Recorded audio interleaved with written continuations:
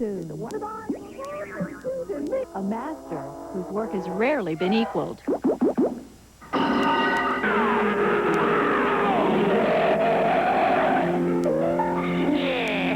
Yeah, that didn't wait. Join us for this delightful portrait, the king of cartoons, Tex Avery. Tonight at 9 on TV 12.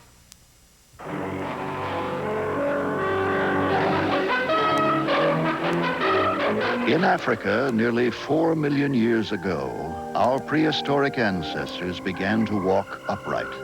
Who were they, and how are we related to them? This is Richard Kiley. Join me for Mysteries of Mankind, a compelling National Geographic special. Wednesday night at 8 on TV 12.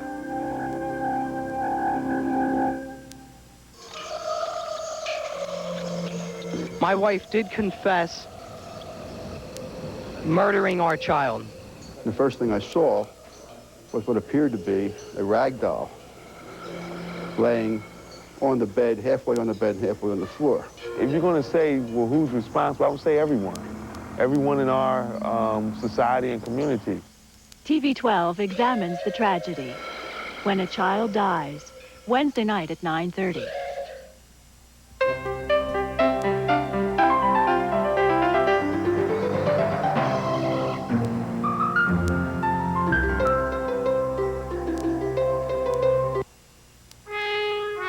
ICI Americas is proud to help make possible TV 12's broadcast of Art of the Western World.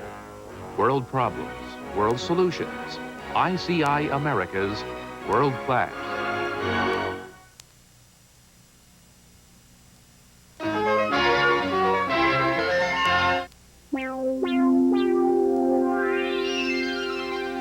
Funding for Art of the Western World was provided by the Annenberg CPB project.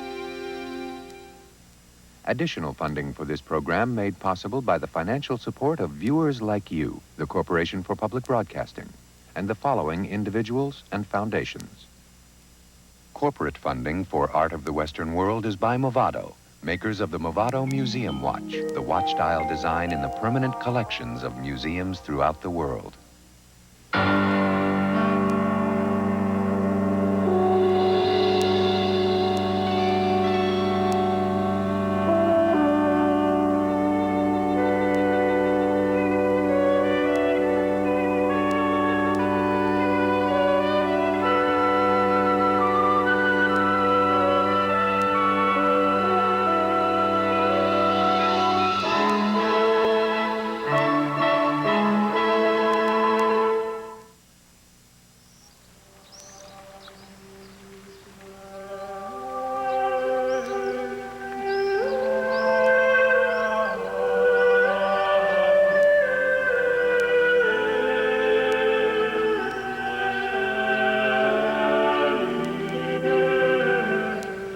The Pantheon, the most complete monument from the days of ancient Rome.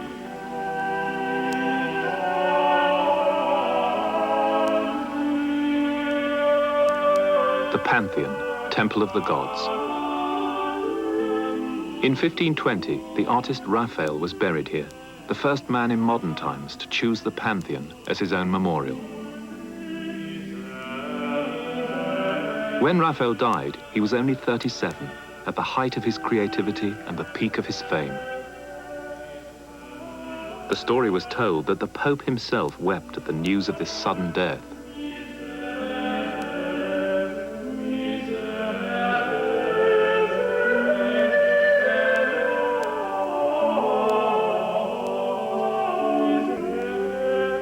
As final tribute, Raphael's last great painting, The Transfiguration, was placed at the head of his coffin. The biographer Giorgio Vasari wrote, "When this admirable artist died, painting also died. It is due to him that the arts, coloring, and invention have been brought to such perfection that progress is almost impossible. Happy were those who served under him, because all who imitate his art are sure to succeed in the world, as those who imitate his virtuous life will be rewarded in heaven." Raphael had become the subject of myth, even in his own lifetime. A myth compounded by his dying on a Good Friday. There were even stories of earthquakes following his death, as on the first Good Friday. And the myth perhaps helps to understand why it was possible for him to be buried here. But his own motives come out clearly in his will, in which he leaves money for the restoration of this most perfect survival from the Roman world, desiring to be immortalized within the very fabric of antiquity which he had helped bring back to life, at once defining his aims as an artist and his status. The status of artists had grown during the 14th and 15th centuries, but now suddenly we find them compared with princes. In writers as different as Castiglione, Aretino, and Vasari, we find not only their works, but even their private lives, the subject of serious consideration. Popes tolerate their tantrums, rich men indulge their whims. In men like Raphael, then, Leonardo, and Michelangelo, this is the moment when the idea of the artist becomes synonymous with genius.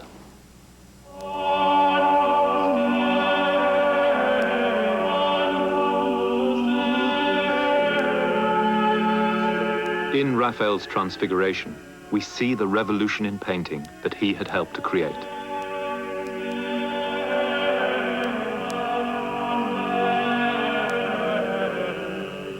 The measured symmetry of 15th century painting, controlled by strict perspective, had exploded into something infinitely more complex. Colors had become more brilliant and various, glowing from out of shadow. Gestures had become more expressive. The individuality of the figures had become dramatized by their inner emotions.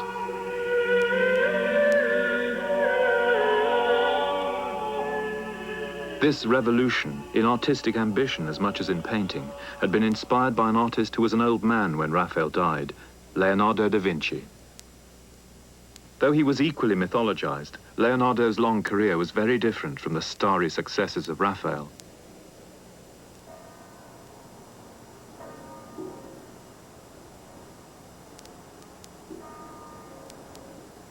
Leonardo's story is a catalogue of unprecedented achievement, and yet also of incomplete and abandoned projects, no better symbolized than by the sorry state of his mural for a monastery in Milan, depicting the Last Supper of Christ.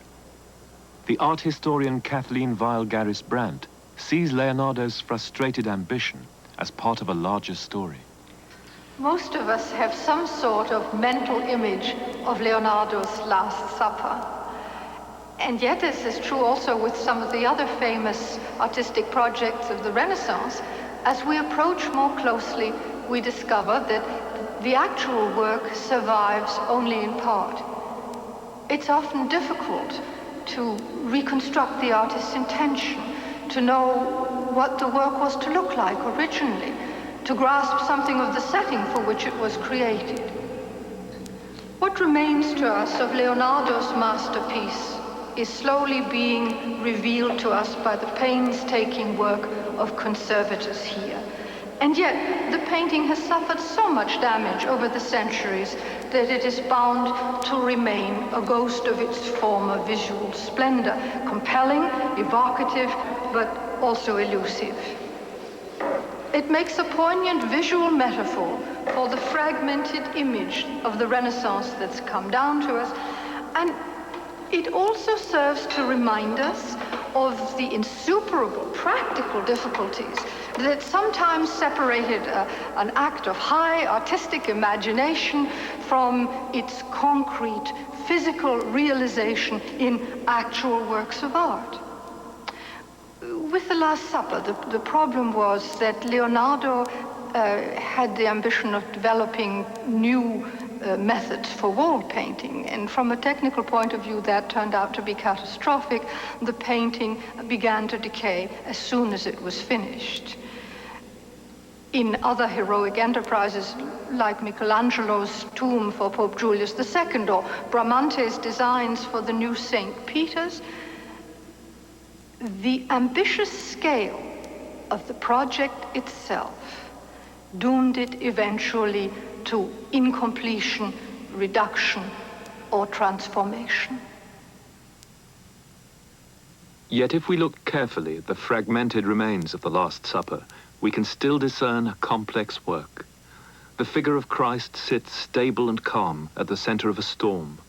The disciples surround him as though rolled back by a burst of energy, each reacting in a different way to the accusation, "One of you shall betray me." The disciples are young and old, beautiful and ugly. They give expression to their feelings, but they also express the idea of the first Christian Mass. A monk witnessed Leonardo at work in the monastery of Santa Maria delle Grazie in Milan. Many a time I have seen Leonardo go early in the morning to work on the platform before the Last Supper, and there he would stay from sunrise till darkness, never laying down a brush, but continuing to paint without eating or drinking. Then 3 or 4 days would pass without his touching the work, yet each day he would spend several hours examining it and criticizing the figures to himself. There are very few works still existing which reveal what Leonardo did to transform 15th century painting, yet his influence on subsequent generations was enormous. One of his final paintings, The Virgin and St. Anne of 1507, reveals some of the qualities which made him so influential. St. Anne holds her virgin daughter Mary on her lap as the infant Christ reaches for the Lamb of God. Leonardo organized these figures into a pyramid of intertwined gazes, gestures, and forms. He veiled the figures and the landscape beyond them in a soft atmospheric haze. Muted colors glow out of darkness. The effect is lifelike, yet beyond life, an image of idealized beauty and transcendent love. In his few paintings, Leonardo created an ideal, but his inspiration was closely observed nature. His almost numberless drawings reveal how he expanded the artist's role so it embraced philosophy and science. He described this lifetime project in the most ambitious terms. The deity which invests the science of the painter functions in such a way that the mind of the painter is transformed into a copy of the divine mind. If the painter wishes to see beauties that charm him, it lies in his power to create them. And if he wishes to see monstrosities that are frightful, ridiculous, or truly pitiable, he is Lord and God thereof.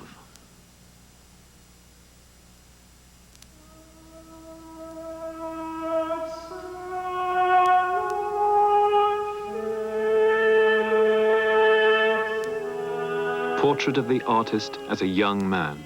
Not literally a portrait, but certainly one in spirit. Michelangelo was 27 when he started to carve the figure of David for his home city of Florence. He portrayed the supreme confidence of a young conqueror, and yet in the same moment he revealed self-doubt, perhaps the self-doubt of an artist with heroic ambition. If Leonardo was ahead of his times, Michelangelo was supremely a man of his times. From the very beginning, he found himself at the center of power and influence. The project to create a Colossus of marble had been underway since the early 15th century, and the block from which Michelangelo's David was quarried was brought down from Carrara in the 1460s. Several attempts were made to have the block carved, but they all came to naught. It was, in fact, the first monumental freestanding male nude carved in marble since antiquity. Michelangelo himself is a David who confronts the gigantic challenge of the marble that no one has been able successfully to carve.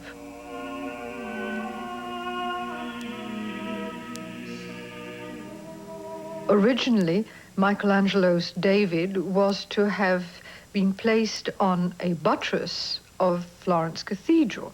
But by the time the David was complete, it was clear to everyone at once that this was a miracle of art, as it was called in its own time, a kind of achievement that should be integrated in the Florentine body politic in its broadest sense.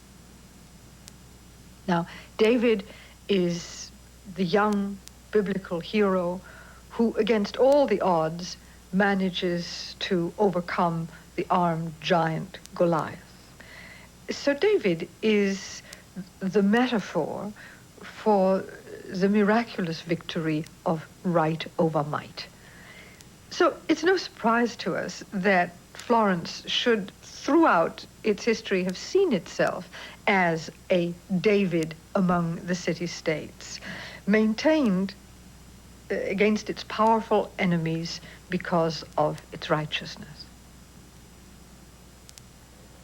In 1873, the Florentine city fathers decided to bring Michelangelo's David indoors from the Piazza della Signoria here to this museum, the Accademia. Later, a copy was put up on the site, but Michelangelo's sculpture itself here was deprived of its original role as a civic guardian and was redefined more narrowly, more exclusively as a work of art. Other sculptures by Michelangelo were also gathered here as if to bring together a sort of secular shrine to the great Florentine. But this historical happenstance gives us the opportunity to look at Michelangelo from a different perspective, to look at his unfinished works, sculptures that he was forced to abandon for a variety of reasons entirely beyond his control. Michelangelo had a very unusual way of approaching the block of marble when it came from the quarry. This is the skin of the stone as it has been prepared by the quarry master. And Michelangelo began cutting from the front face only, moving in layer by layer into the stone as though he were carving a relief. Or as his contemporary says, it's as though a wax model were being lifted out of a bath of water. Obviously, the forms that are closest to us emerge first from the marble. This technique or system had two advantages. First, it meant that Michelangelo could organize the composition of his figure, of the pose, on one plane as though it were a picture, and keep visual control of it as he carved inward through the block. It also meant that the process of design, the creative process of changing his mind, could continue while he was actually carrying out the statue, working it in the stone. Michelangelo abandoned the Matthew sculpture in 1505 when he was summoned to Rome by the new Pope, Julius II. Pope Julius demanded a tomb which would match the majesty of his self-image. Michelangelo's original design was for a freestanding pyramid of marble with tier upon tier of life-size figures. So ambitious a design that many artists would have had to work for many years to make it real. Only one figure on the final tomb, completed 30 frustrating years later, carries the force of the original idea, the figure of Moses. Vasari calls Michelangelo terribile, speaks often of his terribilità, which is a word that really has no precise equivalent in English, but one is talking about, I suppose, a kind of awe-inspiring power of temperament. And this same word, terribilità, was also used to describe Pope Julius II. There is no doubt that artist and Pope met their match in each other. And it's always been felt, there's a kind of undercurrent of feeling that although the Moses is in no sense a portrait of Julius II, that it is an evocation precisely of that terribilità that artist and Pope shared.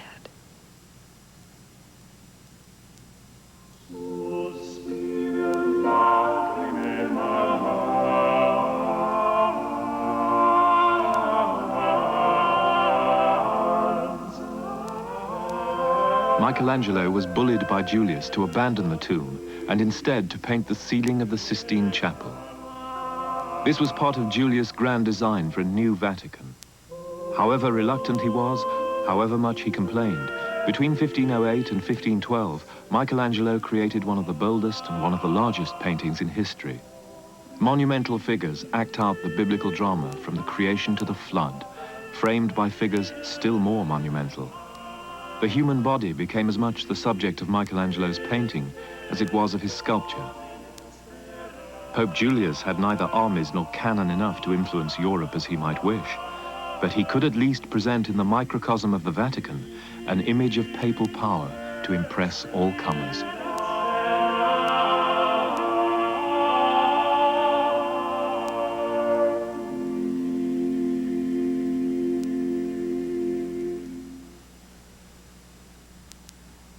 The story is told that Raphael was mightily impressed when he was smuggled in to see the unfinished Sistine ceiling by the architect of the new St. Peter's, Bramante. Certainly, in the decorations of the Pope's library, which Raphael was painting at the same time, there is a figure answering to the description of Michelangelo. There's evidence the figure was added later than the others, and its style seems a tribute to the style of his rival. The School of Athens, in a setting which evokes Bramante's designs for St. Peter's, is part of a sophisticated presentation of abstract ideas. In this case, the ideas of philosophy expressed in human form. Plato points towards heaven, Aristotle towards the earth. To the left, mathematics is personified by Pythagoras, surrounded by inquiring minds.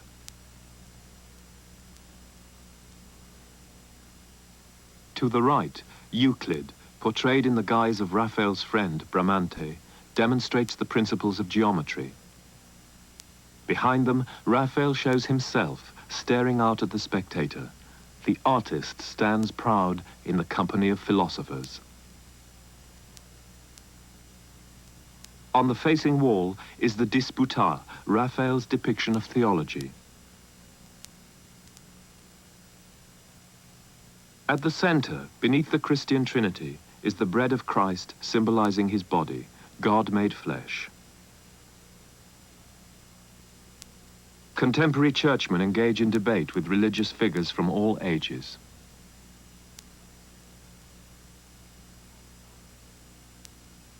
On the side walls of the Pope's library are representations of justice and literature. The Christian and pagan worlds are brought together without conflict. The classical god Apollo is surrounded by his muses. They preside over the ancient writers Sappho, Virgil, Homer, and the almost contemporary Dante. There is a continuity between the golden age of antiquity and the new golden age that Julius II was attempting to generate in his own papal Rome. We know that he saw himself as the ecclesiastical, the churchly successor to the emperors of ancient Rome. You can imagine that people who came here and saw the Pope here came away with a very strong feeling of the church's unity, power, wisdom, and wealth. Perhaps something of an ideal projection rather than a celebration of fact.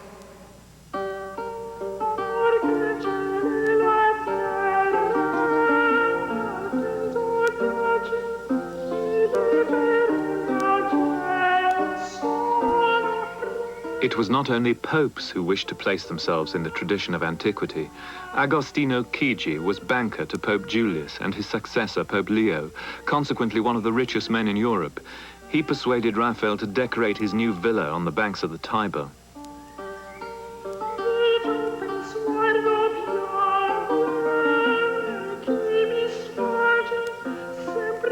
Raphael created the illusion of two canopies to protect Chigi's guests from the heat of the day. The gods dined above, while the guests dined below, tossing their golden plates over the riverbank as they finished each course. Chigi, by the way, kept servants below, so the plates could be recovered.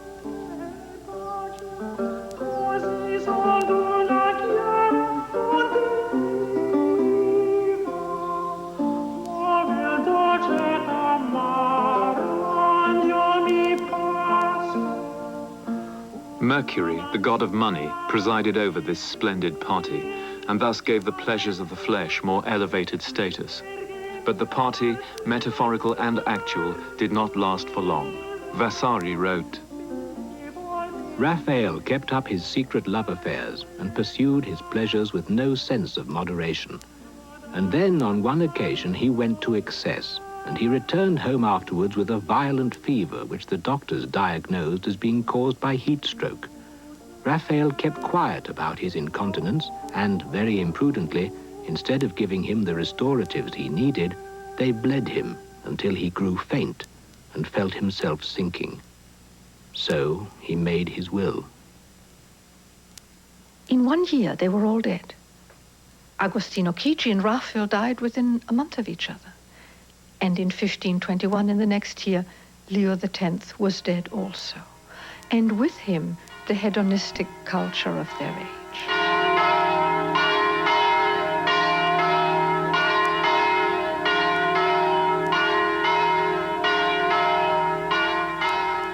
The grand presentations of papal Rome had masked the declining power of papal authority, religious, political, and military. In 1527, Italy was invaded by an imperial army from north of the Alps. Rome was sacked. Pietro Aretino described the traumatic events. Screams rose to high heaven. Doors were beaten in. The whole population took to its heels, weeping and trying to hide. Blood flowed over the pavements. People were being slaughtered. The tortured shrieked. Prisoners begged for mercy. Women tore their hair. It was pitiful to see fire consuming gilded lodges and painted palaces. Michelangelo's Last Judgment, painted in the 1530s on the wall beneath the Sistine ceiling, evokes a new mood of retribution. Rome did revive, of course, and the papacy gained new strength for its fight with the tide of Reformation. And Michelangelo continued with his monumental projects. He became architect of St. Peter's. He reworked the language of classical architecture into a massive sculptural style. He was commissioned to rebuild the civic square of Rome, the Piazza Campidoglio.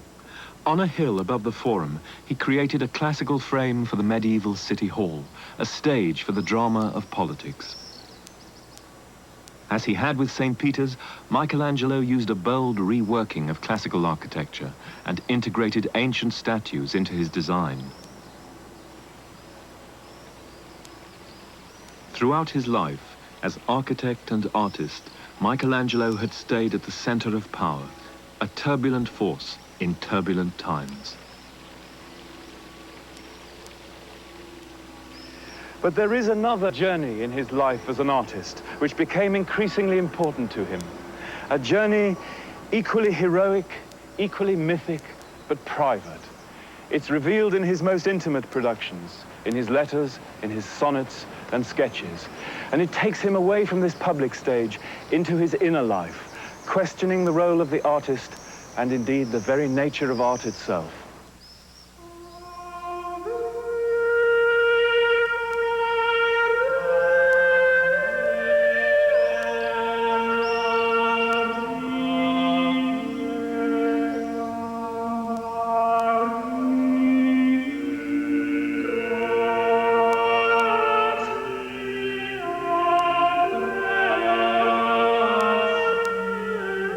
In his final years, Michelangelo wrote a profoundly personal sonnet.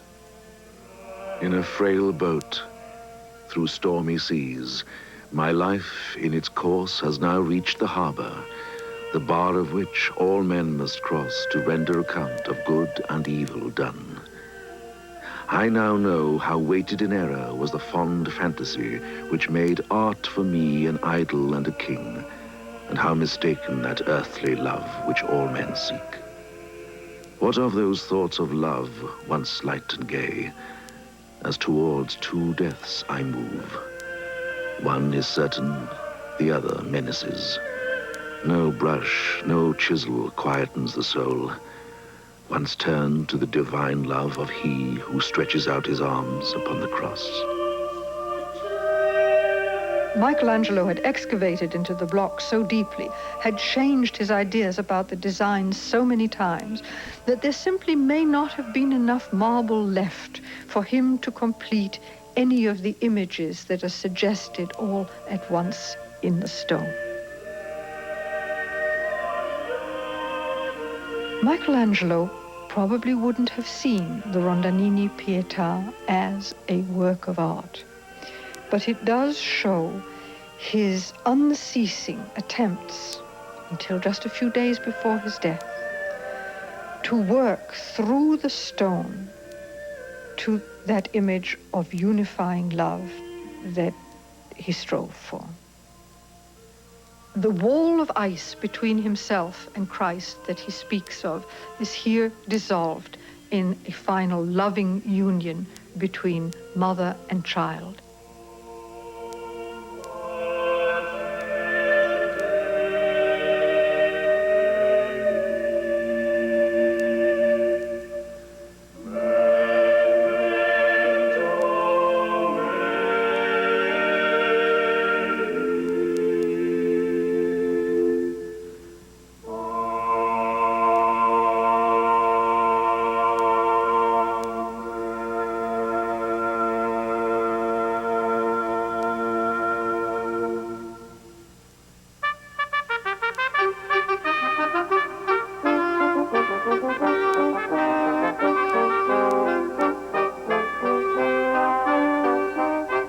This most illustrious and noble city, none other is more famous for the immensity of its glory, the wisdom of its government, the long duration of its rule, or for other features worthy of praise.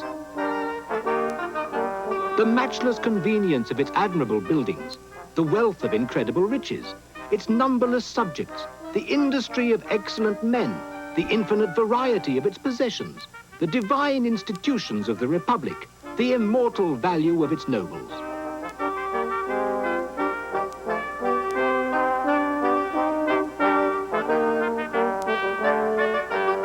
You Venetians are wrong to disturb the peace of Italy, and not to rest content with the fine state that is yours. If you knew how everyone hates you, your hair would stand on end.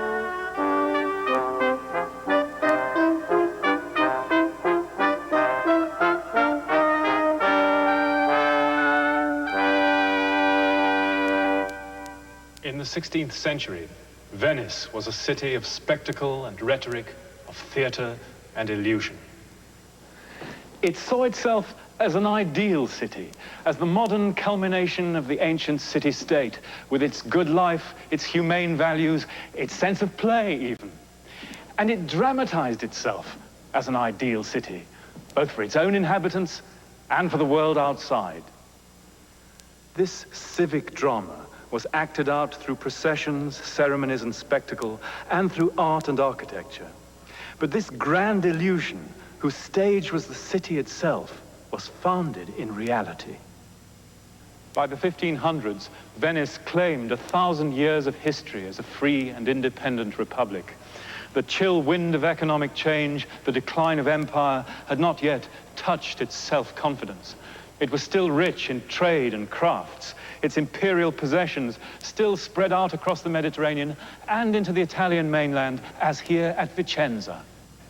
So the theater and the spectacle were props for a powerful empire, which had survived for so long by hard-headed business acumen, by skillful diplomacy, and when those failed, by sheer military force.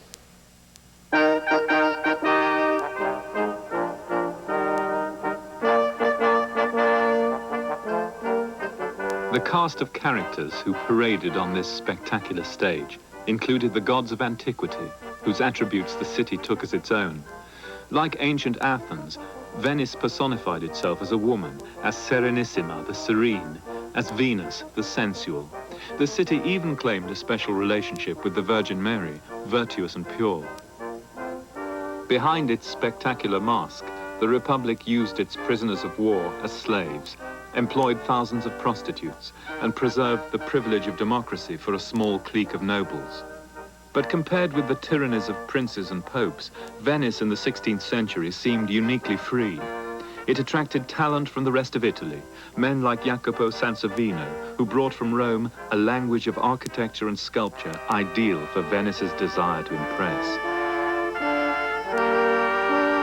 David Rosand has analyzed the visual language of Sansovino.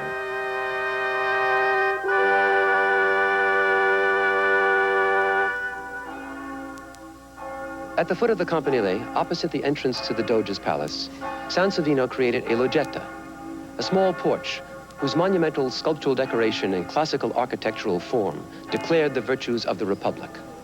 The reigning image of the complex was the figure of Venice herself, Venice triumphant, Venice personified as justice, the highest virtue of the state. To that traditional imagery, however, Sansovino brought a new kind of language from Rome, the language of the Olympian gods. The figure of Minerva, of course, represents wisdom, the wisdom of the ancients who were so clever as to have established this constitutional republic. The figure of Mercury represents eloquence, and eloquence is one of the fundamental political virtues of Venice. We must also remember that Mercury is the god of commerce, and that is the real foundation of Venice. The figure of peace is, of course, the ultimate virtue that is guaranteed by Venice. Venice brings peace to the world in the way that the ancient Romans had brought peace to the world. And then there is Apollo. Apollo is, after all, god of the sun, Sol in Italian. And Sol also stands for one, that is solo.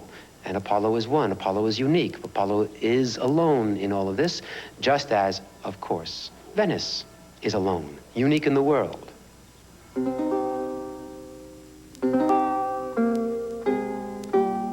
Venetian artists, Giorgione, Veronese, Tintoretto, and above all Titian, transformed these public personifications and made them private, poetic, and desirable. Paintings commissioned by men who were proud of their sophistication. The Venus of Urbino is domesticated. She's brought indoors. She's put into the context of the bedroom. Two handmaids are in the background. One of them kneels over a chest, a marriage chest, the kind of chest that would hold a trousseau. So a marital theme is established there as surely as it is established by the myrtle plant that is so prominently silhouetted in the background. The myrtle, a plant in perpetual bloom as a symbol of perpetual love. The dog asleep at her feet, a symbol of fidelity. As overtly sensual as her appeal is, this Venus invites us to celebrate marital love. The attributes around her make this very clear, and yet she has lost none of her sensuality. Indeed, she will be transformed by Titian into a variety of other figures. One of the variations Titian produced is the image that includes Venus with a Cupid. There are a few prominent symbols that Titian has introduced, which are really quite ironic in a way, and give us some sense of the range of cultural play available in this kind of painting. The partridge is a bird that Titian actually used in a scene of the Annunciation, because in ancient mythology, it is a bird that is so highly sexed that merely the voice of the male or the wind from his beating wings is sufficient to impregnate the female. So too with the glass vase with its rose, the imagery of light passing through glass without breaking it, symbolically embodying the passage of the Logos, of the Word of God, of the Incarnation through the Virgin without destroying her virginity. The dog now is awake.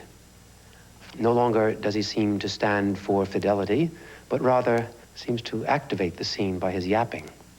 And certainly it would have been the kind of visual punning that Titian's audience would have been responsive to. They would have recognized symbols. They would have recognized the reappropriation or misappropriation of them and would have perhaps smiled knowingly, perhaps have congratulated the painter on his witty invention.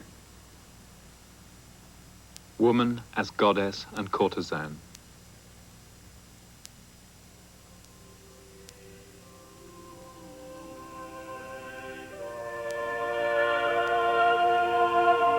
Titian announced his presence as a master with a grand theatrical gesture. He concentrated the vast space of the Gothic Church of the Franciscans with another image of woman, woman as Madonna. The culture itself had set up the perimeters of interpretive possibility. That is a scheme that talks about love on a scale of values. Love that at its basis is mere lust, love on that level being the love of the beast, of the animal, and that then rises through a series of progressive stages, through culturally licit lust, which is of course marital love, and that eventually arrives at the highest level, which is divine love.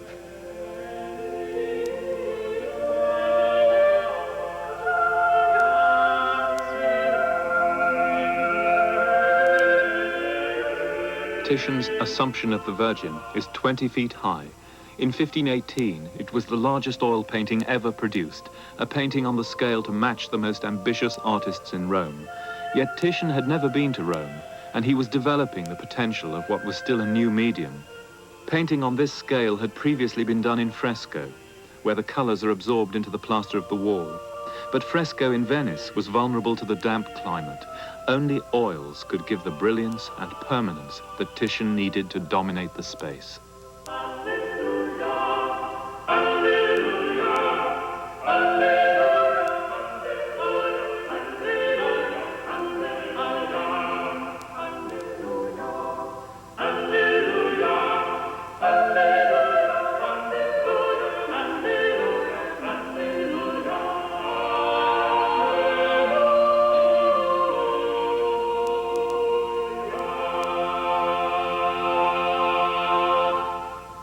Titian continued to exploit the spaces of the Frari, to dramatize them in the next painting that he executed for the church.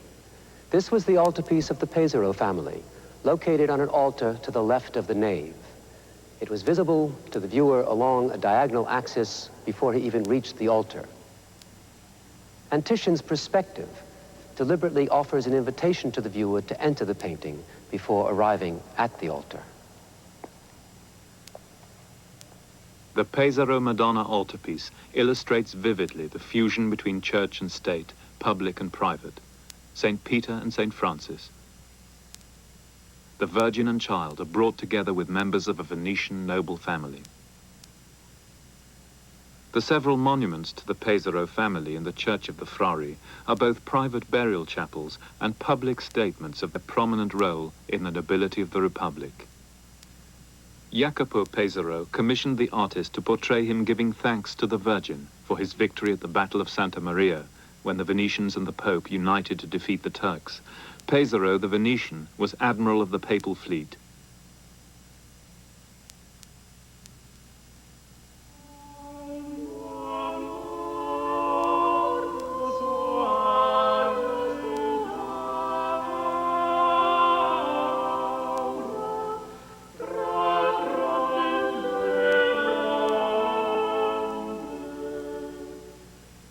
The spectacle of state included processions from the Doge's palace to the most prominent churches across the water, each designed by Andrea Palladio as a classical temple transformed for Christian celebration. Palladio adopted the monumental simplicity of ancient Roman buildings to make a new kind of Christian church.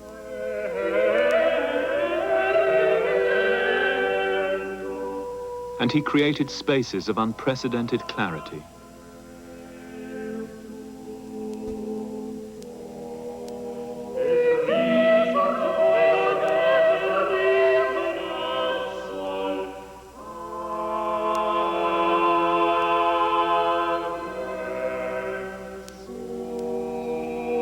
A very different light actually suffuses the paintings that Tintoretto created for the presbytery of Palladio's church.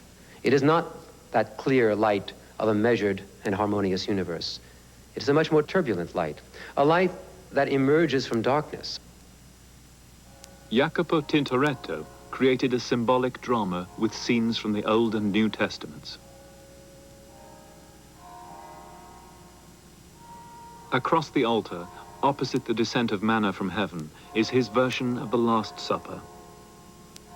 Tintoretto organized the perspective so the paintings were best seen from the altar steps by worshippers taking the bread and wine of the Mass. Christ is shown distributing the bread that will be his body in the Mass. Up above, a great glory of angels, gossamer forms painted with broad, sweeping strokes, articulates the darkness as light suffused, a holy presence. Down below, dogs play, cats, animals. The hierarchy that is implicit in Tintoretto's painting, that is the hierarchy that runs from the base level of animals, of the dogs, to the level of the angels up above, is a hierarchy that is almost inherent in the painting of 16th century Venice. That is a hierarchy from the material to the spiritual. This is almost a game that Tintoretto plays in many of his paintings, giving us, as it were, footholds of substance, footholds of reality, just enough to convince us of the reality itself of the painting, and then he takes us into a flight. And we follow. We follow because we've been given that first foundation that we believe in. Tintoretto's spirituality is a spirituality that is predicated upon realizing, making real what had been, in effect, symbolic. Painting, in other words, gives substance to the spirit.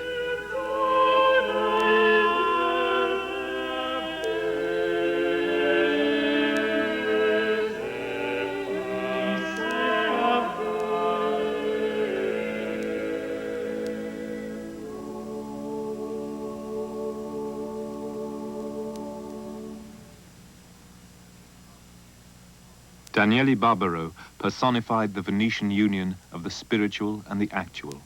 He was an ordained churchman and a Venetian nobleman, a farmer and a classical scholar. Together with Palladio, he translated an ancient treatise on architecture by Vitruvius. And together with Palladio and the painter Veronese, he gave those ideas form in a villa on the Venetian mainland.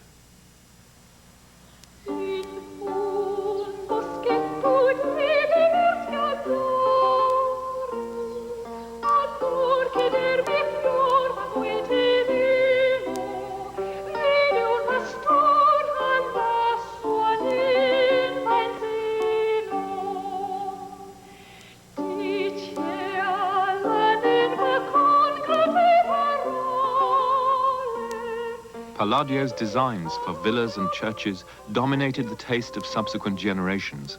His influence can be seen in country houses built in Europe and the Americas over the next 400 years.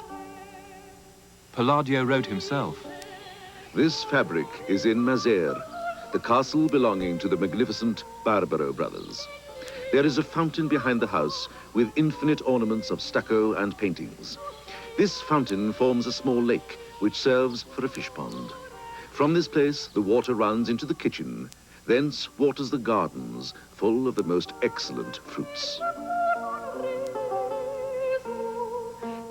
City houses are certainly of great splendor and convenience to a gentleman, but perhaps he will not reap less utility and consolation from the country house, where the remaining part of the time would be passed in seeing and adorning his own possessions, and by industry and the art of agriculture, improving his estate, where also by the exercise which in a villa is commonly taken on foot and on horseback, the body will more easily preserve its strength and health. And finally, where the mind, fatigued by the agitations of the city, will be greatly restored and comforted, and be able quietly to attend the studies of letters and contemplation.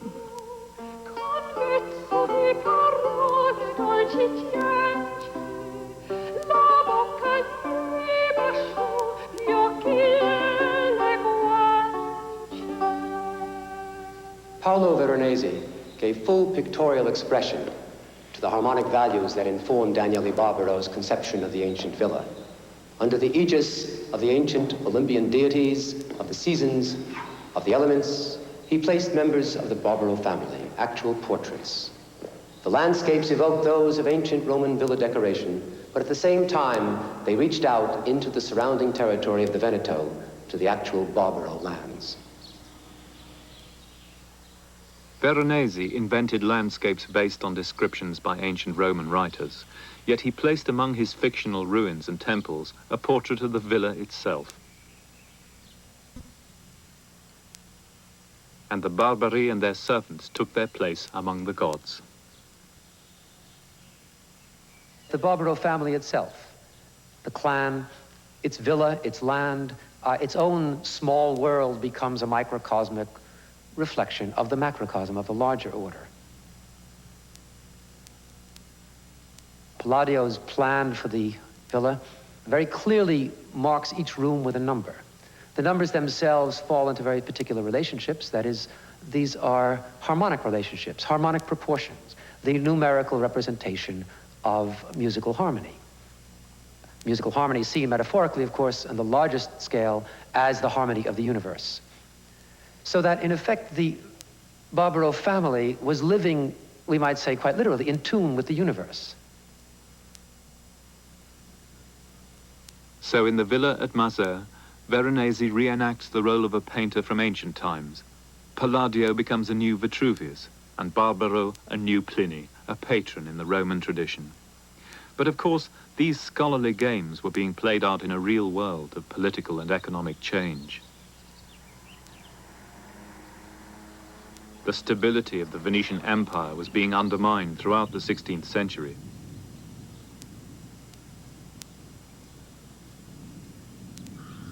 By the late 1500s, the land holdings of the Veneto had become more and more important to the Venetian nobility. They invested in land reclamation, which would feed them in the short term, but also protect them from the full consequences of a decline in their status as traders. As the century progressed, so did the threat to Venetian trade, from the Ottoman Turks in the east and the new empires in the west. The crisis in the church, Reformation and counter-Reformation, added a further burden of uncertainty. The gap between rhetoric and reality was widening. Yet, as the century moved to a close, the investment in the theatre of illusion, if anything, increased.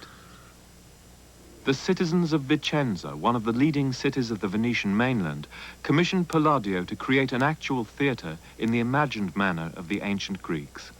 In the Teatro Olimpico, they demanded the erection of statues of themselves as lasting monuments to their dignity, wisdom, and wealth. For their first production of Oedipus the Tyrant by Sophocles, Andrea Gabrieli attempted to compose the music of classical Greece, and Veronese designed the costumes. Painting, too, became ever more theatrical, and in the case of Veronese's version of The Last Supper, gave cause for a drama of power and religion in which the artist became the main character in a conflict with the Inquisition. Veronese was called before the Inquisition to answer questions about his painting of The Last Supper, a painting that was filled with all sorts of offensive details. There were to be found dwarfs, jesters, animals, and perhaps above all, German soldiers. In the age of the Counter-Reformation, the presence of German soldiers could hardly be accepted with equanimity. What is the significance of those armed men dressed as Germans, each with a halberd in his hand? We painters take the same license the poets and the jesters take. The two halberdiers are placed here so that they might be of service, because it seemed to me fitting, according to what I have been told, that the master of the house, who was great and rich, should have such servants. And that man dressed as a buffoon with a parrot on his wrist. For what purpose did you paint him on that canvas? For ornament, as is customary. Just tell us, who are at the table of our Lord? The 12 apostles. What is St. Peter, the first one, doing? Carving the lamb in order to pass it to the other end of the table. What is the apostle next to him doing? He is holding a dish in order to receive what St. Peter will give him. Who do you really believe was present at that supper? I believe one would find Christ with his apostles. But if in a picture there is some space to spare, I enrich it with figures according to the stories. Did anyone commission you to paint Germans, buffoons, and similar things? No, my lords. But I received the commission to decorate the picture as I saw fit. It is large, and, it seemed to me, it could hold many figures. The judgment of the Inquisition demanded that Veronese change the content of his painting. Instead, he changed its title, So for subsequent centuries, Veronese's Last Supper has been known as the Feast at the House of Levi. In this one instance, we see the assertion of Venetian independence, the Republic defying the Roman Church, but also its vulnerability to an outside world of political and economic enemies.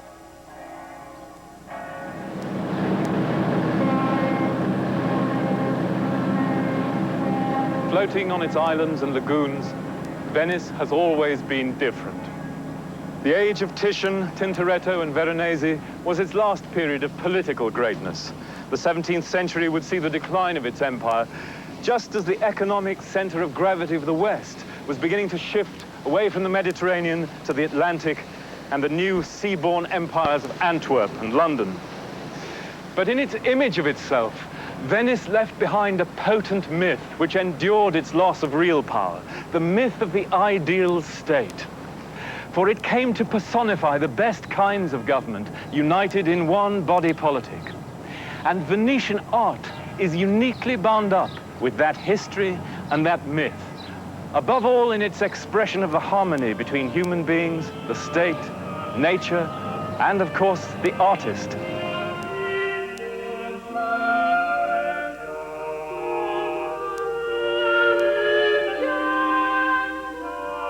Though siren-like on shore and sea, her face enchants all those whom once she doth embrace, nor is there any can her beauty prize, but he who hath beheld her with his eyes. These things display, if well observed, how she so long her maidenhead preserved, how, for sound prudence, she still bore the bell, whence may be drawn this high-fetched parallel. Venus and Venice are great queens in their degree. Venus is queen of love, Venice of polity.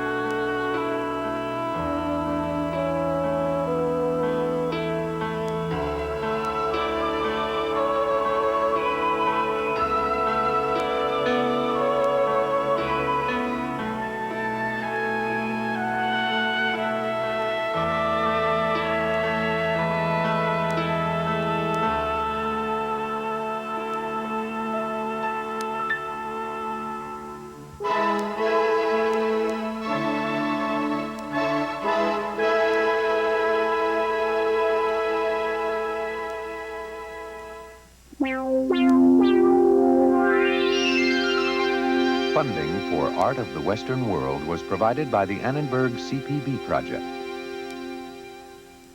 Corporate funding for Art of the Western World is by Movado, makers of the Movado Museum Watch, the watch-dial design in the permanent collections of museums throughout the world. Additional funding for this program made possible by the financial support of viewers like you, the Corporation for Public Broadcasting, and the following individuals and foundations. For more information on the college telecourse, video cassettes, off-air videotaping, and books based on the series, call 1-800-LEARNER. This is PBS. ICI Americas is proud to help make possible TV12's broadcast of Art of the Western World. World problems, world solutions. ICI Americas, world class.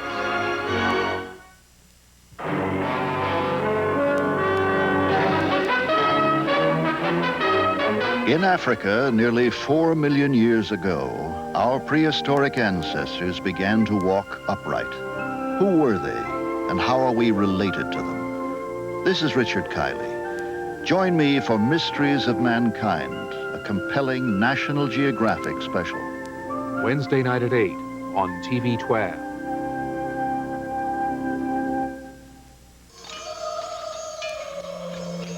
My wife did confess murdering our child. The first thing I saw was what appeared to be a rag doll laying on the bed, halfway on the bed, halfway on the floor. If you're going to say, well, who's responsible, I would say everyone. Everyone in our society and community. TV 12 examines the tragedy. When a Child Dies, Wednesday night at 9:30. We're taking you back to Grover's Corners, New Hampshire, a place we call our town. George lives here, and Emily's right next door. Not much happens to these kids, but what does happen will touch us all. Oh, Mama, just look at me 1 minute as though you really saw me. Great performances brings you Spalding Gray, Penelope Ann Miller, and Eric Stoltz in the Tony Award-winning production of Thornton Wilder's Our Town. Friday night at 9 here on TV 12. Saturday night, the Frank Capra classic, Arsenic and Old Lace. I'm frightfully sorry, but I've got an awful shock for you. Ted has killed a man, darlings. Nonsense. But there's a body in the window seat. Yes, dear. We know. Cary Grant stars in Arsenic and Old Lace, Saturday night at 10 on TV 12. Musical encounters next.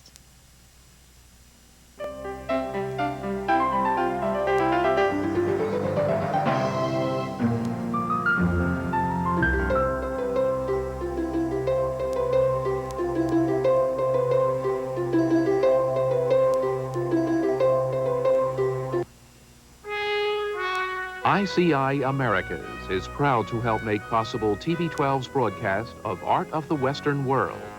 World problems, world solutions. ICI Americas, world class.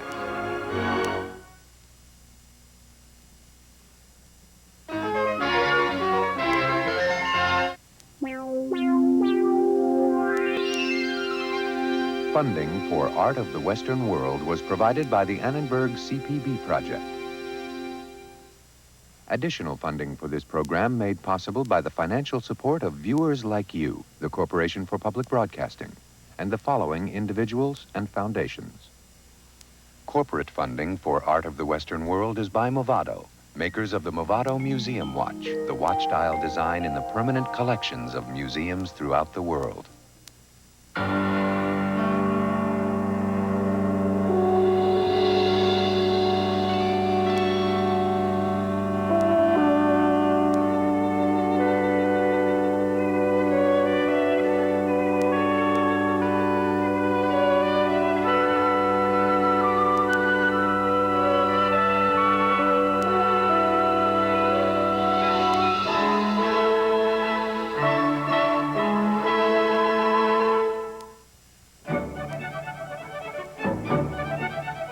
As the 16th century ended and the 17th began, here in Catholic Rome there was a feeling of jubilation, a sense of rebirth.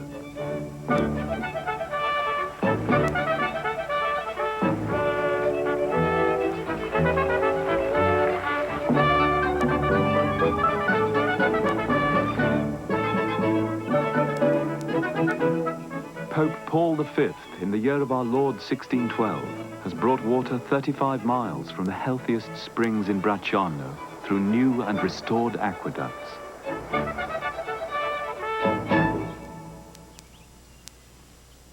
What better way to signal the revival of the ancient grandeur of Rome than to restore its renowned system for bringing water from the distant mountains to the city streets?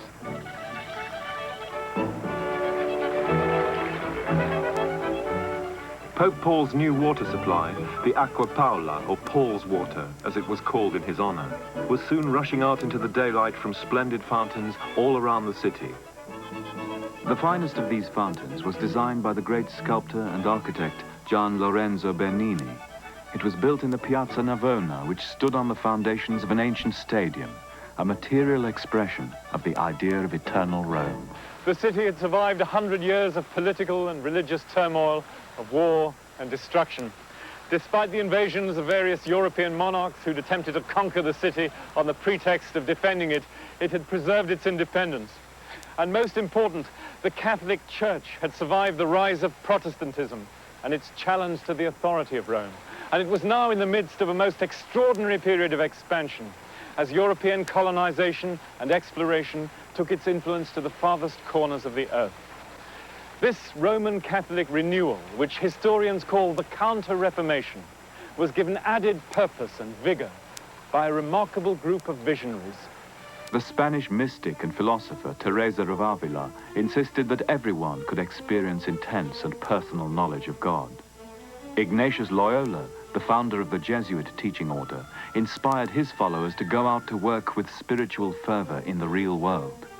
And the missionary Francis Xavier carried to distant India and Japan the message of the Roman Church.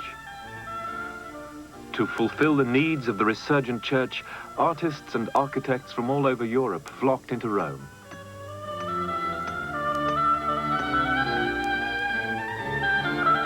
They came to design and ornament the churches that were built in the explosion of activity inspired by the Counter-Reformation.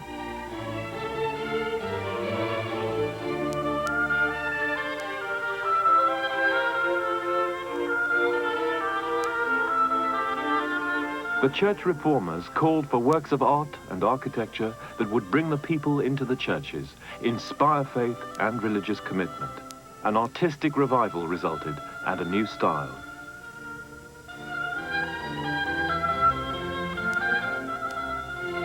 It was an exuberant style, reflecting the optimism and assertiveness of the 17th century church.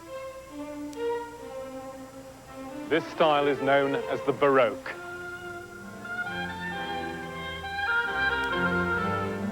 The fresco on the ceiling above our heads was painted by Pietro da Cortona in the 1630s. It decorates the reception hall of the Barberini Palace in Rome, the family home of Pope Urban VIII, a great patron of the arts.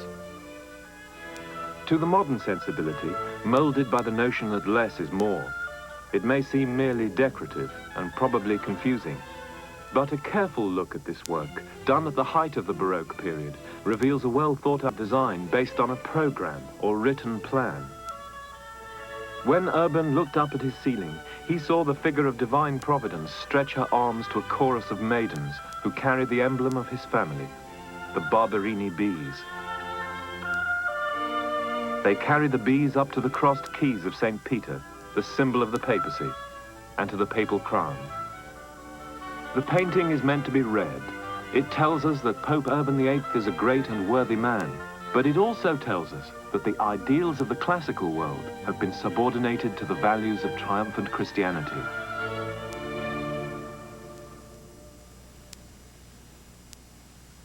Every figure in this swirling panorama has meaning. The scenes painted around the sides of the ceiling, for instance, tell stories extolling the Pope's virtues. His unyielding battle against heresy is here symbolized by Athena, destroying insolence and pride in the shape of the giants. Here his piety conquers lust and intemperance, represented by the satyrs. Like the artists of the Renaissance, Cortona uses the vocabulary of classical antiquity, but he draws his figures naturalistically, with lifelike vigor and sensuality. The architectural elements are not real, but are painted as if they were. They blur the distinction between real and illusory space, at the same time suggesting hidden depths out of which the painted figures seem to tumble. Overlapping layers of light and dark create a sensation of breathtaking movement.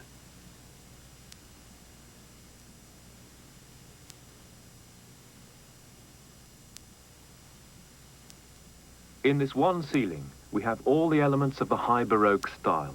A clearly defined program, a dynamic and dramatic tension between naturalism and classicism, between illusion and reality, between light and dark, and always movement. Why were Baroque artists concerned with illusion and reality, with light and dark, with movement, time and space? Before the 16th century, the Earth was believed to be the unmoving center of the universe, about which sun, stars and planets all revolved. The existence of human beings and their salvation was the purpose of the universe. In 1543, the astronomer Copernicus published his work on the revolutions of heavenly bodies. His revelation that the Earth moved around the sun challenged people's perceptions of themselves. The title page of Galileo's book on the solar system shows Copernicus demonstrating to the revered ancient philosophers Aristotle and Ptolemy that their view had been wrong.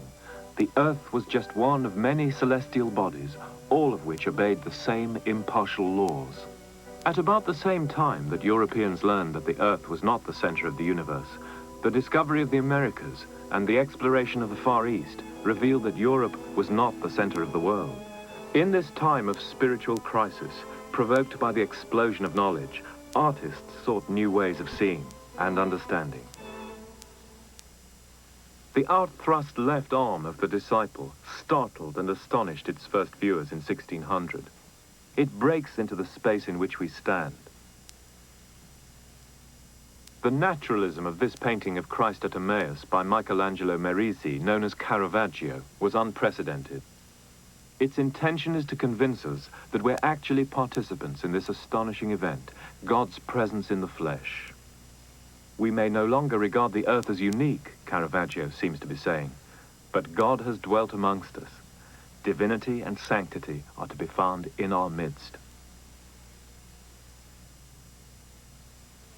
Caravaggio went out into the streets of Rome and put the people he found there in his paintings.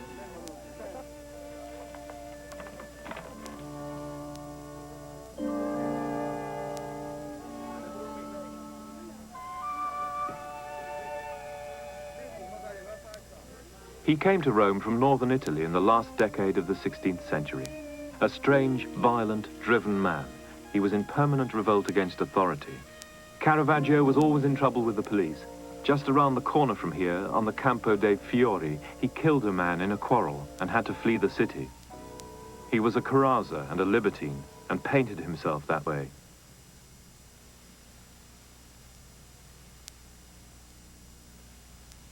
But the way he painted religious subjects was as shocking to his contemporaries as his behavior. He painted St. Peter as a confused and frightened old man.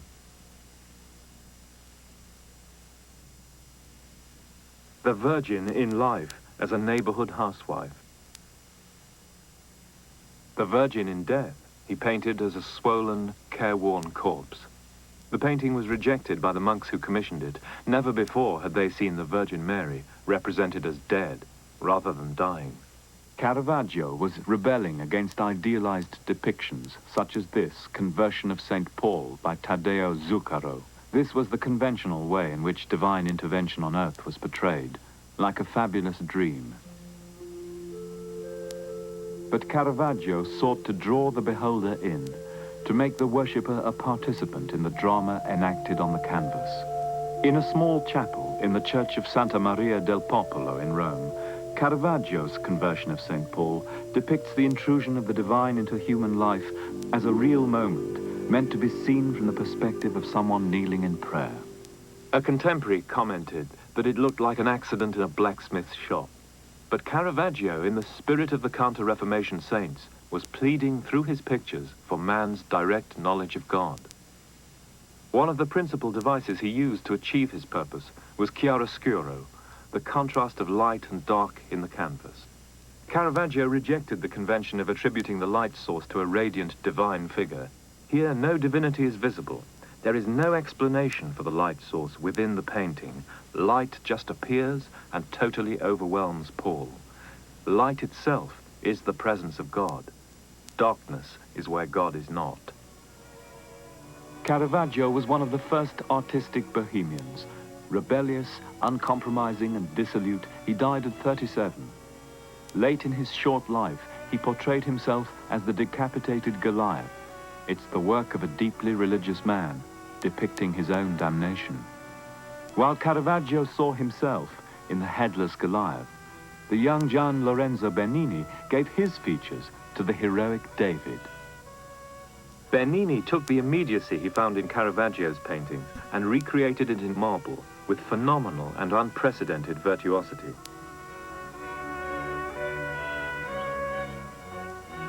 The sculptors of the Renaissance had often treated the David theme. Donatello's David is serenely elegant.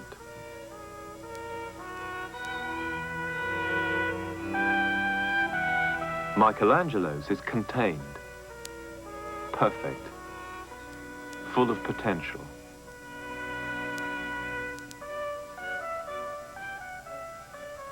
But Bernini's David moves, turns aggressively to confront the observer.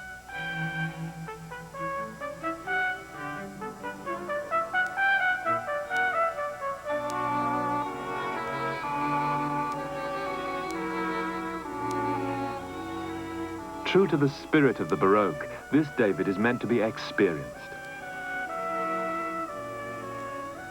The viewpoint in this case, of course, is that of Goliath. It's said that the Cardinal Maffeo Barberini himself held a mirror to Bernini's face so that the young prodigy could use his own expression of intense concentration as the model for the David. When the Cardinal became Pope Urban VIII, he said to the artist, "It is your good luck to see Maffeo Barberini Pope. But we are even luckier, for the Cavaliere Bernini lives at the time of our pontificate."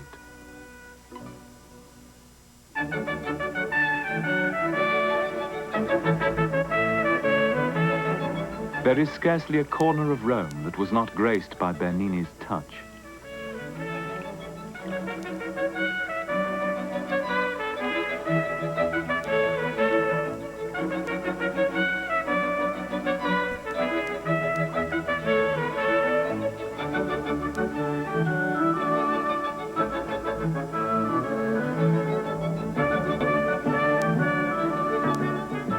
From the small, witty adornment, the elephant and the obelisk in the little piazza of Santa Maria sopra Minerva, to the vast piazza and its enclosing colonnade in front of the Basilica of St. Peter.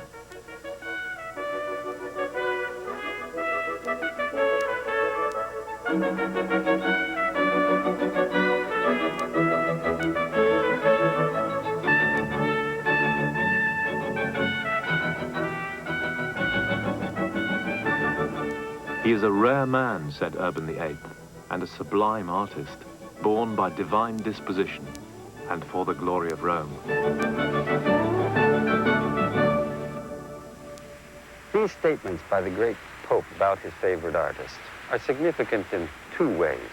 They were prophetic of the prodigious role Bernini would play in his works for Urban and the succeeding popes for a period of 60 years. Rome was transformed into a modern city, replete with public monuments meant not just for the elite, but for everyone to admire and enjoy. The open arms of the vast porticos in front of St. Peter's convey exactly this sense of outreach, beyond the traditional bonds of society, to include every individual in a universal embrace.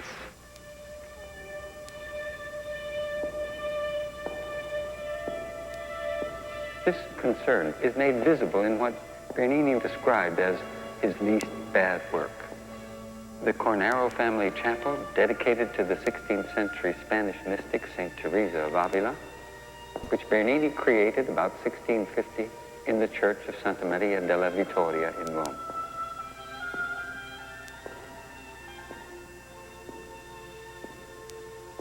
Our eyes are met by those of the cardinal patron, who looks out from among his ancestors and accompanies the visitor down the nave to view the chapel from the center of the crossing.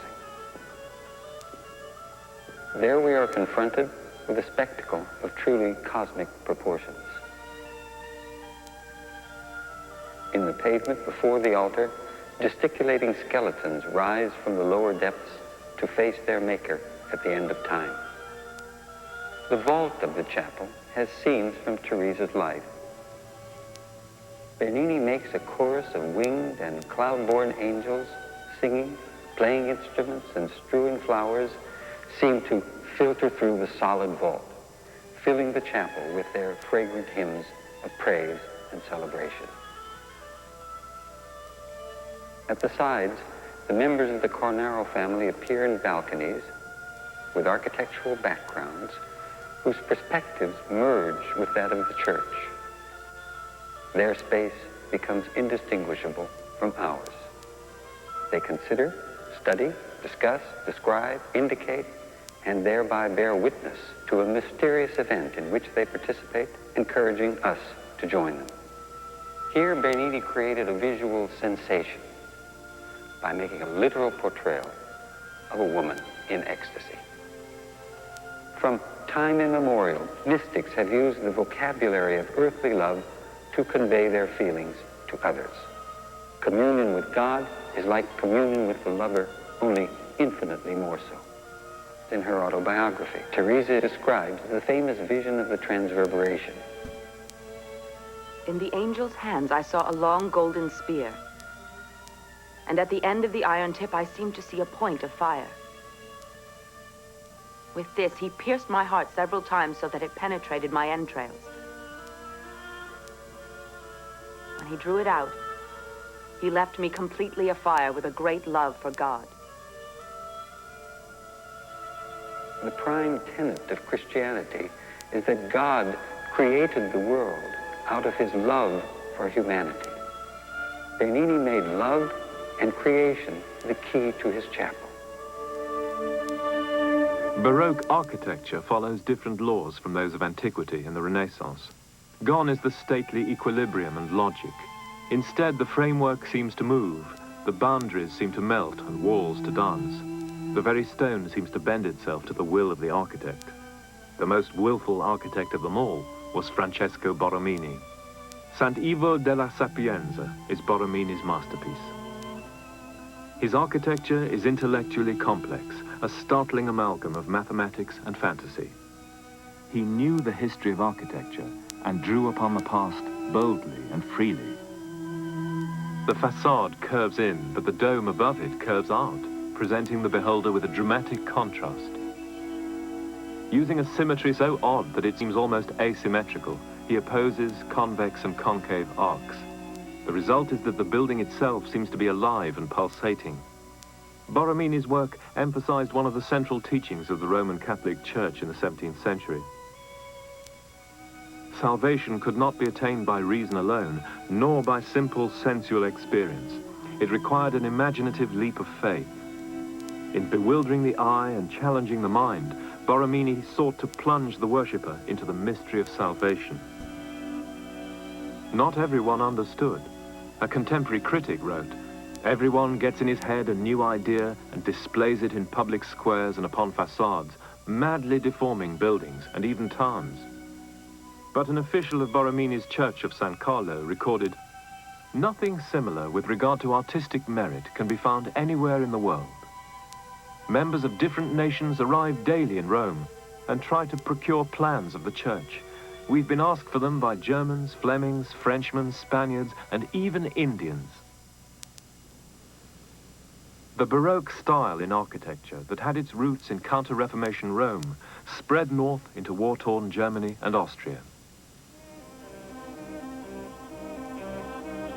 During most of the 17th century, Austria was preoccupied with its lonely fight against the encroaching armies of the Ottoman Turks.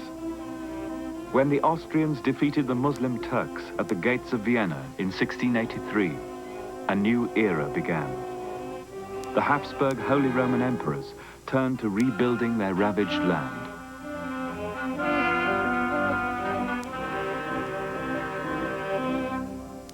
All along the Danube, where bleak fortresses had guarded the river, a chain of magnificent abbeys was built.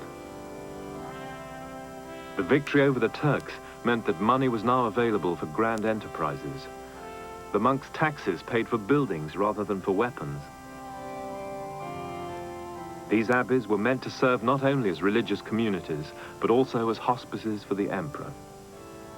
St. Florian's Abbey, begun in 1689, is the work of an Italian and an Austrian, Carlo Carlone and Jacob Prantau. In true Baroque fashion, the new abbey was a stage upon which royal ritual could be played out by the visiting emperor. Paradoxically, the stage usually lacked its leading actor, for the emperor himself rarely visited any of the abbeys.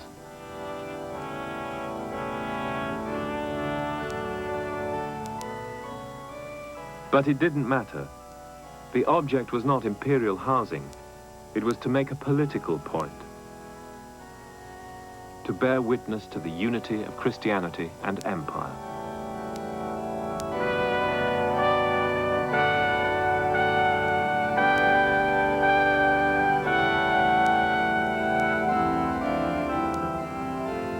Here we're dealing not with the glorification of an individual emperor, but with the need to assert the divine right to rule of an institution, the Habsburg Empire. Newly victorious over the Turks, the Austrians believed themselves to be the saviors of Christian Europe. They proclaimed their triumph in their art and in their architecture. The Karlskirche, or Charles Church in Vienna, is an example of the power of the Christian faith to absorb and transfigure many influences. The gabled portico reminds us of the Pantheon. The columns suggest Trajan's column in imperial Rome, as well as the Bible's description of Solomon's temple. The dome is like the domes of papal Rome. At the ends of the building, the two towers suggest an imperial fortress. Begun in 1716, the Charles Church is the work of Fischer von Erlach, who studied the work of Bernini and Borromini in Rome. It's dedicated to Charles Borromeo, one of the great Counter-Reformation saints. It is not a coincidence that the Austrian emperor at the time was also named Charles. For in the lands where absolute monarchs ruled, architecture was part of the vocabulary of royal power. The Belvedere Palace in Vienna was built in 1721 for Prince Eugene of Savoy, the general who led the Austrians to their victory over the Turks. The architect was Lucas von Hildebrandt. The Belvedere actually consists of two palaces set at opposite ends of an enormous formal garden in which nature has been completely subdued. The design is based on a simple program. Together, the two palaces and the garden present the visitor with an allegory of life's journey.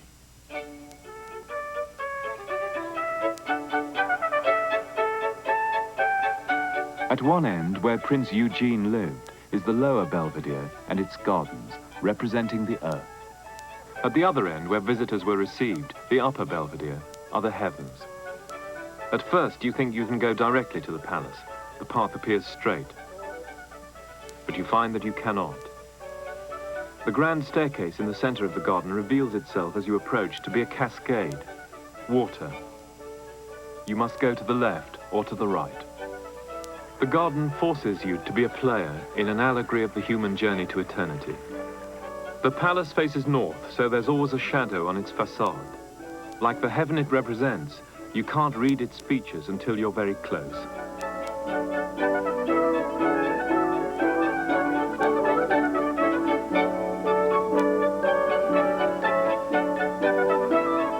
As you arrive at the entrance hall of the upper Belvedere, you're reminded that you may have to struggle like Hercules to stay on the right path. At last, the grand staircase brings you to the hall of the emperor.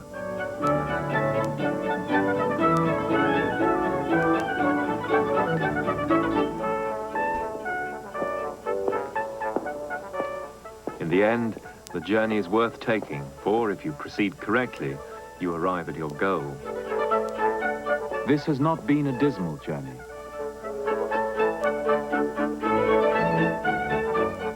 It has taken place, after all, in a garden. A reminder that the earth can be a happy place, at least for the privileged few who might find themselves here as the guests of Prince Eugene. Like much art throughout history then, Baroque was optimistic. But whose optimism? The 17th century was certainly a period of great expansiveness in European culture, both in geographical space and in the mind. But it was also the time of the Inquisition, of bitter religious wars which devastated the continent, and the time in which despotic monarchs dressed up their naked power in the trappings of benevolence. The style in which they did this can be seen all around us here in the Belvedere Palace. The Italian Baroque artists who developed this visual language used it to express the faith, confidence, and power of the Catholic Counter-Reformation Church. It was a style ideally suited to expressing the interworkings of heavenly and earthly rule. And so, here in Vienna, as throughout Europe, kings and states seized upon this language to make their assertion that their authority was sanctioned by God. It was a style which had a long life. Indeed, it still speaks power to us today.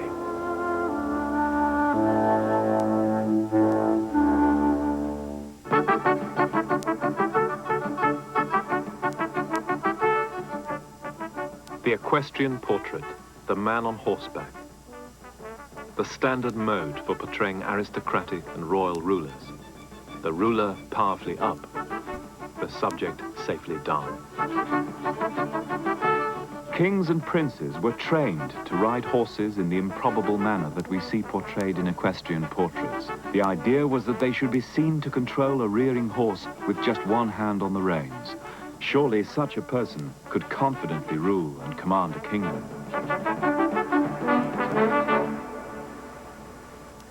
Images of power tell us a great deal about the people who make them, but even more about the people who commission them. The dynastic monarchs of 17th century Europe, their power increasingly challenged by far-reaching social and economic change, sought to present themselves as the heirs of the Roman emperors, their authority divinely ordained. For them, art was an instrument of state power, just as armies were, important in directing and maintaining the absolute obedience of their subjects. We've seen how the Counter-Reformation Church demanded of its artists that their images should inflame the religious imagination of the people. Just so, kings required of their court painters that their images should convey a sense of their benevolence, their dignity, their wealth, their taste, and their divine right to rule. In 1622, Maria de' Medici, the mother of King Louis XIII of France, commissioned Peter Paul Rubens to paint for her new home in the Luxembourg Palace a series of more than 30 enormous canvases. They were to commemorate the 4 years when she ruled as regent after the assassination of her husband, Henry IV, until her son Louis came of age in 1614. Even though Maria was only the regent and not really the queen at all, Rubens employs the full apparatus of glamour, power, and glory to proclaim the greatness of her rule. Her late husband, King Henry, is shown being carried off to heaven. Yet all the action rushes towards Maria, whose position in the painting is higher than the king's. A little odd, since he is the one on the way to heaven.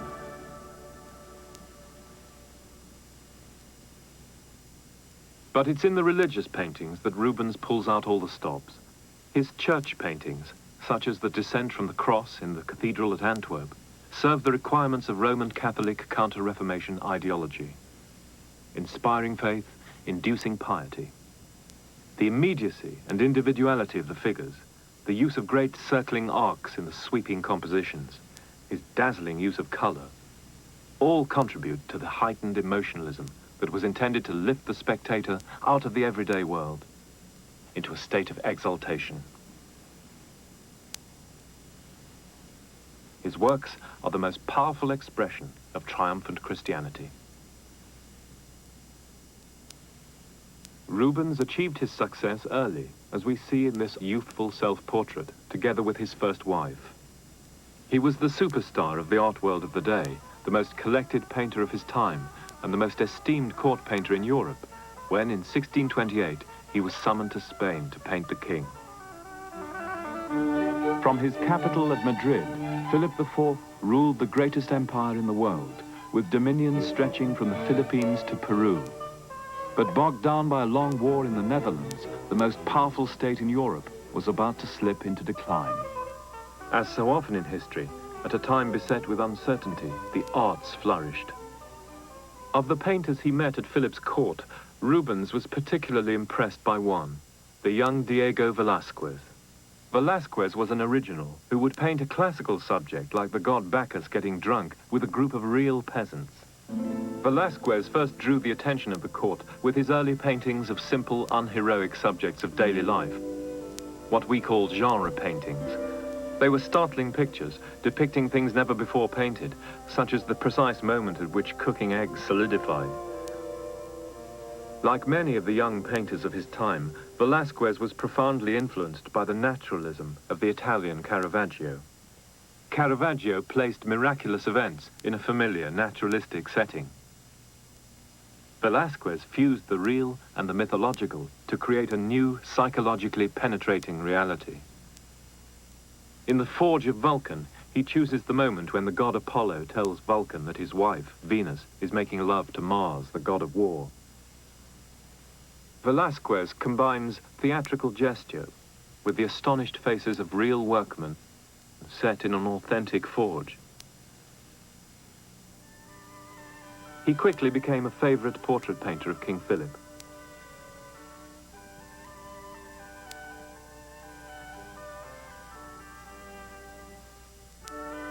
As court painter, Velázquez would make a portrait of one of the royal family. In his studio, assistants then made copies which were sent out to foreign courts. This was an important part of the diplomatic process of the day, especially of the business of finding marriage partners for royal offspring.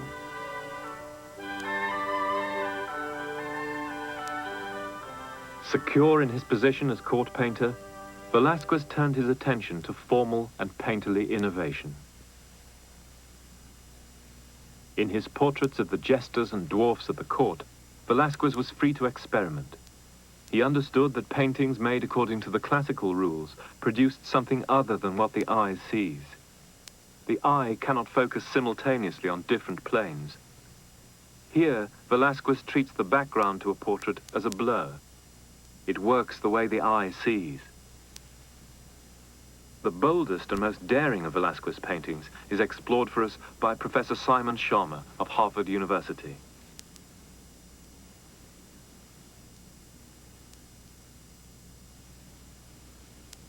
Las Meninas is, in the most literal sense, a challenging painting.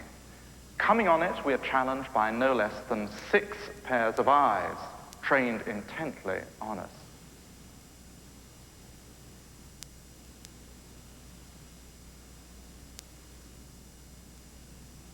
The effect is distinctly unsettling. It's rather as though we'd blundered into a corner of the royal domain where we had no business being.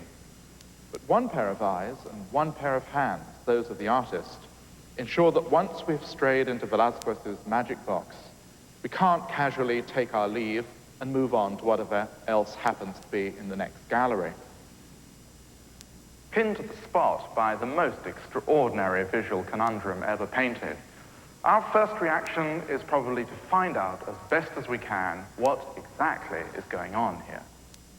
The most incurious explanation, but one we can surely start with, is that Velázquez has offered us an informal glimpse into his working day, producing one of the many portraits he executed of the royal princesses, designed to advertise their desirability in one of the marriages on which dynastic politics so crucially turned. Royal inbreeding had its problems, especially for the Spanish Habsburgs, exaggerating their family trademarks, pop eyes and lantern chin. And as if to compensate for this rather unpromising raw material, Velázquez provided brilliant production numbers, gorgeously costumed, using a daring blob and blotch technique to give the illusion of a dancing light playing on the kind of fabric, satins, silks, and taffetas that would best show them off. What else do we know for sure about this painting? From an account published half a century after Velázquez's death, we know that the scene is set in the royal palace of the Alcazar, in a room set aside for the use of the royal painter, one which he turned into his studio. Velázquez himself had been given responsibility for decorating the palace and installing its paintings, including 2 by Rubens that we can see dimly hanging at the back of the painting. The same account manages to identify nearly everybody in the composition. The 5-year-old princess, the Infanta Margarita, the maids of honors, the maninas themselves, courtiers and guards. By setting himself down amidst all this royal company, Velázquez, decorated with the knightly cross of Santiago, is staking out a claim to the nobility of his calling in a culture where to be a painter usually precluded being a gentleman.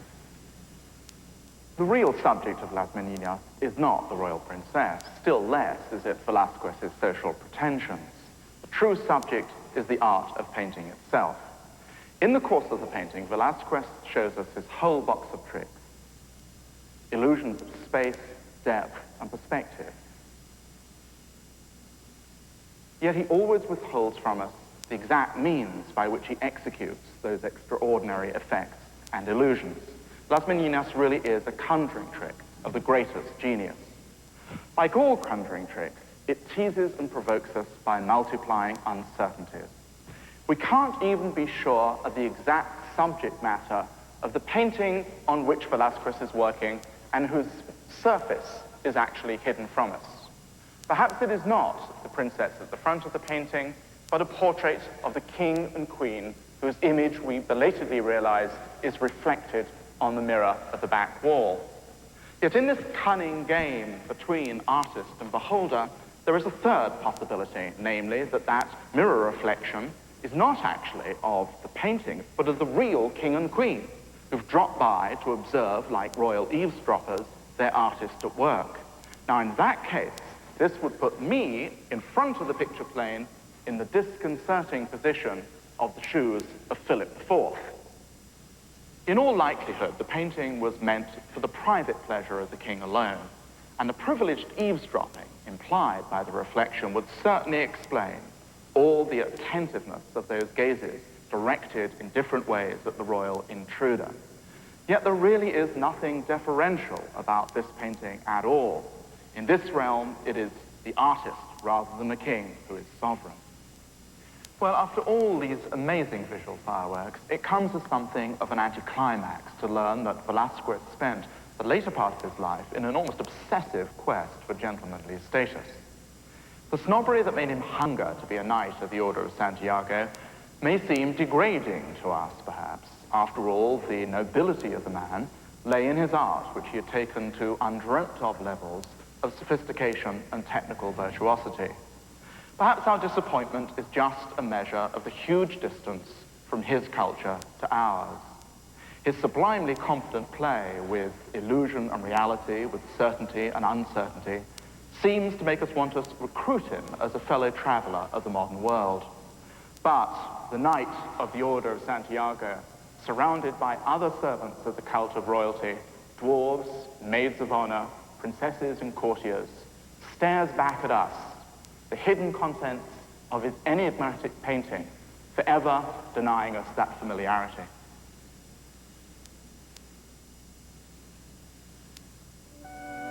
Even more successfully than Velázquez, Rubens played the court game to perfection. As the years passed, honors piled up. He was knighted. He undertook difficult diplomatic missions. But religious and territorial wars in Northern Europe raged on. Rubens grew discouraged.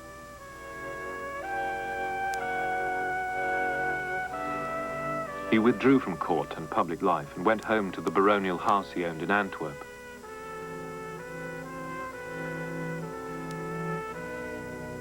His first wife had long since died, and he married the 16-year-old Helena Formant. It has been suggested that he was satirically alluding to himself and Helena when he painted this aging but still lusty satyr carrying off a young nymph.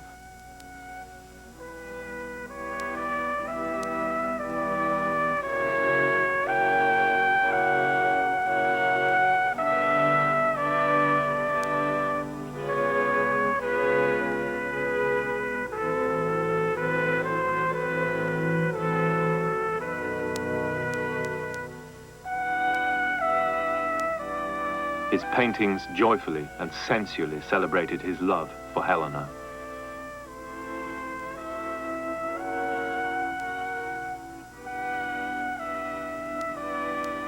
He purchased the castle of Stein, and with his family and his titles, retired to a twilight fantasy of country life as the Lord of Staying. Rubens' landscapes are suffused with a kind of nostalgia. They evoke a dream of an aristocratic life, a life based on the ownership of land. Today, it's only half an hour or so by car or train from the landlocked aristocratic landscape that Rubens painted to the seascapes, rivers and canals of the Dutch Netherlands. Though not far apart physically, these two societies were as different at heart as the landscapes they inhabited. The Dutch escaped from feudalism by making new land. They built dikes against the sea in a vast communal effort that continues to this day.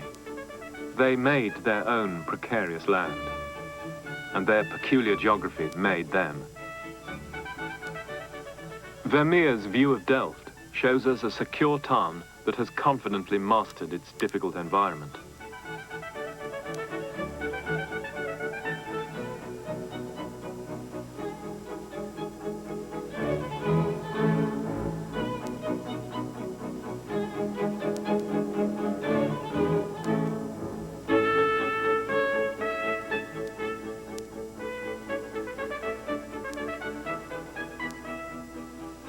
The sea shaped Dutch society.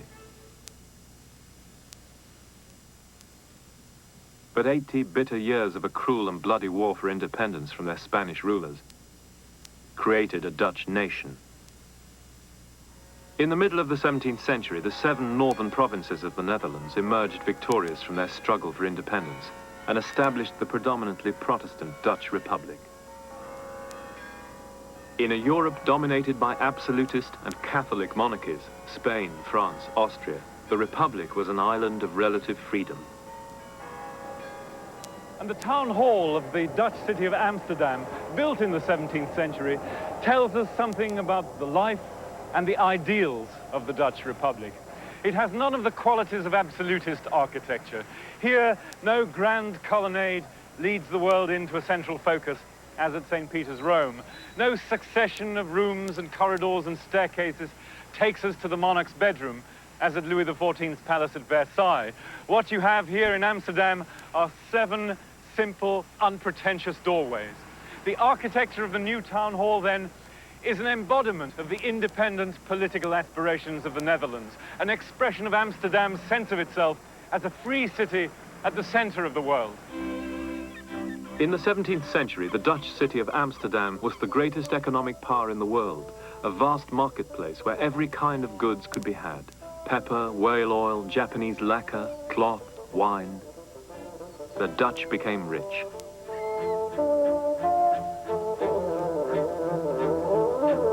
They were the most urban society in Europe, literate, stable, well-fed, and decently housed. They knew themselves to be fortunate. They strongly identified with the chosen people of the Old Testament, with all that implied about the need for piety and obedience to God's will. In this peculiar new society, artists could not look to the traditional sources of patronage.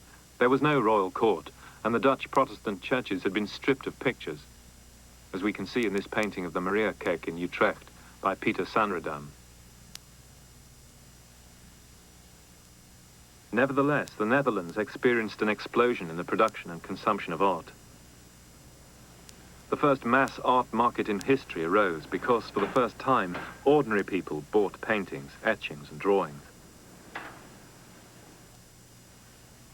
Artists produced in large quantity for that market. The society was defining itself in the images it produced. The simplicity of these domestic scenes is often deceptive. This still life with trout by Willem Klaszoon Heda, while reassuring the Dutch of the plenty in their lives, also warns them of the remorseless passage of time. Jan Steen's comic painting, The World Upside Down, was intended to amuse, but it also cautions against the dangers of excess. Here, drink and sexual license cause a household to slide into complete domestic disorder.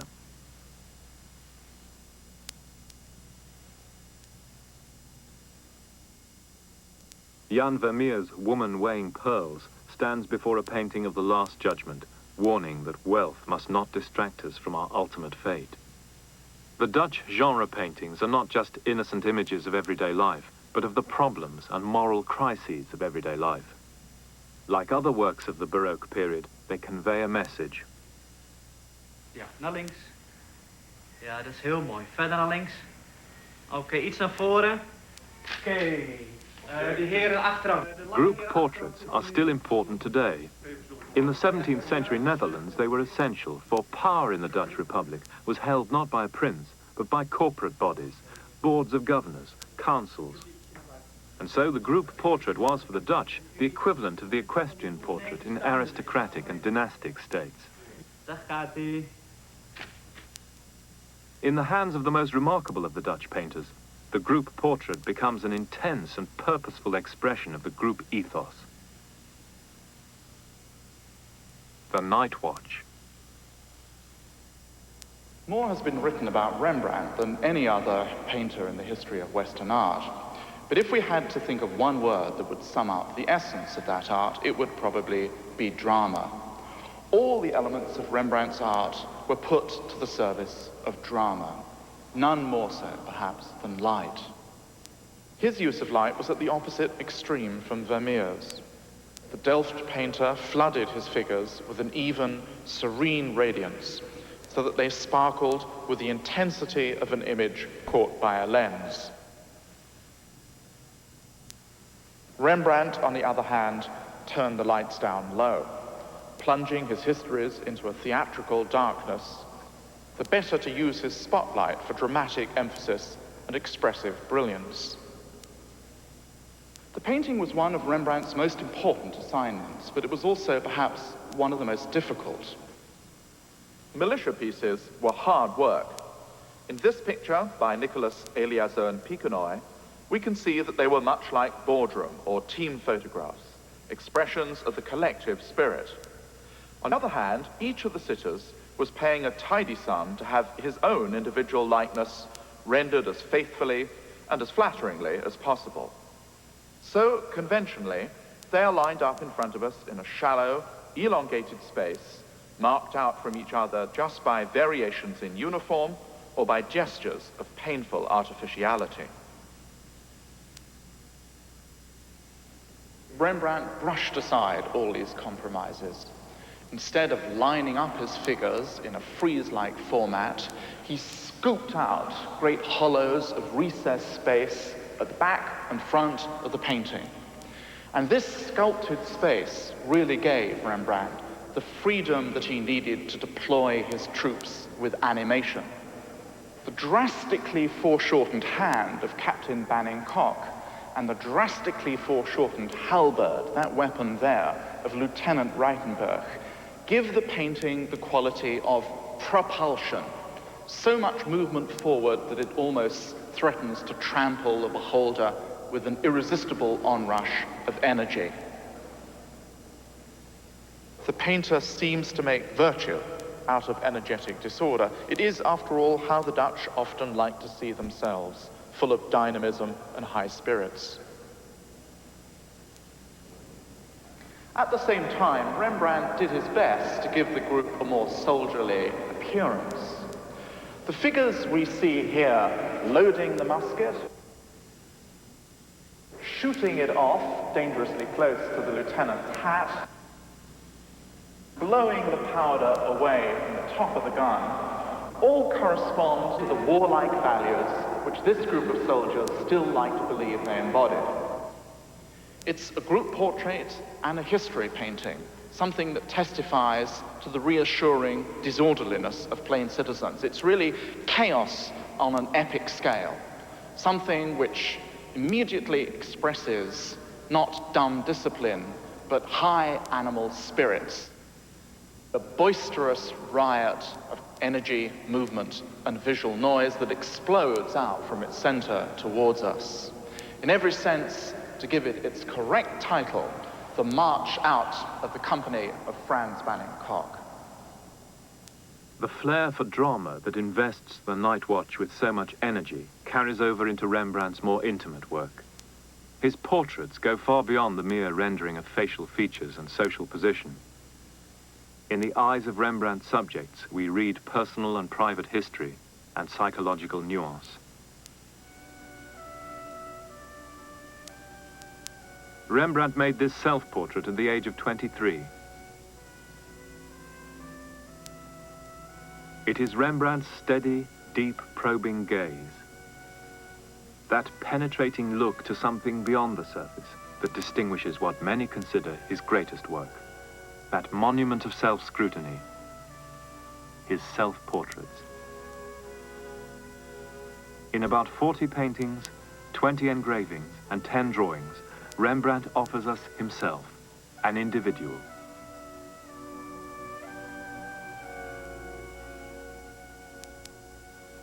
This extended act of self-portraiture was unprecedented in Western art.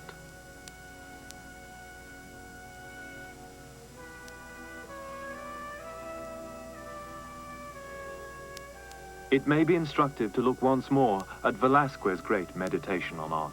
The painter confronts us with a challenging stare, daring us to follow his lead in contemplating the nature of perceived reality.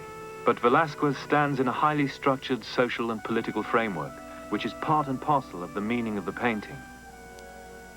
Rembrandt also portrays himself confronting the viewer and in relation to his craft.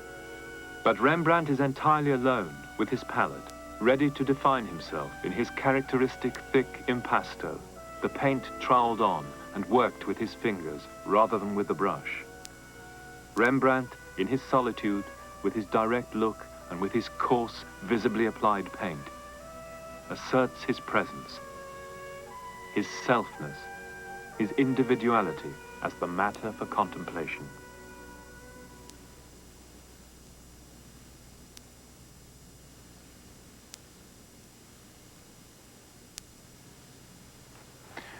In the story of Western art, the 17th century, the age of Baroque, began through much of Europe in subjection to the ideals of the Italian Renaissance. But by the end of the century, new artistic tastes had developed, new ways of seeing the world. Boldly naturalistic,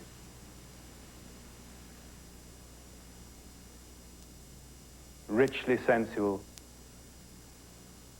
ambitiously intellectual, passionate and profound. Baroque artists had served a variety of masters in achieving that. They had, as always, provided the images of power for absolute monarchs whose subjects now increasingly saw them as all too mortal. They had provided religious images to bolster a faith shaken by the rise of modern science and by religious conflict. But something else had happened. By the end of the century, Western artists had achieved, as never before, the depiction of inwardness. Look how Rembrandt fixes our gaze, draws us in, plays with our emotions, compelling our attention to the mystery of a single human heart.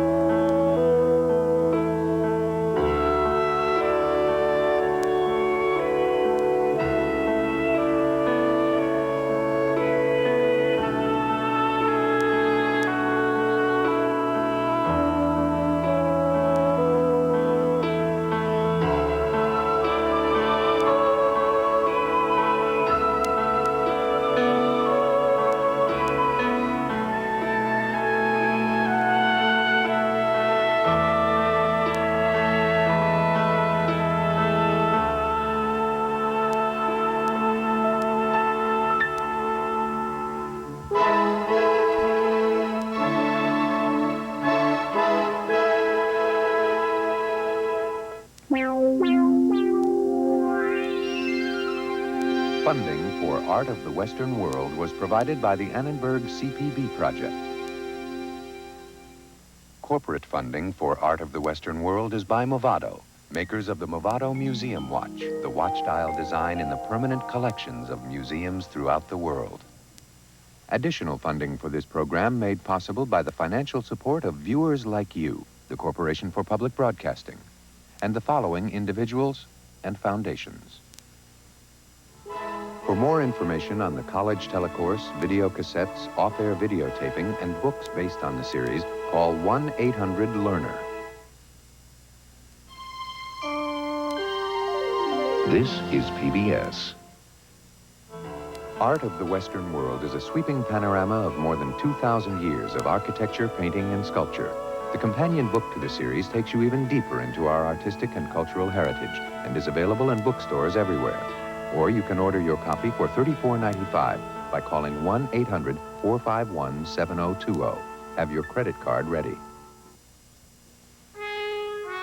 ICI Americas is proud to help make possible TV12's broadcast of Art of the Western World. World problems, world solutions. ICI Americas, world class. The unpredictable character of nature's most powerful force is slowly yielding its secrets to science. Journey into the eye of the storm for an up-close look at the killing power of the hurricane. That's next time on Nova. Hurricane, Tuesday at 8. Don't miss it. We're taking you back to Grover's Corners, New Hampshire, a place we call our town. George lives here, and Emily's right next door. Not much happens to these kids, but what does happen will touch us all. Oh, Mama. Just look at me 1 minute as though you really saw me. Great Performances brings you Spalding Gray, Penelope Ann Miller, and Eric Stoltz in the Tony Award-winning production of Thornton Wilder's Our Town. Friday night at 9 here on TV 12.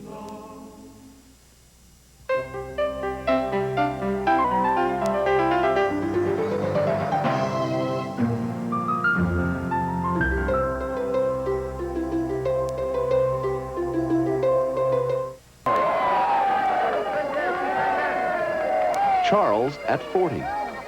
Tonight at 9 on TV 12.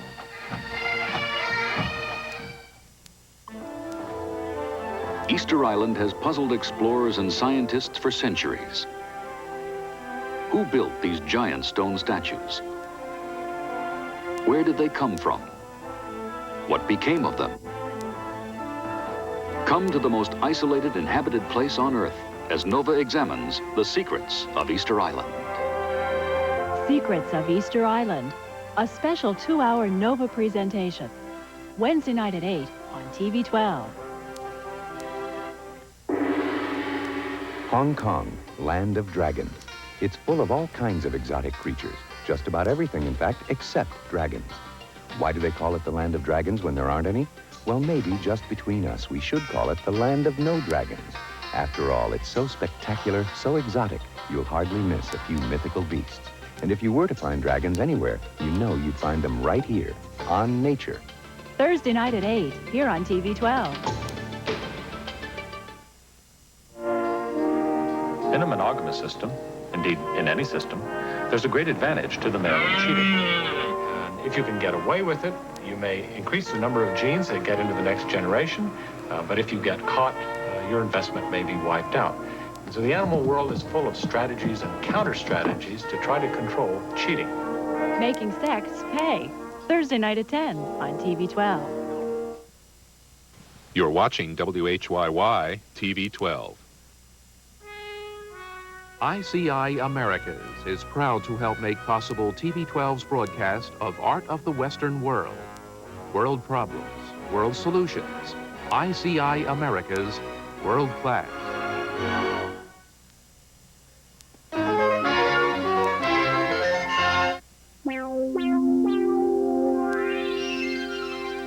Funding for Art of the Western World was provided by the Annenberg CPB project. Additional funding for this program made possible by the financial support of viewers like you, the Corporation for Public Broadcasting, and the following individuals and foundations.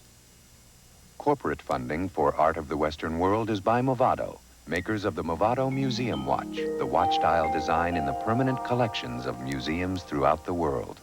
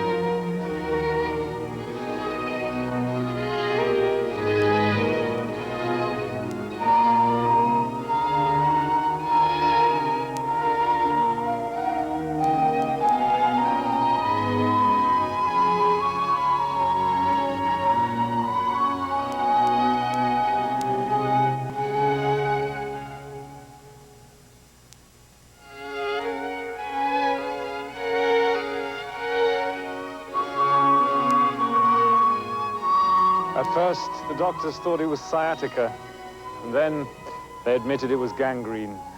The old man suffered greatly those last days. And then, on the 31st of August, 1715, the clergy gathered around him, and they began, timidly, to chant the Ave Maria. All through the night, they carried on chanting. And then, at 8:15 in the morning, in the royal bed in the great chamber in the center of the palace, Louis XIV, the Sun King, died, like every man. So wrote a contemporary diarist. It's often said that when Louis died, an age died with him. Not that there weren't other Louis to succeed, but the age of absolute monarchs, the age of which Versailles is the symbol, was drawing to an end. Things would never be the same again. For Louis, Versailles was intended, first of all, to be a garden. And he imagined that garden as a sort of outdoor palace built next to the one constructed in stone. And the one could not be understood without the other. And in the garden, Louis exercised the same despotism over nature that he did indoors over his court. These two tyrannies changed, softened even over the long years of the reign. The most famous formal garden in Europe, with its rigorous geometries of terraces and staircases, its regular parterre, gave way gradually to a greater informality of trees and fields, not merely because it was so expensive to keep up, but because a new attitude to nature was developing, more sentimental, intimate, romantic.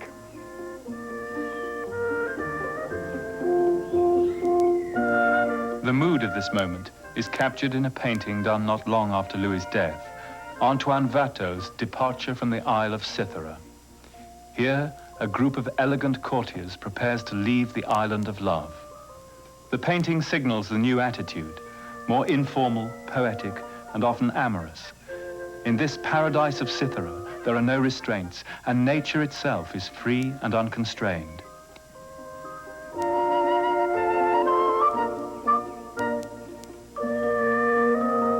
It was a time in which the argument over nature, exemplified in the idea of the garden, was a serious debate.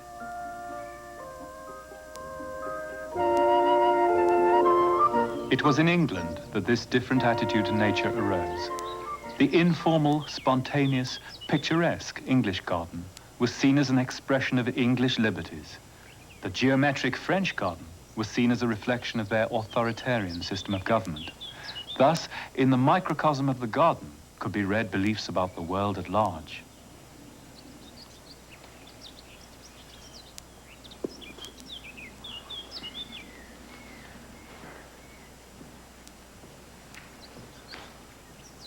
Here at Stourhead in Wiltshire, you can see better than anywhere in Europe the way that the early 18th century attempted to create an art of landscape by shaping nature and putting into the landscape buildings created in past styles, medieval, but especially classical.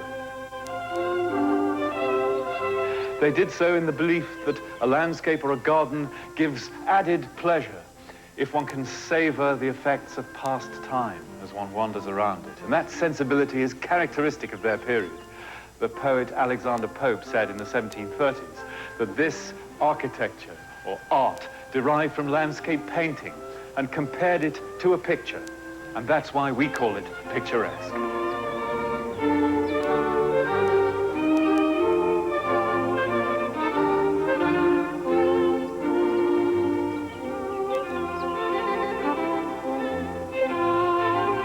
And so, the combination of architecture and picturesque landscape became one of the characteristics of 18th century aristocratic culture.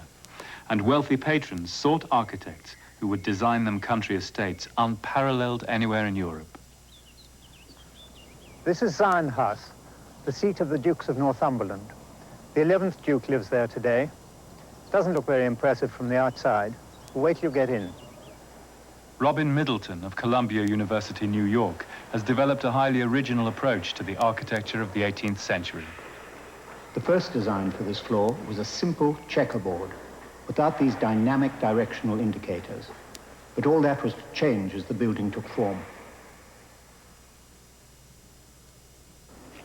The interiors here are amongst the first works of one of the most brilliant architects of the period, Robert Adam. He wanted to design just like a landscape gardener. He writes of the rise and the fall of the hills and dales, but especially of the movement between them. These effects he wanted to get when he put his masses together. These were notions of picturesque composition. He uses them outside and inside. When he uses his moldings and his patterns, he's modeling spaces, and he's trying to show you how to move through them. Let me show you what I mean. Come along.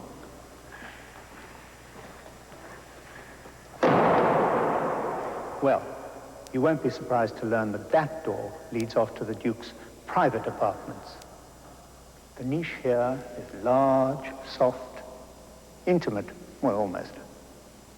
But at the other end of the hall, something very different happens.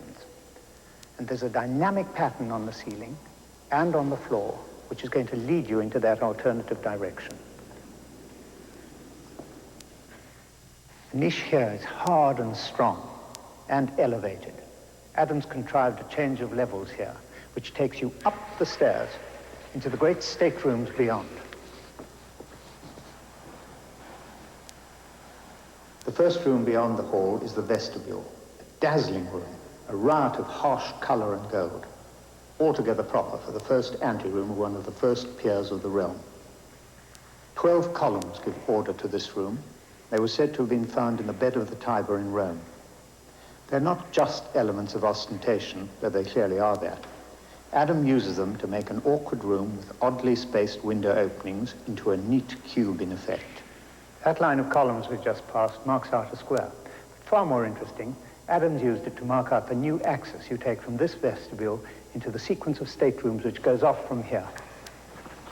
First, into the dining room, was the dining room. There's a screen of columns here which give you a moment to pause before you're thrust by the moldings into the central space. And then you go on down the same axis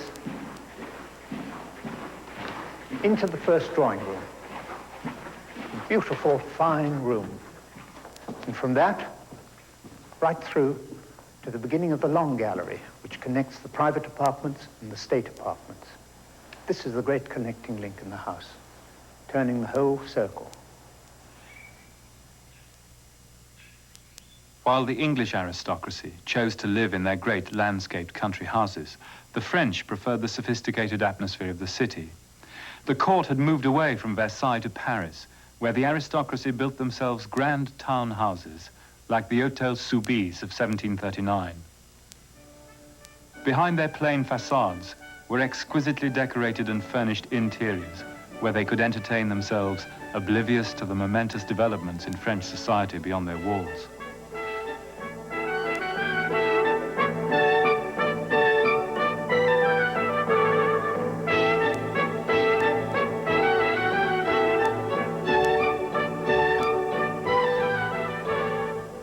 The decoration of these houses is known as rococo, a term which originally referred to the elaborate encrusted ornament popular in French design at this time, which became associated with the art and taste of the pre-revolutionary world itself. One of the most celebrated rococo artists was François Boucher, court portraitist and painter of allegorical romances. Boucher's works were designed simply to give pleasure, fitting objects of delectation for an aristocracy with so much time and money on their hands. But time was now running out. This is Boucher's Rape of Europa.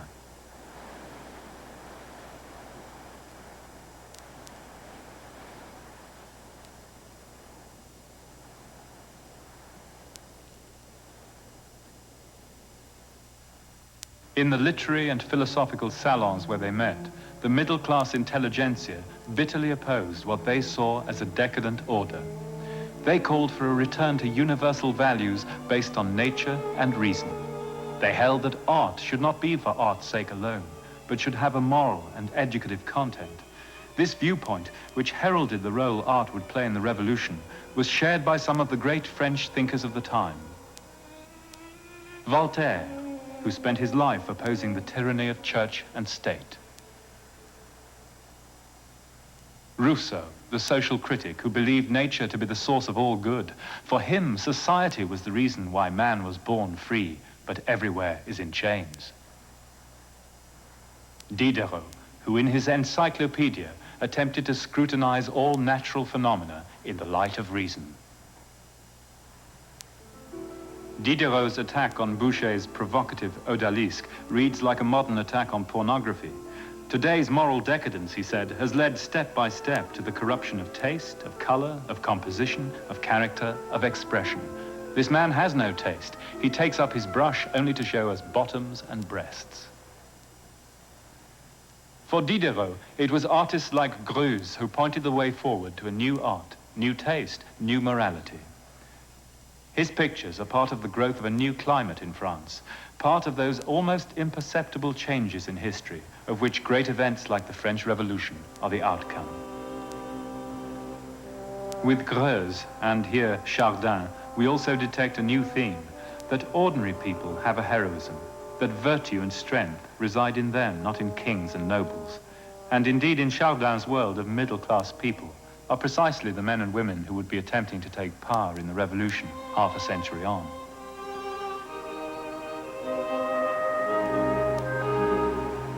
But the Age of Reason would find its true means of expression by returning to the source, to classical Greece. The art of the 18th century is often called neoclassicism, but we shouldn't understand that in the sense of a slavish imitation of classical models. The monuments of classical antiquity had been an inspiration to artists from the Renaissance onwards. Statues like this, the Apollo Belvedere, had been known to Michelangelo and his contemporaries and disseminated in casts and copies throughout Europe, from Versailles to the Soane Museum here in London. This is an 18th century copy. But Greece itself had remained largely unknown.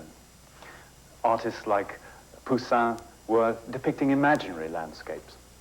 And then, during the 18th century, the discoveries at Herculaneum and Pompeii, Baalbek and Palmyra opened a new horizon on the ancient world. And that was the time that theorists like Winckelmann and slightly later Goethe propounded their theory that the Greek style, this noble simplicity, was the true style, was the perfection of art, that the Greeks had known true and entire liberty because of the light of reason, and that their art had attained its perfection because of liberty. The message for the 18th century then was clear, that this was the art for free peoples, a vision of an ordered and harmonious universe governed by classical ideals of perfection and harmony. Neoclassicism then, perhaps it is, but better to call it the art of the Age of Reason. In the last half of the 18th century, these ideas grew more and more influential. Even architectural forms would be interpreted in terms of the search for rationality, as seen here in one of the finest examples of the art of the Age of Reason, the Palais Royal. The Palais Royal is a comparatively quiet and sedate place today. But once upon a time, this was the hub of Paris. This was the center of high and low life. It was a great speculative venture put up to bolster the Orleans family fortunes, and it worked. It was full of shops. If you wanted a book, you came here. If you wanted ribbons, you came here, prints, anything. So it was full of cafes, too. And everybody in the evening congregated here. Academicians, writers, artists. Everybody came in from town. Travelers, soldiers on leave, and of course the girls came, too. Not that that ever stopped the ministers coming at all. But that's not the real reason why we're here. We're here to look at this world, which in a way represents the obsessions of architects for the previous 100 years. They've been trying to create order. And here you can see order staked out for you. You can see all these columns, an even rhythm. You can calculate exactly where you are. You're in a world you can judge, you can understand. The column, for instance, which had for so long been used as a decorative element, stuck onto walls, was made freestanding. Not only freestanding to reveal its forms, but its structural form. It became a support once again, and which shone off in this way. This honest demonstration seemed to give a new moral dimension to architecture.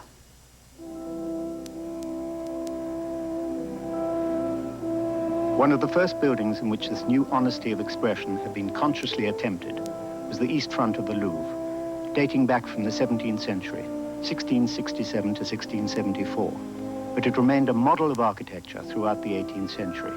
It was designed by Charles Perrault, a scientist. Perrault made the outline of his building almost rectangular. The long facade is almost flat, so is the outline. There's no piling up, no modeling there. Even odder is the fact that the architectural emphasis is on the linking elements, the freestanding runs of columns. The building became known, not surprisingly, as the Louvre Colonnade.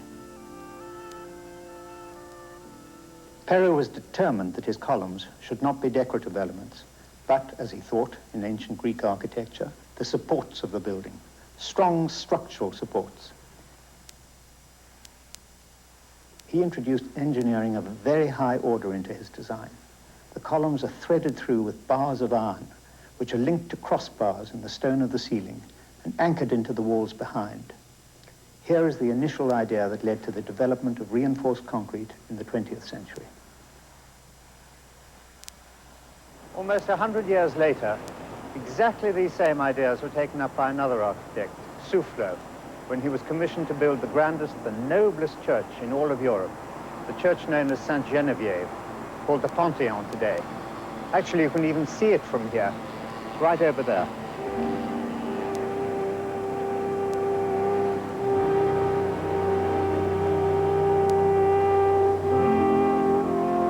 Tradition and reason were also Soufflot's concerns. He too used freestanding columns to mark out his space and also to do the actual work of supporting the vaults and dome. He wanted to combine the structural elegance of a Greek temple with the lightness of a Gothic church. Here the classical rhythms appear in the nave and aisles with their rows of Corinthian columns. Gothic is hinted at in the flying buttresses hidden above the vaults. He used the same freestanding columns carrying lintels to create a rectangular geometry on the outside too.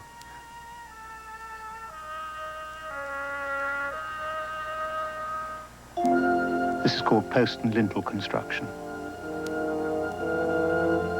The church was a nightmare to build, but is thought of as a masterpiece of French 18th century architecture.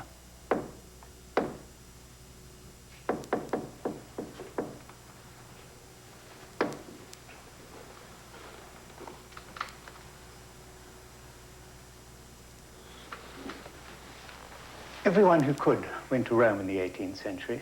It seemed to be in the center of the ancient world. It became a new center for art lovers of all kinds. Architects, artists, gentlemen and their hangers-on. Everybody went there. Soufflot went there as a companion of Madame de Pompadour's brother. Soufflot, in fact, went further south. He went down to Naples, to a place called Paestum, where there were 3 surviving Greek temples, and he measured them up. He was virtually the first architect who'd actually seen a Greek temple, let alone recorded it.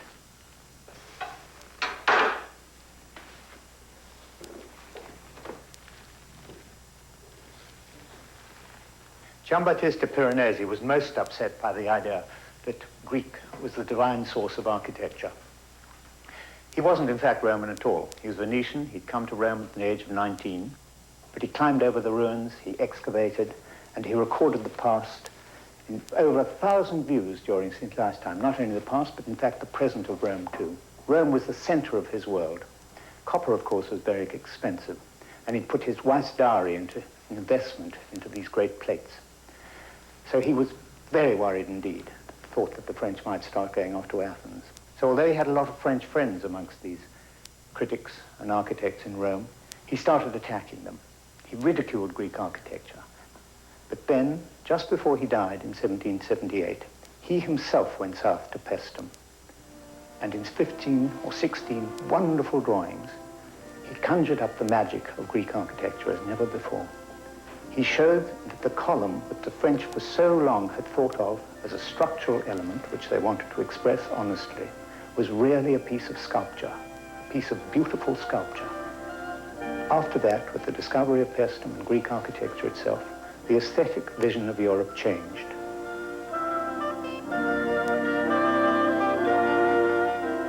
So, as often in the history of Western art, changes in ways of seeing coincide with and even anticipate social change. And so it was in the build-up to the French Revolution. The Saturday night fever of revolution began in earnest when Camille Desmoulins, a left-wing agitator, harangued an inflamed crowd here in the Palais Royal, calling for the overthrow of the monarchy and the establishment of a republic. There was rising unemployment, a growing sense of injustice, and a devastating failure of the harvest had led to a shortage of the main staple of the French diet, bread. People were exasperated. It had been seen in the American Revolution how a tyranny could be overthrown by the force of will of the people alone. And now those democratic ideals ran through the population here like wildfire. From the moment the Bastille fell in July 1789, artists were at the center of events in a way they'd never been before. And in the career of Jacques-Louis David, art and politics have never been closer. David dominated French painting for 35 years, through the reign of Louis XVI, the Revolution, Napoleon's empire, and finally the restoration of the Bourbon kings. He had a talent not only for painting, but for survival. As the revolution approached, paintings demonstrating themes of allegiance to state rather than to family began to abound. Although it was painted 5 years before the revolution, David's Oath of the Horatii would become one of the great images of the time. The theme of the Horatii is a sacrificial oath of allegiance to Republican Rome. It is taken by 3 brothers before departing for combat. These are men willing to die out of patriotic duty. Supported by their father, the courage and resolve of the brothers is evident even in their taut and outstretched limbs. Here, men are seen as moral symbols of the highest virtues, while the women are relegated to sit home, weep, and wait.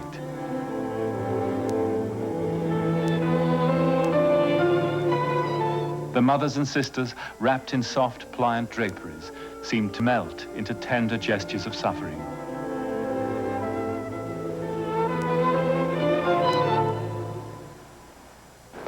David's great pictures show us how the classical tradition could be used not for the academic or the picturesque, but as a model for political action.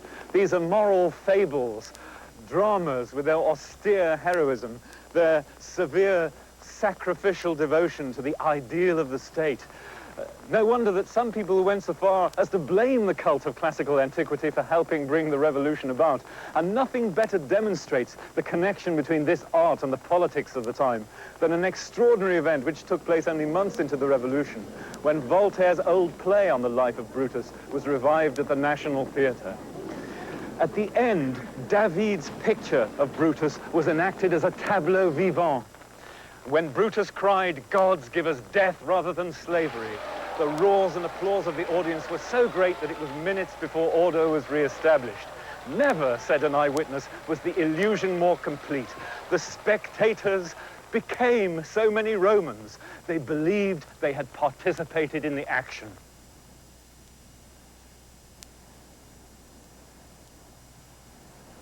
All the great themes of this tumultuous epoch come together in David's painting of the Oath of the Tennis Court.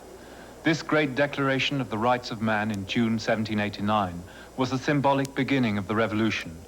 Men are born free, the deputies swore, and shall remain free and equal in rights. David himself was deeply committed to the revolution, a member of the National Convention, and he was the obvious choice to paint it. For him, this was contemporary reportage. But the gestures belonged to those nerveless Roman heroes, the Horatii.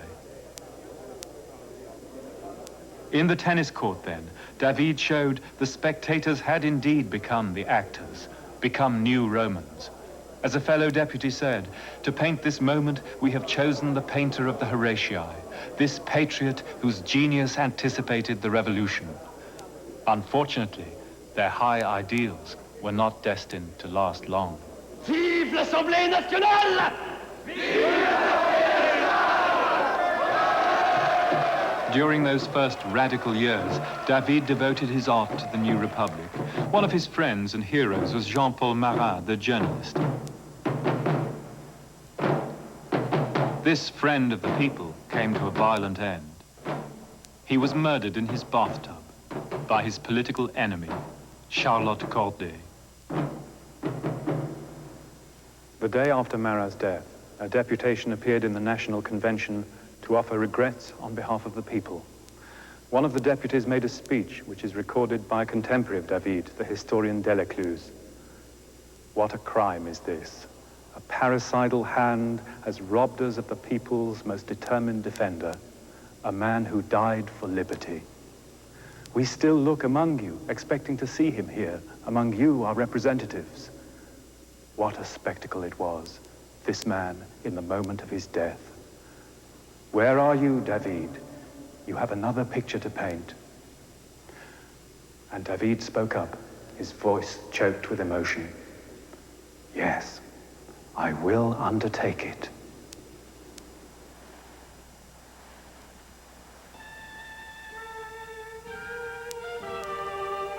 David painted the picture in 3 months. The death of Marat is a murder story, and we see all the clues to the murder. The blood, the knife,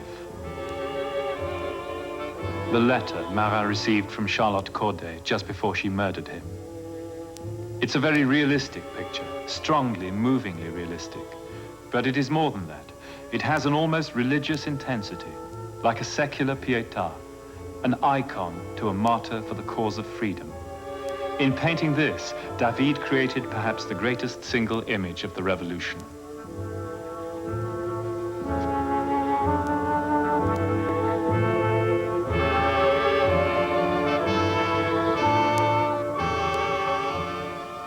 Now, finally, the age of reason lost its nerve. Soon after Marat's death, David watched from a window in the Place de la Révolution while Marie Antoinette went to the guillotine. He left us a poignant and eloquent sketch. The murder of thousands followed in the purge known as the Terror. The frailty of reason was tragically exposed, and as so often in history, fear of worse disorder led even reasonable men like David to turn to a strong leader to solve their dilemma. The man they thought their savior was Napoleon Bonaparte.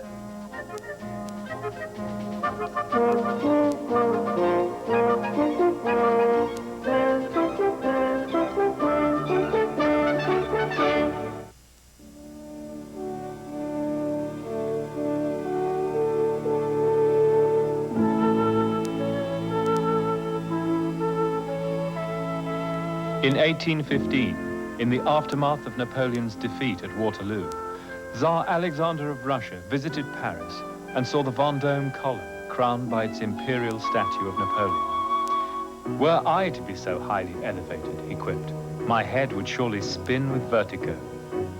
Even the Tsar could not imagine such dizzying heights of glory. But, as he added, the higher you climb, the harder you fall.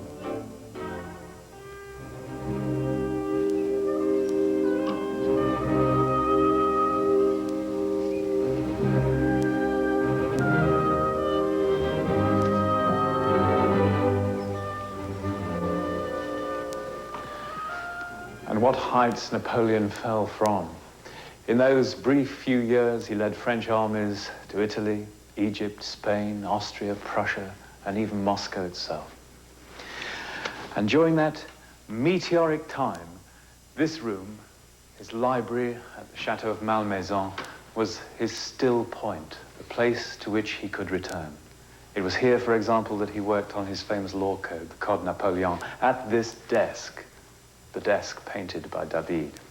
Here he returned after his abdication in 1814, in such despair that he'd attempted to commit suicide. He came back once more to meditate during the fateful 100 days before Waterloo. And after that last catastrophic defeat, the English allowed him to return here just once more before his final exile to distant St. Helena. The house was empty then. His former wife, the Empress Josephine, whose house it was, had died. She had kept this room exactly as it had been during their happiest moments together. Here, Napoleon had enjoyed moments of his greatest triumphs and moments of his greatest creativity.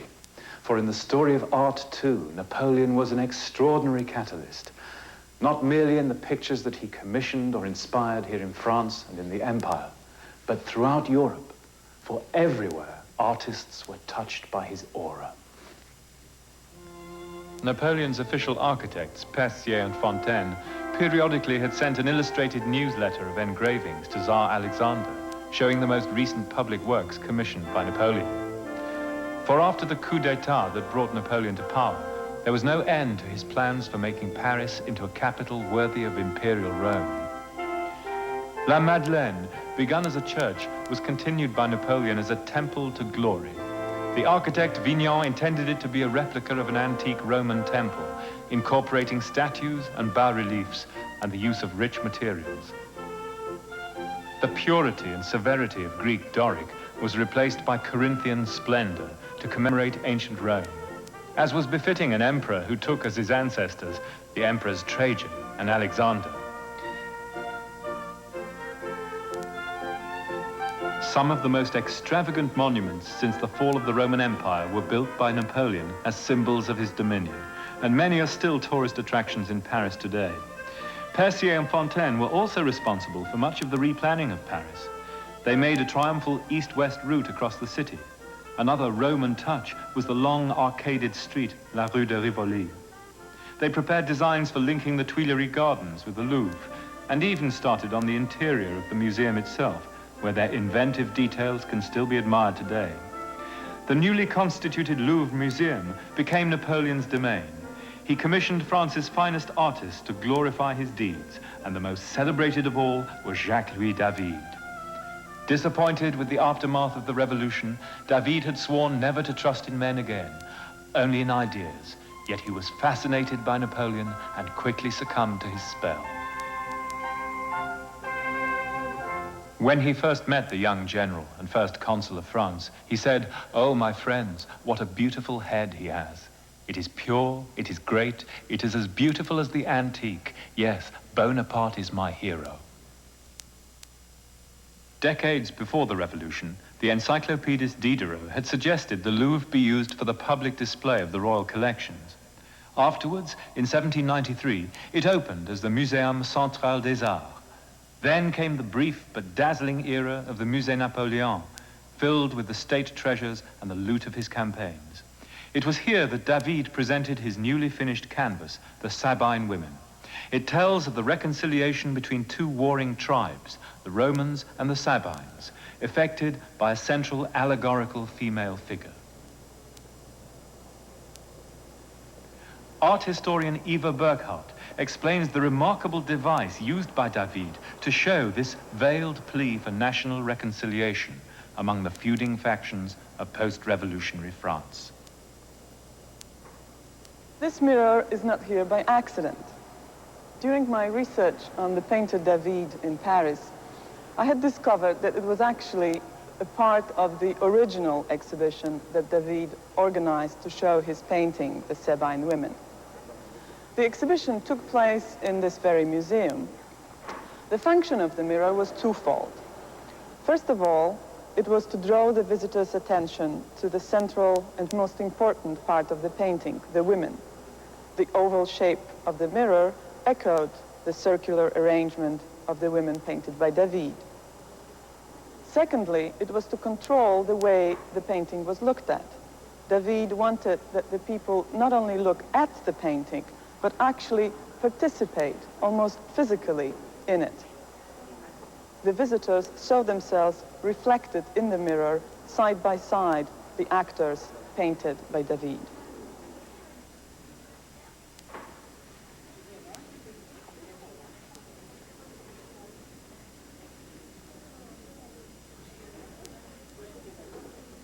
David had problems finding female models for his painting. The rumor has it that the famous society women of the period offered to pose for the painter. At the opening of the exhibition, they arrived dressed in the Sabine costumes, and they actually kept them throughout the evening when they went to the theater, so that all of Paris would know that they were the ones who posed for David. But David didn't mean his female figures to be portraits. he wanted them to represent a political ideal. Seeing themselves in the mirror reflection, just as I can see myself now, the visitors to the exhibition were invited by David to rally to the Republican cause that these women represented.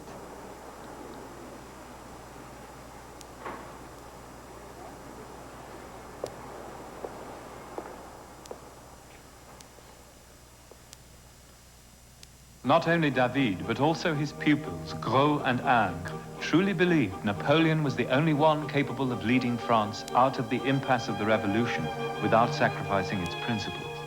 They joined in the glorification of Napoleonic images. Their art became a vehicle for propaganda centered on the cult of the emperor's achievement, virtues, and personality. Here, David painted the victorious Bonaparte on a magnificent rearing horse crossing the Alps. If the truth be known, he was riding a common mule.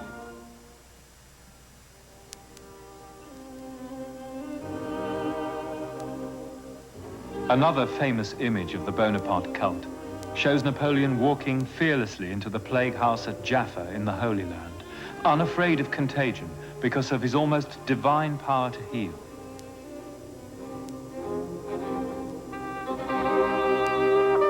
His first officer, a mere mortal, holds a cloth to his face to shield himself from the plague, revolted by the stench.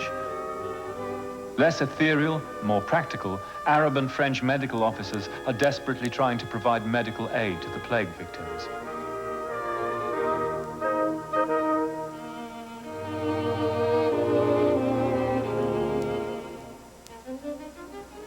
Bonaparte's great deeds during his life as a soldier would continue to be recorded and represented throughout his reign. It has been said that modern propaganda was Napoleon's invention. Now first painter of the empire, David was given his most important commission, a monumental work called Le Sacre, the coronation. His early sketches show Napoleon audaciously crowning himself. The final canvas portrays Napoleon crowning Josephine.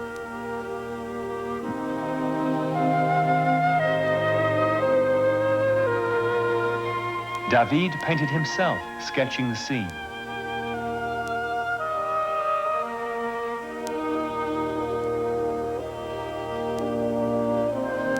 Everyone had to be recognizably portrayed, including the members of the church, and the Pope, sitting quietly and unhappily as he watches Josephine kneel before the emperor, who holds the crown in his upraised arms.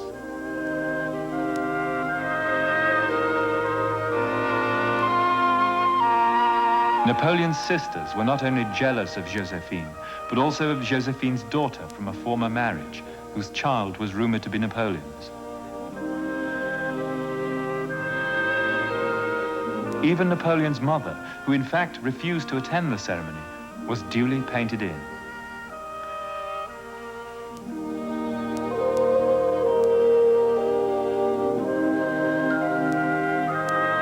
All the stars of the empire were gathered.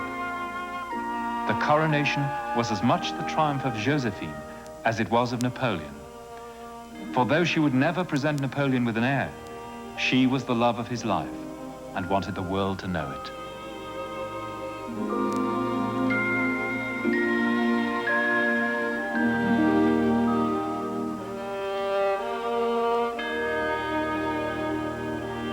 Ingres' own infatuation with the emperor prompted him to paint the official portrait of Napoleon in imperial robes.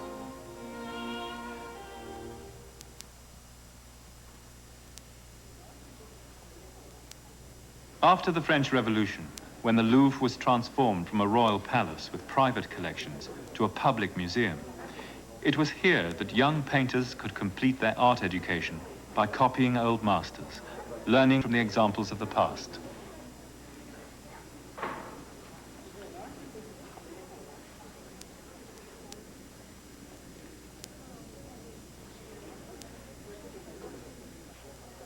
This tradition is still going on in the Louvre today.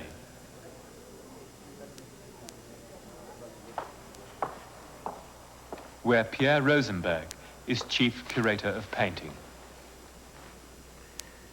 When Ingres painted his picture in 1814, he was very much admired and also very much criticized. Criticized because critics said there were 3 vertebrae too much in the back of this odalisque.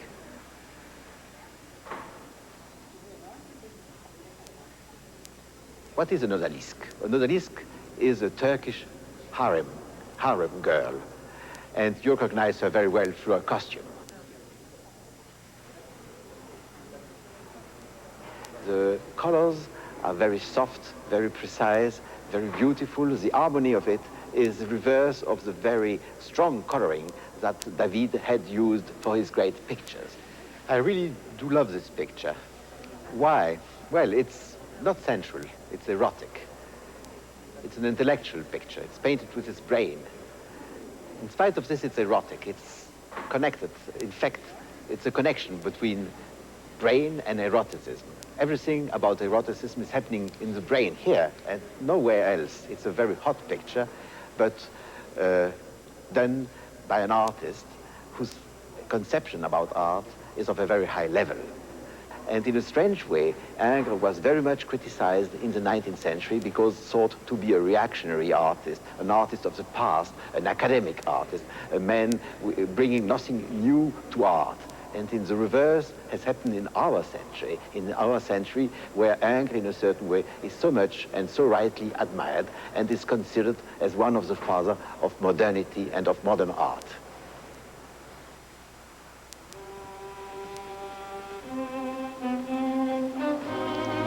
But such warm and luscious fantasies were far removed from the cold and appalling reality of the distant battlefields where the dramas of Napoleon's campaigns had taken place.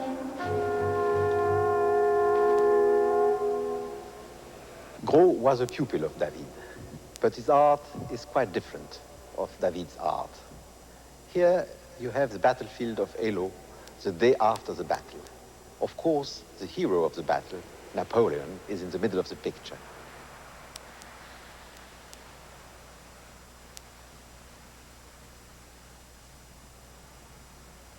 But there are also not only the victor of the battle, but also the victims of the battle. And that's quite new in French art, to present human beings, anonymous soldiers, dead soldiers, as they were after this terrible battle. And of course, this will open all a tradition, all in the 19th century French art. But Gros was the first in French art to do so, and he did so in a very moving, touching way. Now the once glorious Napoleonic armies began their retreat from Moscow to Waterloo. With defeat, the French began to identify themselves with those fallen foreground figures, with the anonymous victims, rather than with the glories of Bonaparte.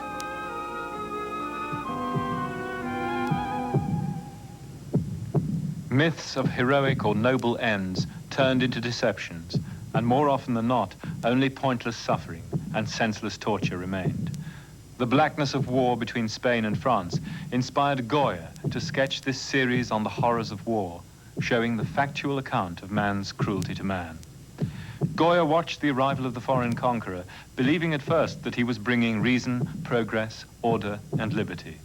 But in fact, he came to destroy and devastate, to violate and to massacre.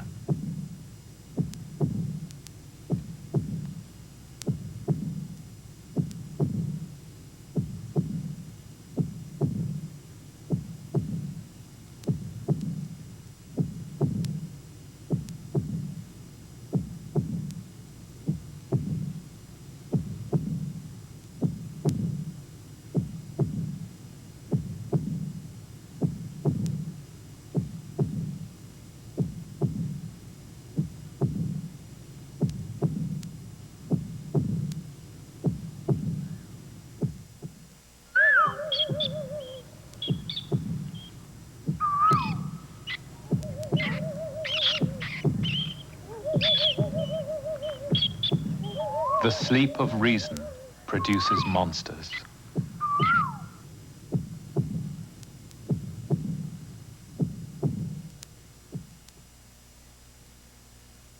In his picture, 3rd of May, Goya showed the church in darkness, impotent before the faceless executioners of a secular martyr.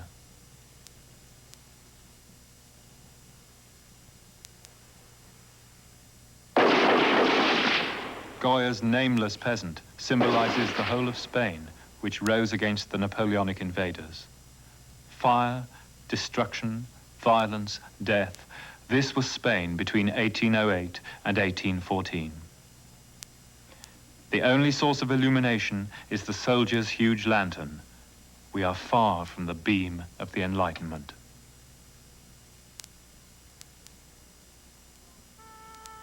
Soon after the Napoleonic Wars, and inspired by the French Enlightenment, the Greeks began their struggle for independence against the Turks.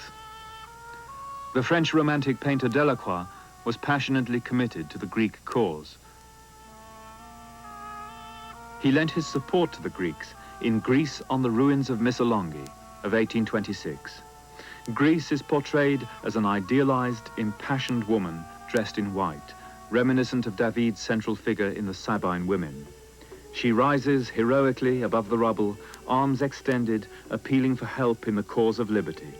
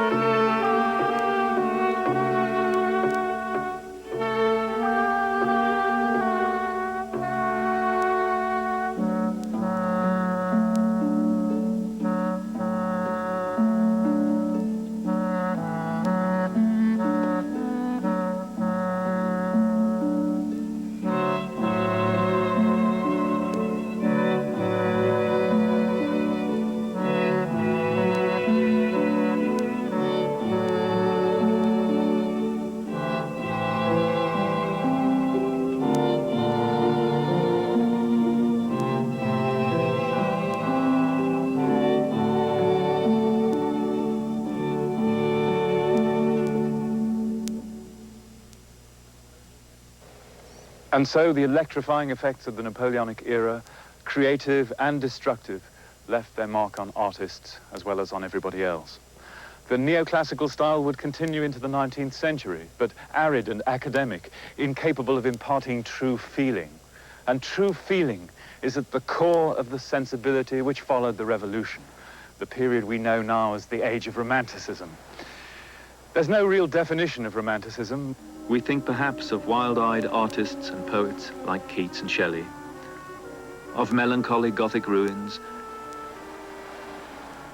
and mysterious northern landscapes where 19th century men communed with nature. And all that is a part of it. But the poet Baudelaire said that the key to Romanticism was not the subject matter or even truth itself, but feeling. That you should listen to that inner voice, and that alone would give art its merit. And so the old moralities which had driven art in the past, religion, traditional ethics, civic virtues, and so on, were thrown out of the window. Even reason itself was seen to be insufficient. All that counted was feeling and experience. This new sensibility, heroic and sentimental, self-assertive, and profoundly individualist, would lie at the center of Western art from that time until the present day.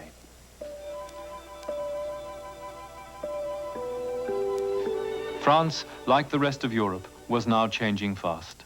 A rapid rise in population, the spread of industry, a shift from country to city, and the emergence of an urban proletariat helped bring about the growth of new social structures, and with them political conflicts. The printing press was now enabling millions to receive new ideas in a time of growing turmoil. And it was in a newspaper, perhaps La Gazette, that Géricault read the horrifying account of the tragedy of the Medusa.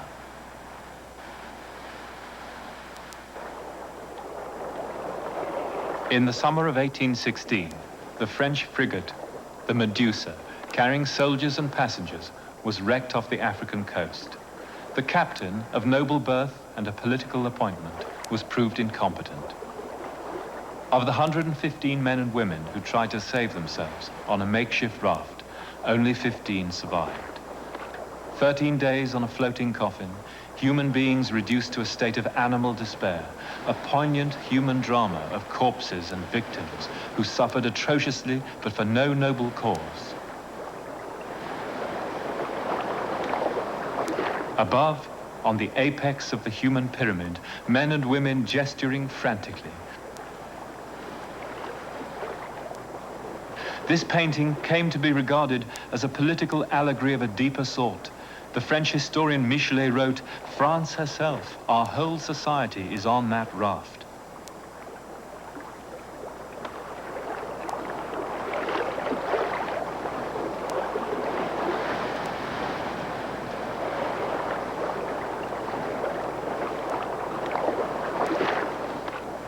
The clouds of revolution were gathering again.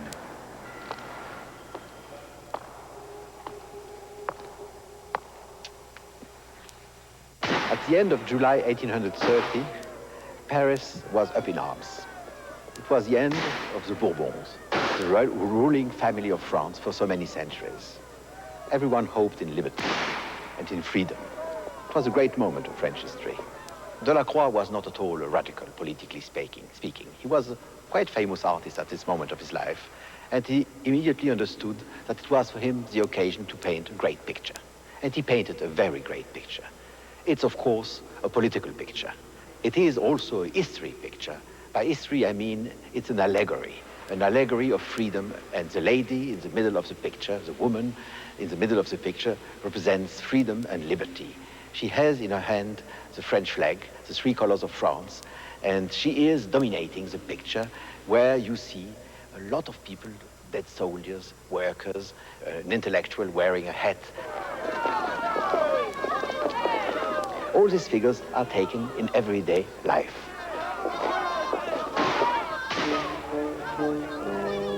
The figure of Liberty herself is wearing a slipped dress, barefooted like a Greek goddess. This woman of the people is no longer simply cast in antique language, as were the Sabine women. She is an ardent, vital, bare-breasted vision, brandishing a flintlock and waving her country's new flag. A woman of the people, wearing the Phrygian cap, the red bonnet, she has now become a universal symbol of revolution. And finally, of course, the figure of the French Republic itself.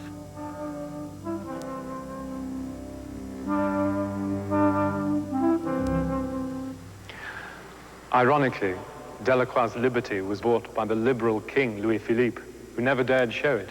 It wasn't publicly exhibited until 1861.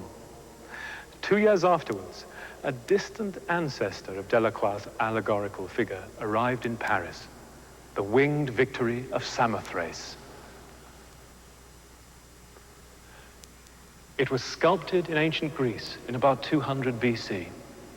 Like Liberty, Victory is portrayed as female, inspiring, alluring even, as she alights gently on the prow of a victorious warship, the wind streaming against her body. It's a theme which turns up in many forms in the story of Western art. Like Liberty, Victory is a beguiling, idealized personification of an abstraction for which men and women have been prepared to die. In the 18th century, the Age of Reason used symbols like this in the belief that the humane values of classical tradition could be attained even today. The revolution hung on to such symbols, both to express their high hopes and in the end to justify their worst excesses. And of course, these are still potent myths in our culture today. In the story of Western art, though, by the middle of the 19th century, change is in the air. Artists begin increasingly to be interested in portraying modern life, and they will turn their back on the classical tradition.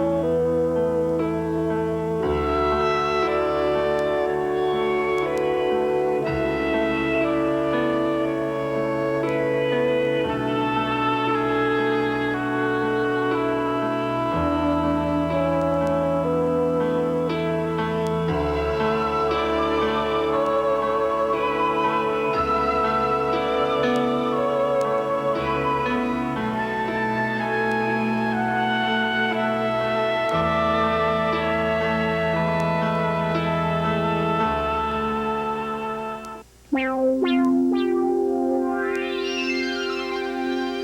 for Art of the Western World was provided by the Annenberg CPB project. Corporate funding for Art of the Western World is by Movado, makers of the Movado Museum Watch, the watch dial design in the permanent collections of museums throughout the world. Additional funding for this program made possible by the financial support of viewers like you, the Corporation for Public Broadcasting, and the following individuals and foundations.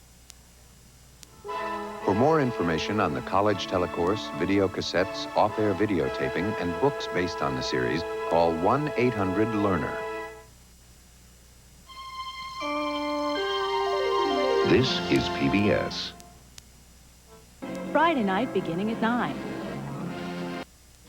Learn how to cook all kinds of fantastic dishes and save some money with The Frugal Gourmet, Sunday nights at 8:30 on TV 12.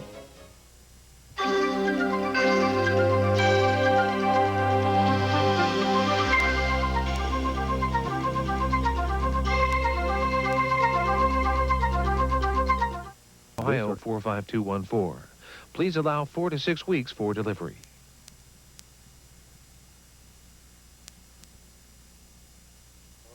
Theirs is a world of simple tranquility. Basic values like hard work, family, and religion are the basis of their lives. They are the Amish, and for them, life today is as it was centuries ago. Being Amish to me is belonging and being needed in the community, the neighborhood, the family, and the church. Join us for The Amish, Not to Be Modern. Tonight at 9 on TV 12. A president dies in Dallas, and the world asks, who did it? Anything. You shoot the president? I didn't shoot anybody, no, sir. Can modern scientific tools, computers, photo enhancement, and audio testing solve this continuing mystery? Join Walter Cronkite as he asks, who shot President Kennedy? Who shot President Kennedy? Tuesday night at 8 on Nova. The pyramids. Their secrets lay hidden in the drifting Egyptian sands. Now see ancient history come alive and discover timeless treasures. Join host and author David McCall for this extraordinary program. From the creators of Castle and Cathedral comes Pyramid, a TV 12 production. Wednesday night at 8. You are watching subscriber-supported TV 12, your public television station in the Delaware Valley. ICI Americas is proud to help make possible TV 12's broadcast of Art of the Western World. World problems, world solutions. ICI Americas, world class.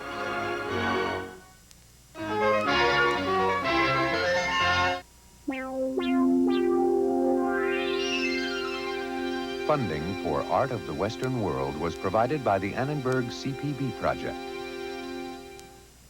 Additional funding for this program made possible by the financial support of viewers like you, the Corporation for Public Broadcasting, and the following individuals and foundations. Corporate funding for Art of the Western World is by Movado, makers of the Movado Museum Watch, the watch dial design in the permanent collections of museums throughout the world.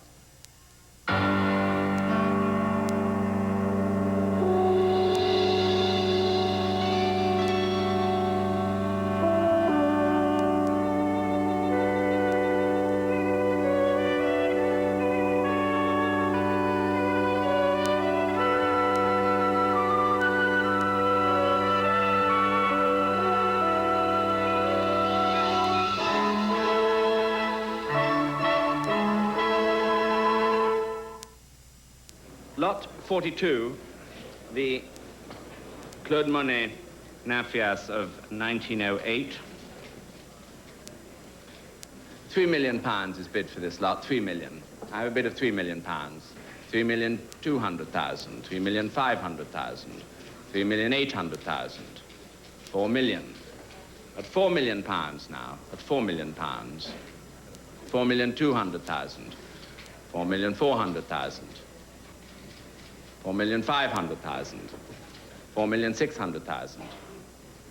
4,800,000. The paintings of this period are among the most familiar images in art. The greatness of the artists is a commonplace of Western culture. It's yours. But the Impressionists started out as radicals. When it was first exhibited, their art was rejected as disturbing, inept, incomprehensible, even immoral. Why were people so hostile? What was the accepted art of the period? In mid-19th century France, as so often in the story of the art of the West, art was a serious business loaded with political significance. It was used by the rulers not only to embody their ideals of beauty, but to enshrine the values which in their eyes underpinned a civilized and stable society. And art which didn't do that could be the object of contempt, of fear, and even of repression. There could hardly be a better example of what the official establishment art of the time looked like than this building, the Paris Opera House. It was constructed at vast cost. 10 lives were lost in building it, 500 houses destroyed to make way for it, all to celebrate the values of French bourgeois metropolitan culture and the stability and continuity of its political life. In fact, this stability had been undermined by the Franco-Prussian War and the Siege of Paris in 1870. Then, in the following year, 1871, the people of Paris seized control of the city. But the Commune was overthrown with terrible brutality.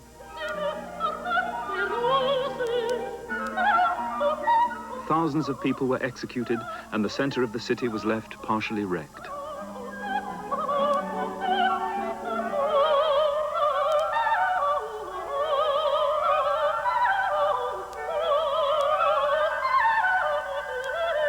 The opera was begun before the Franco-Prussian War, but only completed and opened after the crushing of the Commune. But while the finishing touches were being applied here, just across the city, an artist lay in prison.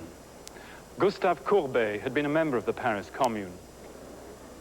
He'd been accused of helping to destroy the Vendôme column, a symbol of French imperialism. Courbet came from the country. He came from the Jura near the Swiss border, and he saw himself as a wild man from the backwoods. He was a notorious rebel against establishment values in art. The Parisian art world was dominated by the Salon, a vast state-sponsored exhibition.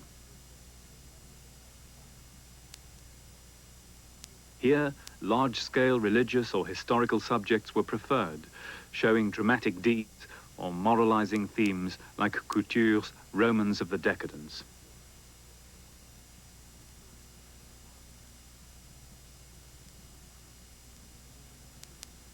Highly popular too were images of beautiful women presented in settings remote in time or place, in classical antiquity or in imaginary Orient. There were also trivial anecdotal pictures of everyday life.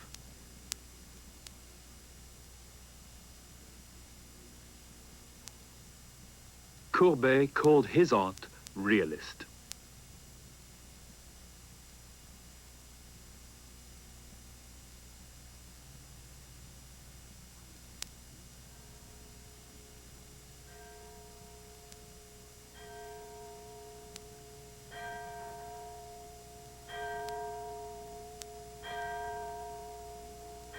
Rejecting the idealized vision and false rhetoric of academic art, he painted the mourners attending a funeral in his own small town.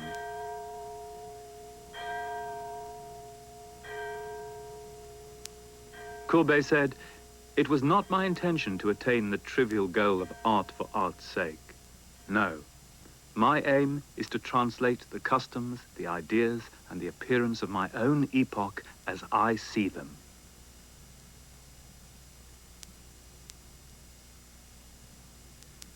We're not told who's being buried, but it's clearly no one of national significance. But Courbet called his vast picture a history of a burial at Ornans.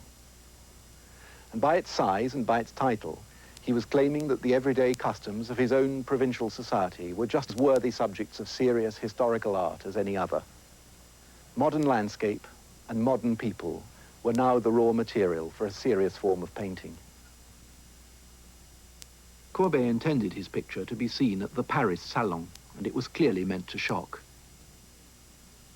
particularly in the political circumstances of 1850 when it was exhibited. In the elections of May 1849, about a third of the votes in the countryside had been polled for radical Republican candidates who opposed the presidency of Louis Napoleon.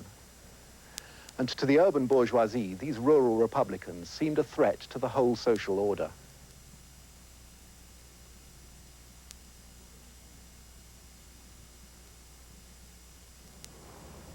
Courbet was born here in Ornans, the son of a prosperous farmer, a member of the class which the Parisians had found so puzzling when they saw it depicted in the burial.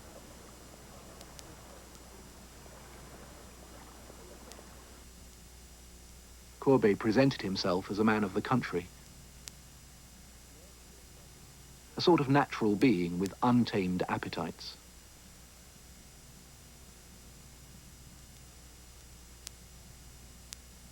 Courbet was also an anarchist, a follower of Pierre-Joseph Proudhon, who wanted to do away with central government and create a classless society of free individuals.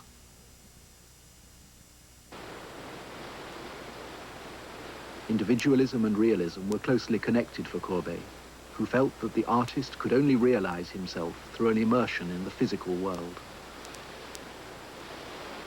I believe that painting is an essentially concrete art and can only consist in the representation of real and existing things.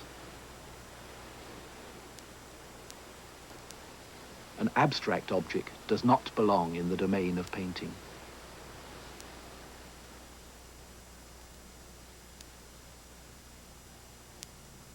Courbet's technique, with its loose brushwork and sweeps of the palette knife, producing simple, very physical surfaces of thick oil paint, tangibly records his engagement with the physical stuff of this world. Courbet's landscapes, with their simple natural elements, trees, crags, waterfalls, emphasize the primacy of the eye over the conventions of academic art. Placing himself and his art at the center of his political allegory, The Painter's Studio, he asserted the importance of the painter's individuality and his independence from the demands of the state and the artistic establishment. But his attack on the values of the salon was not a sign of indifference to it. His Bathers is a parody of the rhetorical poses of the classical tradition, with its blatantly unidealized women.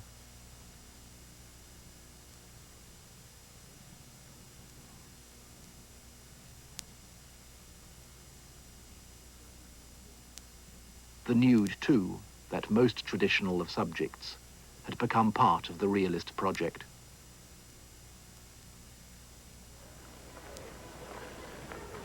Courbet's egalitarian ideas, his rejection of academic art, his insistence on being true to the appearance of the modern world as he saw it, all had a great influence on Manet and the Impressionists. But the modernity which they thought they should confront and portray in their art was not that of the country, but of the city, with its new classes, its parks, its suburbs, and its fashionable life. Baudelaire himself made a pioneer plea for a new art of the city when he said that the true artist will be he who snatches from the life of today its epic quality, who makes us see and understand how great, how poetic we are in our cravats and our patent leather boots. Edouard Manet outlived Courbet by only a decade, but his work seems to belong to a different era. His own position as a fashionable man in monde and demi-monde was not unusual, but this world had not hitherto been regarded as suitable raw material for art.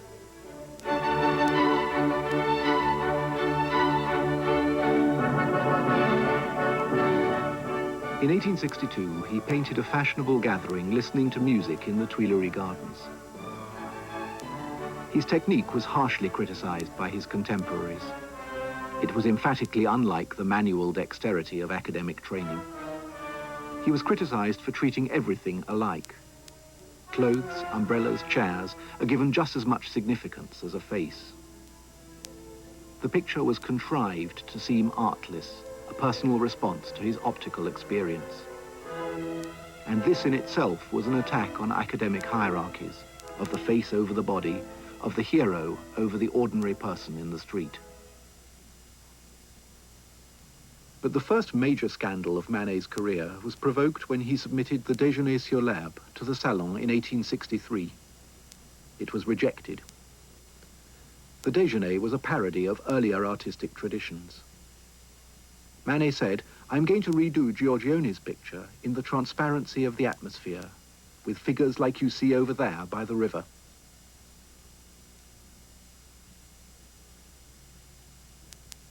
The Déjeuner is an attempt, like Courbet's Bathers, to paint the nude in a modern way. But these are clearly city people, people you might know. And in bringing the scene up to date, Manet too has subverted the meaning of the earlier tradition.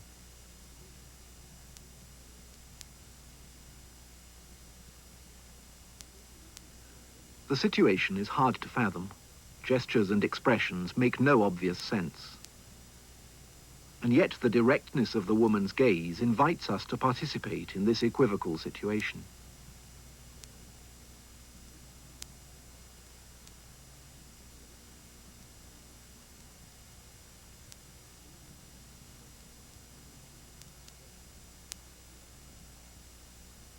Undeterred by the reception of the Déjeuner sur l'herbe, Manet submitted Olympia to the Salon in 1865.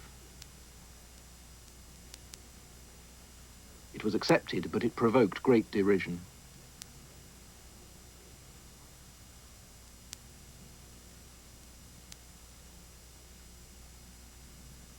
The model was thought hideous and her surroundings degraded. Olympia, with her black servant, was identified by some critics as a Parisian prostitute.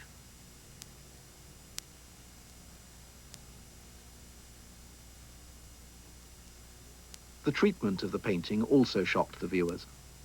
The paint is applied with a calculated simplicity, and the lighting is harsh and frontal, leaving a ribbon of dark shadow round her body. Her presence is quite at odds with the finesse of academic painting.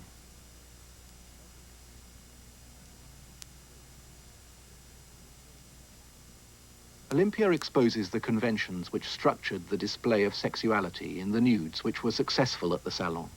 Nudes such as Cabanel's Birth of Venus, which won the Medal of Honor in 1863.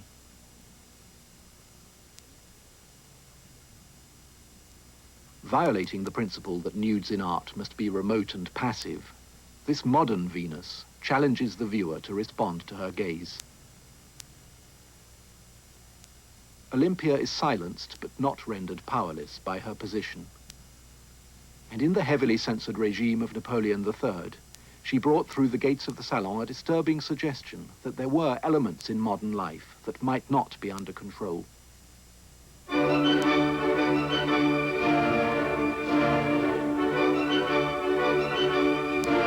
The Industrial Revolution was bringing profound social changes to France.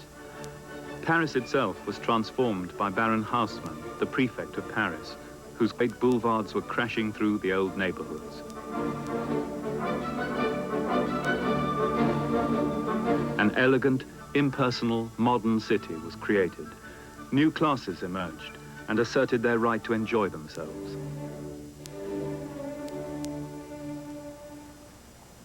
Taking their cue from Manet, younger artists began to paint aspects of modern city life.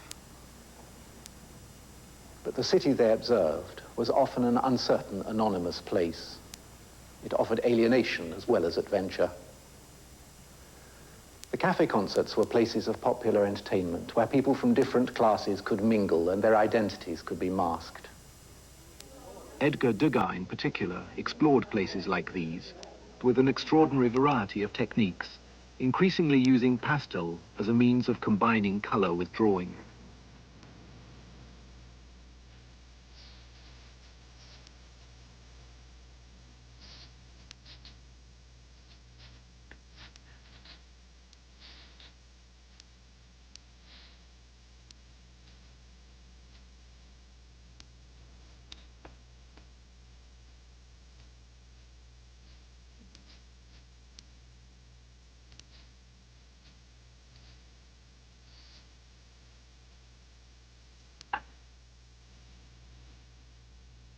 In the way he arranged his compositions, Degas looked to the example of the Japanese color print, whose customary viewpoints and cut-off compositions suggested ways of presenting his vision of the modern world.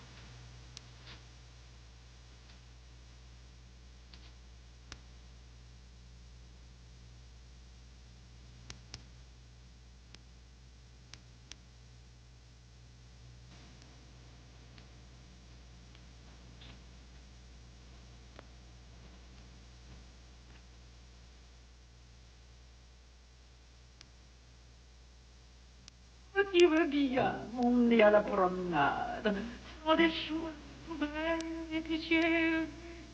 Si passe quelqu'un around de la mousse, il faut tout de suite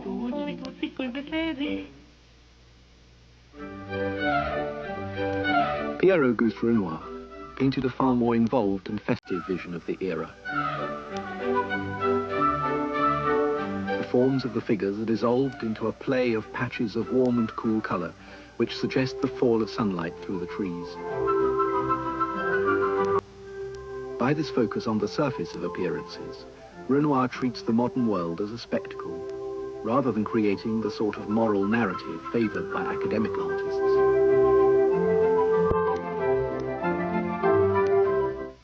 Of this study, Nude in Sunlight, a newspaper critic said, "Would someone kindly explain to Monsieur Renoir that a woman's torso is not a mass of decomposing flesh with the green and purplish blotches that indicate a state of complete putrefaction in a corpse?" His La Loge was shown at the first Impressionist exhibition in 1874. This exhibition was an explicit rejection of the Salon because it was jury-free. All subscribers had a right to display their work.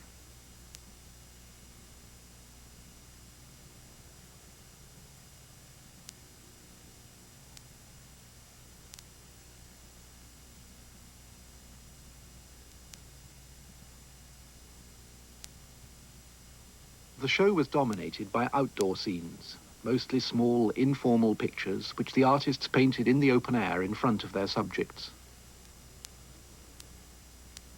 Most critics welcomed the initiative of the exhibition, but many also complained that the works were unfinished, with their visible brushwork and their imprecise definition of form.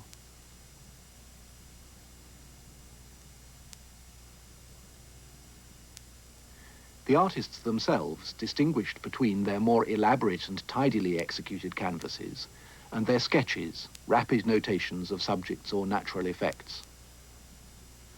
One of Claude Monet's sketches, Impression Sunrise, precipitated the naming of the group as Impressionists. The expatriate American James McNeill Whistler was also invited to join the first exhibition, but he preferred to continue showing his work in London, although his very simple, freely brushed nocturnes had much in common with the Impressionists' atmospheric sketches.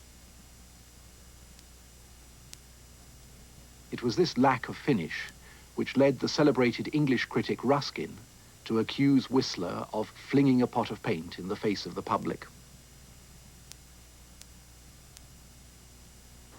The Impressionists' interest in open-air painting led them to the landscape on the outskirts of Paris and the expanding villages along the River Seine. Such areas were meeting places of several different worlds. Camille Pissarro made art out of the least prepossessing parts of his surroundings. Even a drab road in Louveciennes, where he lived, could provide the raw material for art.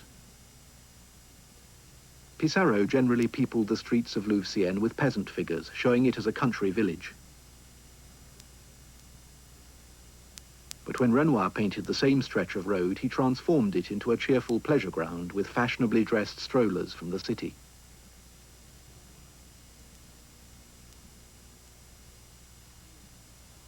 Monet lived for 5 years at Argenteuil on the River Seine. He painted it over and over again in all weathers and all seasons. He was becoming increasingly concerned with the problems of translating fleeting light effects into paint.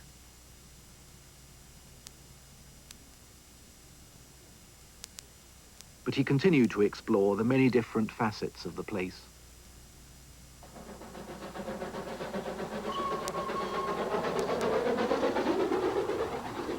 Industry itself, the cause of suburban expansion, was largely ignored or evaded, although the chimneys of a local factory made a discreet appearance.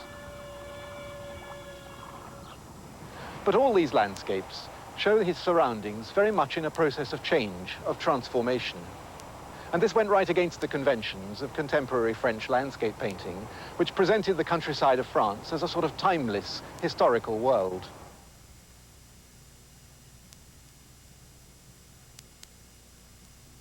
Pissarro, who was an anarchist and a socialist, was one of the few impressionists who tried to come to terms with the industrial landscape itself. By the early 1880s, in part because of commercial failure, the project of painting modern life began to be abandoned. Most of the group, by now in middle age, were in retreat from explicitly modern subjects, and they began to leave the city. Renoir became preoccupied with the nude in an increasingly timeless traditional way.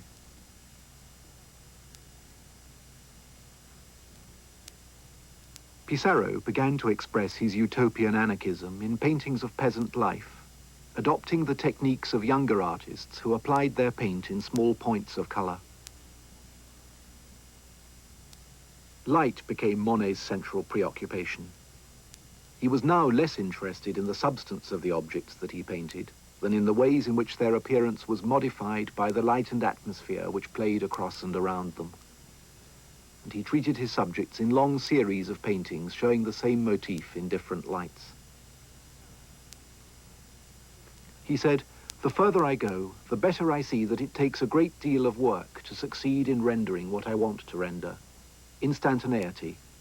Above all, the envelope, the same light spread over everything, and I'm more than ever disgusted at things that come easily at the first attempt." This rejection of the sketch, together with his pursuit of the most transitory light effects, forced Monet to work up his increasingly elaborate paint surfaces in the studio, away from the natural subject.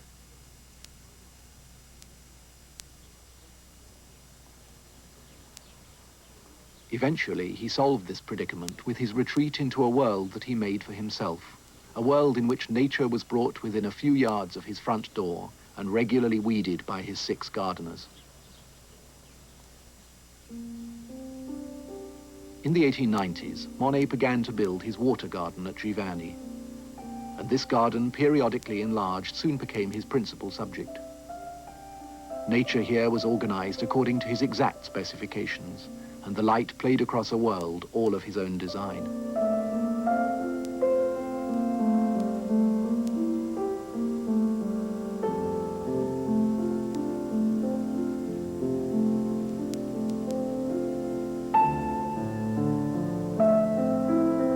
He could work out of doors summer after summer when the weather was right, but also work close by in his studio where his memory would be at its freshest and bring the pictures to the degree of finish he sought.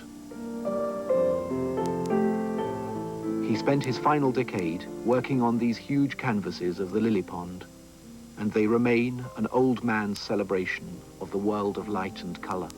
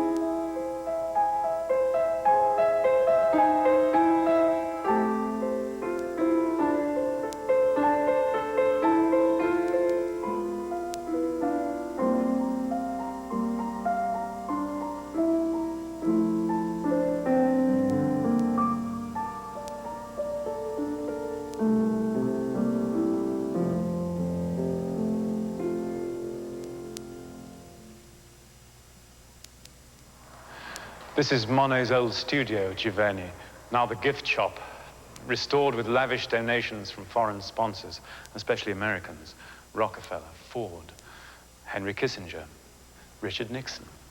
And here you can buy the age of the Impressionists in reproduction. It's ironic that having started out as radicals, the Impressionists should end up being the art of the establishment, the most sought after, the most well-known, and the most reproduced art in history. The familiarity of Impressionism deprives us of the disquiet the works provoked when they were first exhibited. The very modernity they tried to paint is now bathed in easy nostalgia, painting the rituals and pleasures of an expanding middle-class world. The Impressionists hold up a flattering mirror to our own desires and aspirations.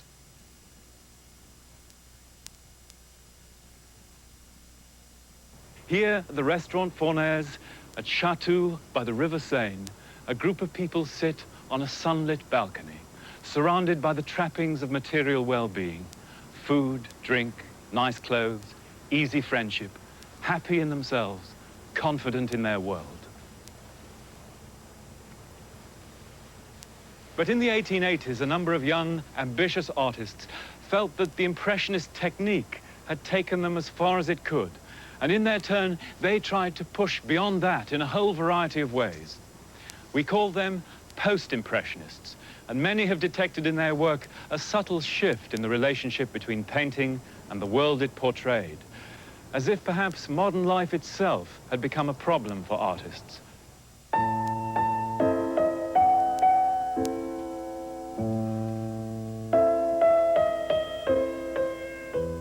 In 1886, Georges Seurat exhibited his monumental work, Sunday Afternoon, on the island of the Grand Jatte.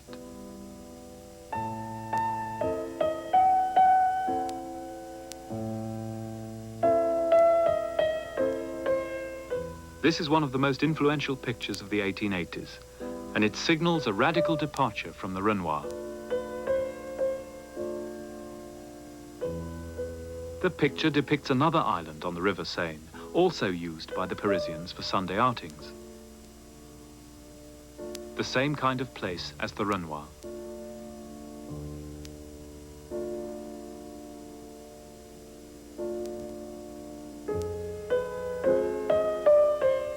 But Seurat painted people from a variety of classes, strangers to one another, and he painted them in a way which expresses a radically different experience of such places.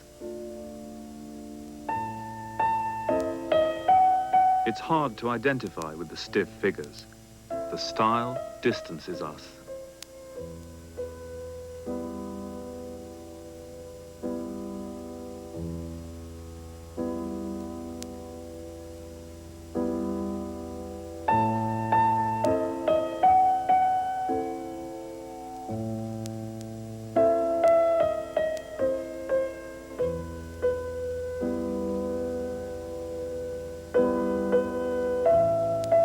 The Grand Jatte was a watershed for the avant-garde of the 1880s. No ambitious artist could paint without acknowledging what Seurat had done to typical Impressionist subject matter. Seurat's innovation was also his style. His compositions are rigorously formal. He replaced Impressionism's casual spontaneity with discipline and order. He used current scientific theories of color and developed a systematic method of painting called pointillism. He applied his paint by means of small dots and thereby achieved what he called optical mixture and greater luminosity.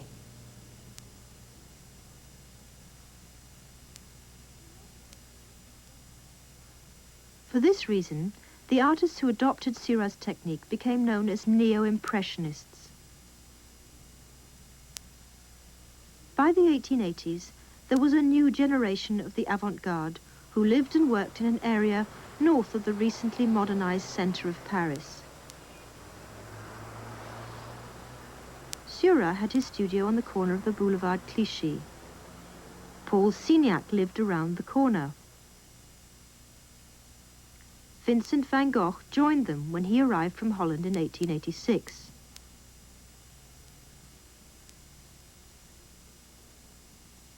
There was still general agreement that modern Paris was the proper subject for advanced, ambitious painting. What was new was the variety of competing styles with which artists responded to both Impressionism and Seurat's Neo-Impressionism. Émile Bernard turned to Japanese and medieval art to find his answer: flattened colours and simplified forms which sometimes verged on caricature.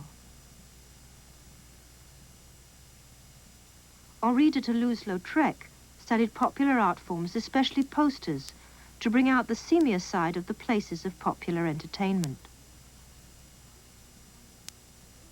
Living in a less prosperous district of the city, Van Gogh followed several artists to paint in Paris's industrial outskirts.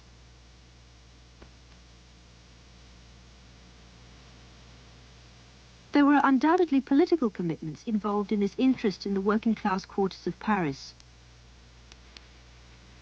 Signac wrote in the anarchist journal La Révolte that the Neo-Impressionists were bringing their witness to the great struggle which is taking place between the workers and capital.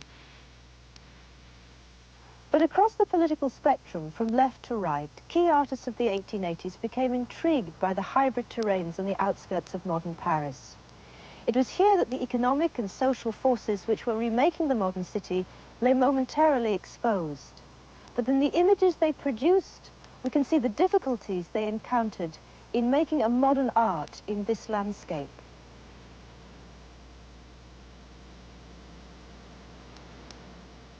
In a series of watercolors, Van Gogh tried to represent these ragged edges of the city, where working-class people came to take a breath of fresh air, amidst the random elements of piecemeal industrial and urban development.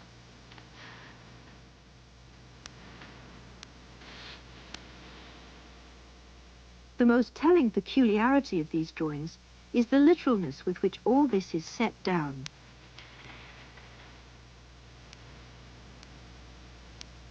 Yet the artist, and hence the viewer, are kept at a distance by the yawning, empty foreground.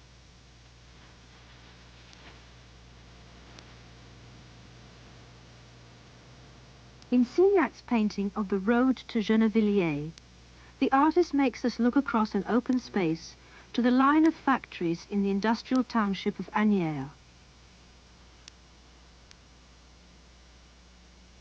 Marked out for future development, awaiting houses and factories, this sheer expanse of empty terrain is disturbing. We have to wonder why any painter could conceive of painting a scene apparently so devoid of incident and meaning. It was in this marginal territory that it was felt the modern could almost be grasped. Could painting make visual sense of such a landscape and its meanings? Perhaps only by keeping at a distance, or making your paintings a purely formal or stylistic exercise. For instance, in Seurat's view over the field of Lucerne to the distant factory town of Saint-Denis, we see very little in the vast empty foreground except a lot of brushwork. Characterizing what was then called the new art was a growing concern with questions of style, technique, and form. Groups of artists formed around different styles and programs, and they began to compete intensely with each other. One critic wrote, "All these tendencies make me think of moving kaleidoscopic patterns which clash at one moment only to reunite at another." Undoubtedly, this was a period of immense innovation and diversity. Yet contemporary critics, such as Félix Fénéon, recognized an underlying similarity. Comparing the work of Seurat and Paul Gauguin, Fénéon argued that they both maintained a distance from their subjects. Seurat, he said, applied science. Gauguin used reality only as a pretext for what Fénéon called distanced creations.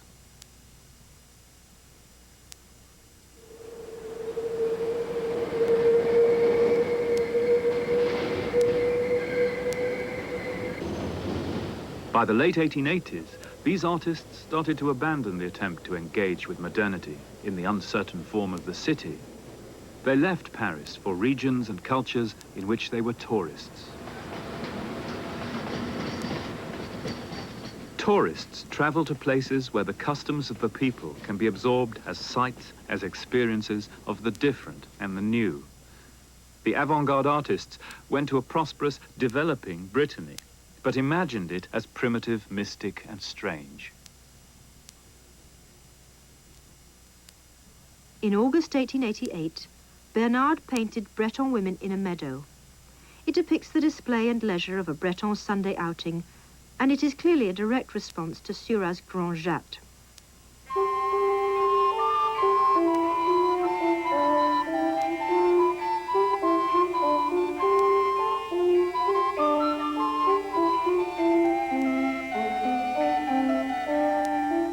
But it is very different. Bernard emphasizes the flatness of the picture's surface. He does not use traditional perspective, and he makes no attempt at naturalism. Instead, he used the example of Japanese prints and medieval stained glass to compose a picture that is only held together by its own invented order of marks and colors on a flat surface.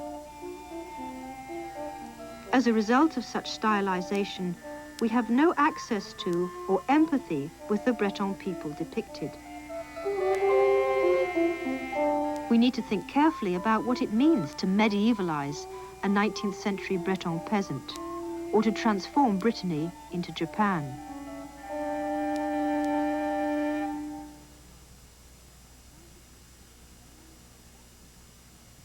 When Van Gogh saw the painting, he made a copy of it, and he called it A Sunday Afternoon in the Meadow, thus directly recalling Seurat's title. Within a few weeks of seeing Bernard's painting, Gauguin produced his bid for leadership of the avant-garde. In Vision After the Sermon, Gauguin painted a red field in which pious women vividly imagine a scene described to them in a sermon they have just heard about Jacob wrestling with an angel.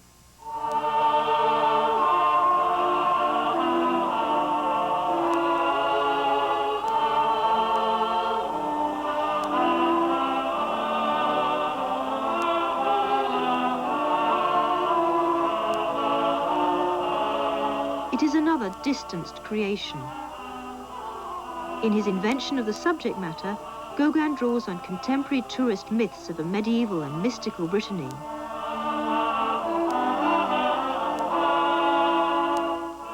And the painting relies for its meaning on a city dweller's fantasy of the superstitious piety of peasant women.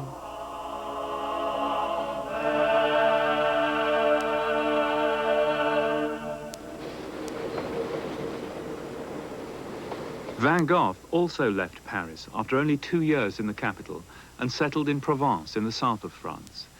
He had come to believe that the renaissance of modern art would only take place away from the city, symbol of a decadent and diseased society. But he also wanted to keep in touch with developments in the avant-garde. He invited Gauguin to visit him, and both artists painted from the same subjects. Gauguin painted the scene in Arles as a tapestry of saturated, flat colors and shapes. He encouraged Van Gogh to move away from naturalism and impressionism and to experiment radically with color and perspective. Van Gogh was brought up in the country, in Holland.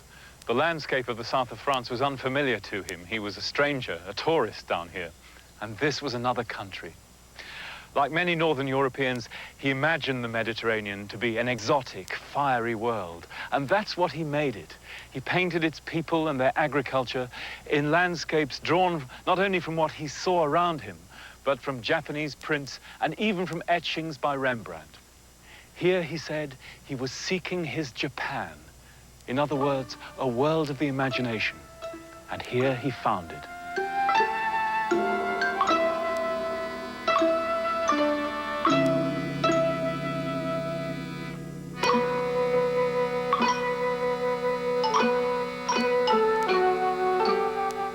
In his collection of Japanese prints, Van Gogh saw a beautiful, sun-filled, harmonious world, which he imposed on the landscapes of Provence.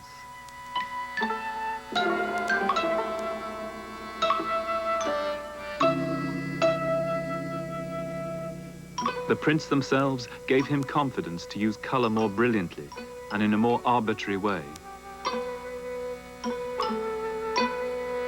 Yet unlike Gauguin and Bernard, he never really understood the implications of the prints in terms of surface and flatness. His surfaces are thick encrustations of paint, but they always refer, often vividly, to the quality and texture, shape and perspective of what he painted.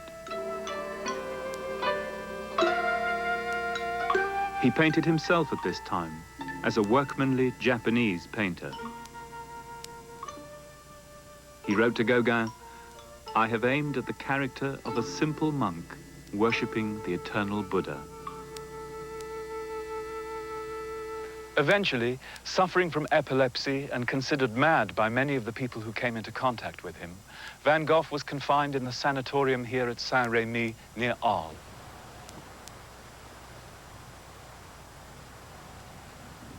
From his window, he could look out on the weird, rocky outcrops of the Alpes Mountains. And in June 1889, that view inspired one of his most famous paintings. The painting is Starry Night.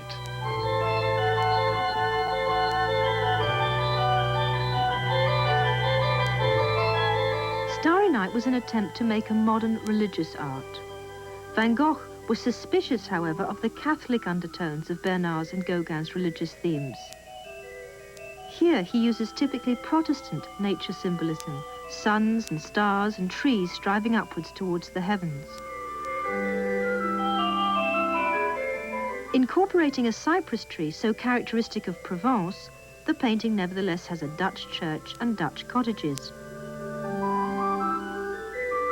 Van Gogh painted Starry Night using modern colour theory. The complementary pair of yellow for light and blue for darkness translated the black and white opposition of religious pictures of divine illumination, such as Rembrandt's print of the Annunciation to the Shepherds. And it was also typical of Dutch 17th century woodcuts of celestial revelations. Unfortunately for Van Gogh, neither Bernard nor Gauguin recognized this work as a reply to theirs. It was seen simply as a somewhat over-stylized village in the moonlight.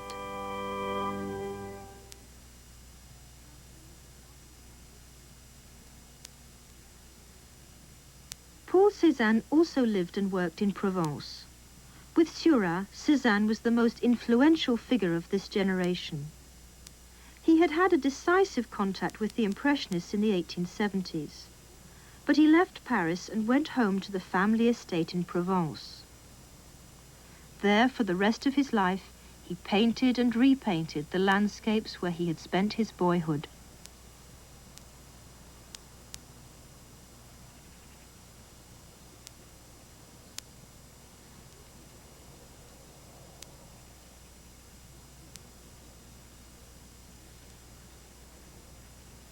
Cézanne was not a tourist. He was therefore quite different from all the other artists we've discussed so far. Cézanne alone remained faithful to the Impressionist program of open-air painting, an art based on direct observation of the physical world. Day after day, for almost 30 years, he set himself to find an answer to this question. Could he make a new art based entirely on what he called his petites sensations?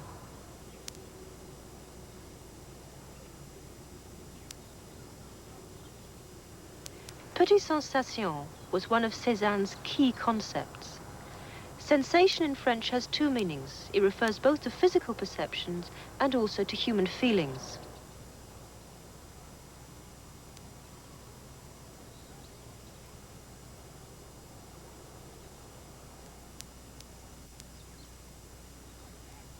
Cézanne was never a distanced observer.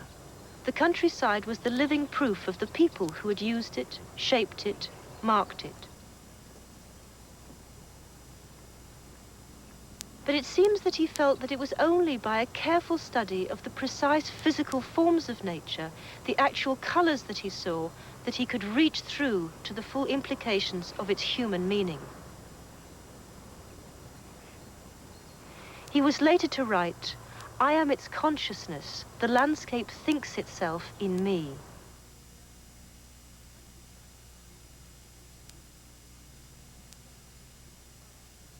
Cézanne painted the people of the region, he produced monumental portraits of people he neither sentimentalized nor patronized.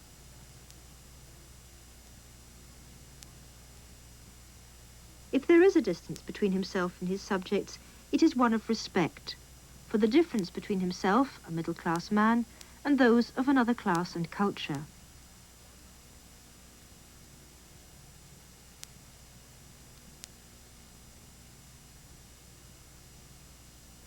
He submitted people to the same discipline as the mountain, while he patiently analyzed the field of colored light for which his paintbrush had to find an adequate sign on canvas.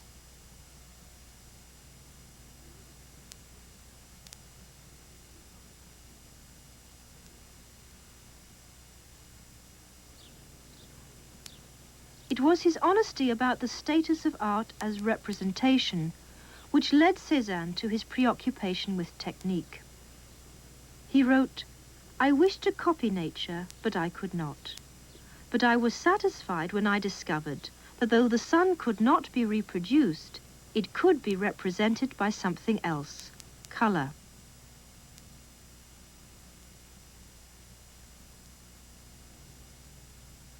In the 1880s, like Seurat, Cézanne rejected the disorder of Impressionist painting and evolved what has been called his constructive brushstroke, carefully building up his pictures by small facets of finely modulated color. This makes his pictures dense and at times claustrophobic. But Cézanne always tried to recreate through color a sense of space and solidity of form.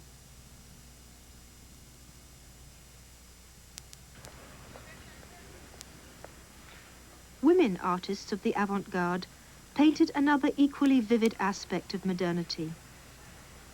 Unable to frequent brothels, bars and cafes, artists like Mary Cassatt represented the world they knew intimately. Her subjects were drawn from the rituals and disciplines of middle-class womanhood. Cassatt joined the Impressionists in 1879. But her work of the 1880s and 90s exhibits many features of post-impressionism in its move towards greater solidity and more organized surface. Yet her pictures are not distanced from their subjects. They balance the self-conscious exploration of medium and form with a concern to convey a known social and psychological reality.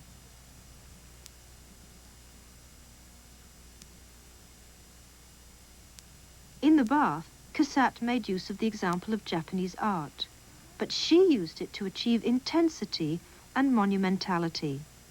The tilted perspective, the play of patterns, all testify to formal experimentation. But the effect is to concentrate the viewer's attention on the solidly placed woman and child and on what they are doing. The mundane act of bathing is thereby invested with dignity and meaning. Suzanne Valadon, a one-time milliner and circus performer, became an artist model. Renoir painted her, but she also began to paint for herself.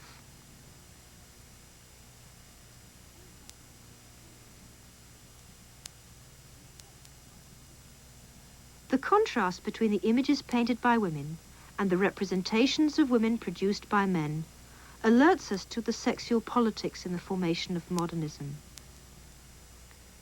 A persistent factor in the paintings of this era was a kind of sexual tourism.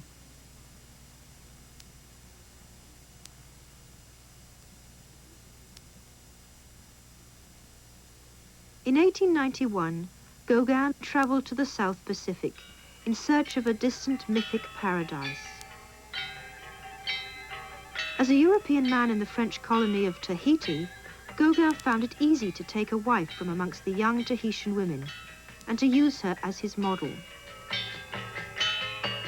He wrote to his European wife about this painting called Manao tu Papao of his 13-year-old bride in terms redolent of the colonizers' complacency and racism. I painted a nude of a young girl. In that position, a trifle can make it indecent, and yet I wanted her that way. The lines and the action interested me. I gave her a somewhat frightened expression.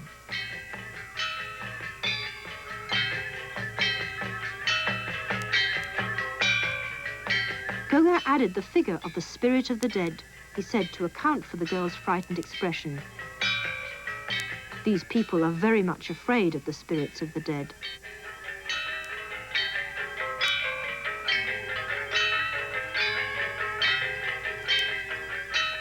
Gauguin uses colour, patterns and simplified forms, as well as invented mythologies, to create an image of the exotic.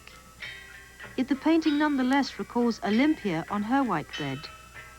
The displayed body and the watching figure all tie this image back into European concerns.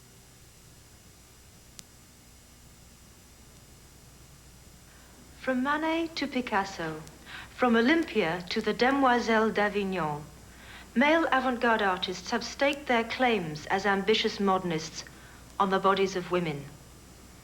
The major paintings of European modernism are surprisingly often paintings of the female nude. The power men enjoy make women available for artistic experimentation and colonization. In many ways, modern art rejected the humanist traditions of Western art, but it never abandoned the female nude. Instead, it used women's bodies for its most extreme innovations and fantasies. On their bodies, the implication of distanced creation is there for all to see. There is no such thing as objective art history. There are only the interpretations of art historians. The work of these artists has been assessed in different ways. From Courbet's country peasants to Manet's new classes in the cities, from Monet's realism of light to the visions of Van Gogh, the painters we've been looking at seem to progressively move away from the real world, rejecting external appearances in favor of an inner, personal, imaginative truth.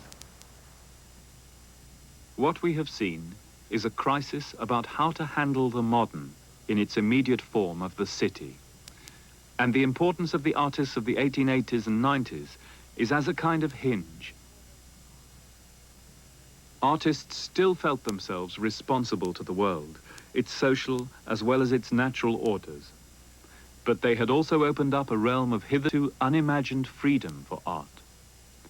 Later artists saw in the imaginative colors of Gauguin, in the exhilaration of Van Gogh's energetic brushwork, and above all in the inventiveness of Cézanne's later work, resources which were to inspire the whole array of 20th century isms, from purism to expressionism, from fauvism to cubism.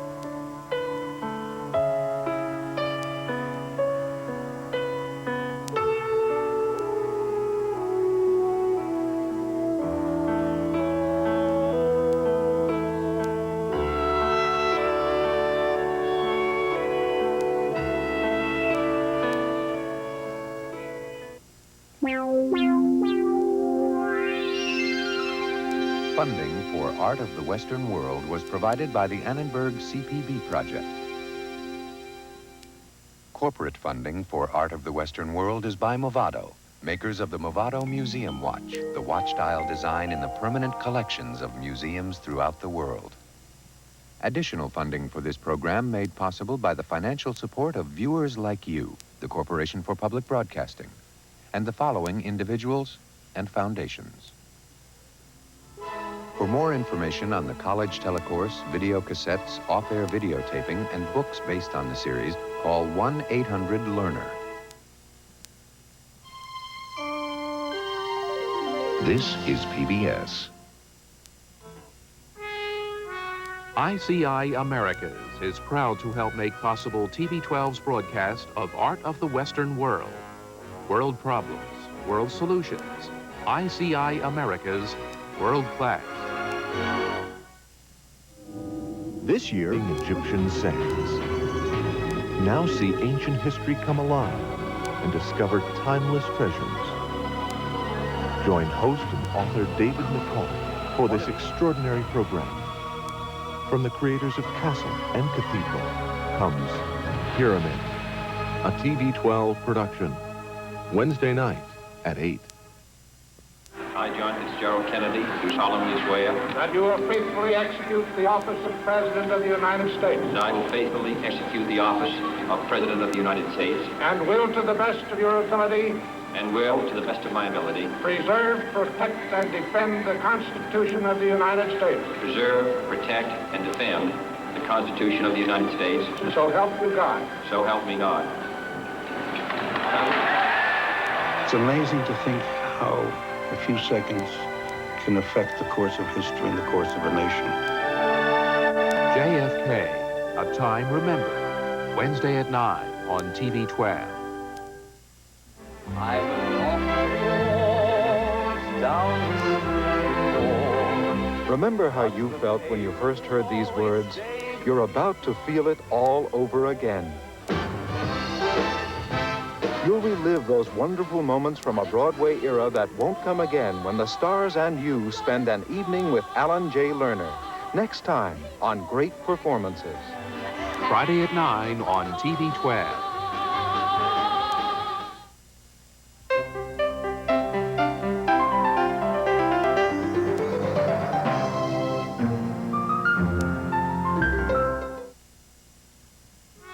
ICI Americas is proud to help make possible TV12's broadcast of Art of the Western World.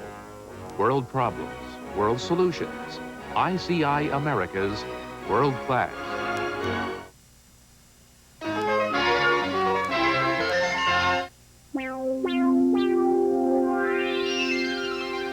Funding for Art of the Western World was provided by the Annenberg CPB project.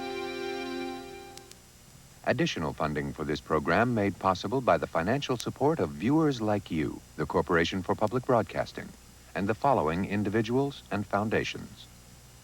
Corporate funding for Art of the Western World is by Movado, makers of the Movado Museum Watch, the watch dial design in the permanent collections of museums throughout the world.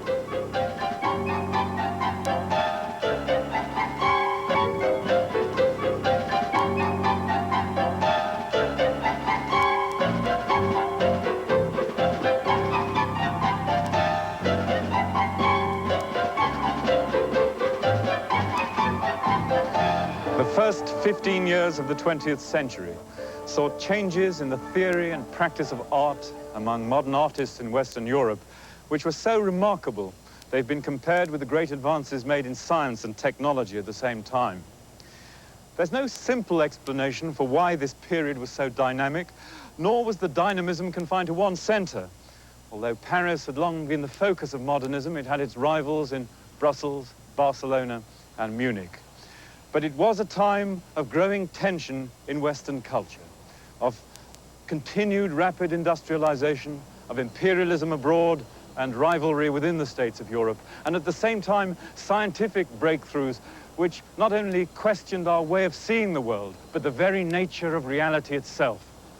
Planck's quantum theory, Einstein's theory of relativity, Freud's work on psychoanalysis. It was in 1900 that Freud wrote his interpretation of dreams, a prophetic work in view of the tragedies of modern Western history.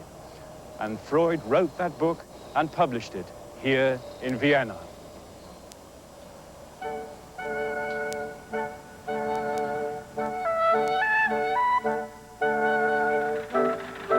Vienna 1900 was one of the intellectual and artistic centers of Europe. And in tracing the emergence of modern art in the 20th century, Vienna embodies perhaps more than any other city the struggle to break with the ossified traditions of the 19th century to achieve a modern art, an art for the 20th century.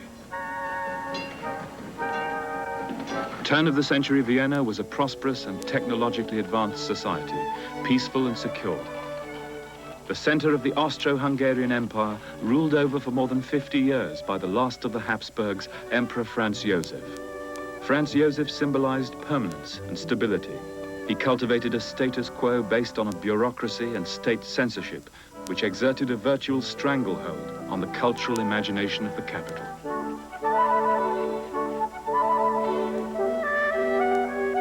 Artistic life was dominated by the Baroque history painting of the Fine Arts Academy. Architectural endeavor aimed at creating a sense of continuity with a grand past.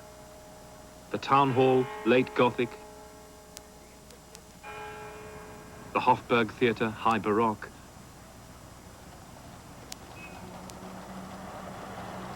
The Parliament buildings, classical Greek.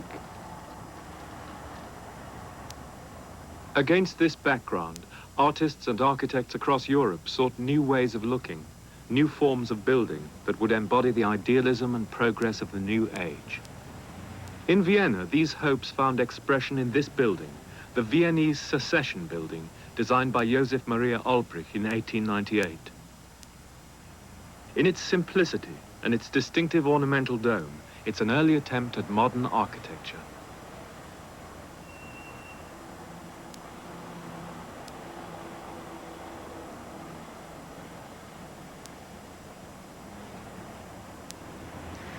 The building housed a group of artists and architects who, in 1897, seceded or broke away from the reactionary Academy of Fine Arts to form their own organization, the Secession.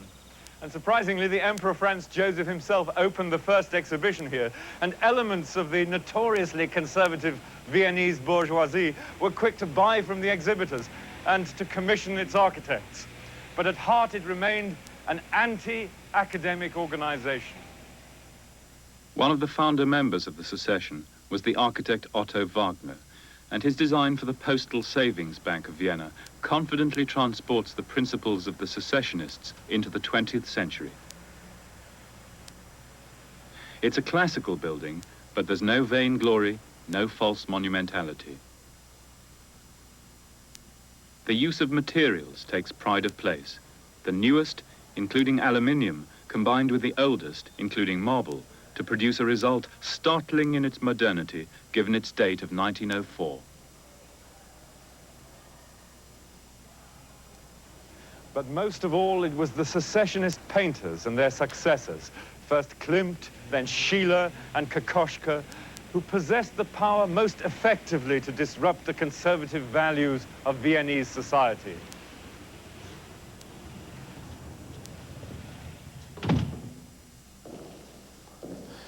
In 1902, for the 14th secessionist exhibition, Gustav Klimt, the most important of the secessionist painters, painted this frieze-like work in homage to one of the great figures of the 19th century, Beethoven. The Beethoven frieze is concerned with the highest ideals of art. It portrays the conflict between the human desire for happiness, love, and fulfillment set against the fact of evil, corruption, death, and even the terrors of the unconscious.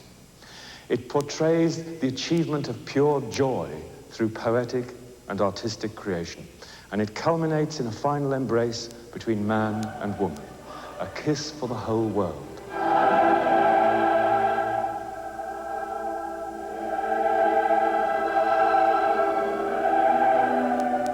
The modernity of the Beethoven frieze lies less in the novelty of its ornamental extravagance than in its capacity to shock through its sexual explicitness. Klimt, like other artists of the secession, was partly reacting against the stultifying conservatism of turn-of-the-century Vienna. It was a stagnant society, opposed to change, hidebound by class distinction and strict moral codes. In these circumstances, the erotic power of Klimt's work caused an outcry. Klimt's essentially harmonious, idealistic view of beauty has a 19th century flavor. A more distinctly 20th century modernism arose in Vienna with a younger generation, especially Egon Schiele. Schiele, like Klimt, believed there was a spiritual dimension to sexual ecstasy, but his was a brutally direct approach to sex. His depictions of the female nude are projections of male sexual feeling, and given they were painted in the first decade of this century, unprecedented in their license and intensity. Schiele was also deeply obsessed with the self, again a very modern preoccupation. He saw man as a sexual being tormented by a sense of spiritual despair, and he thought human existence without meaning, a continual striving doomed to frustration. Schiele's willingness to confront himself and his world directly, however disturbing, is at the core of modern art, found not only in Vienna, but especially in Germany, in Expressionism. At this time, Germany was engaged in a process of rapid industrialization and imperial expansion. Many artists rejected this new Germany, but ironically, they were influenced by the exotic world discovered in the Kaiser's colonies in Africa and the Pacific, primitive art. The myth of the innocent savage held special attractions for artists right across Europe. I think especially of a small group of German artists, hardly more than students, who called themselves Die Brücke, the bridge. They were based in Dresden.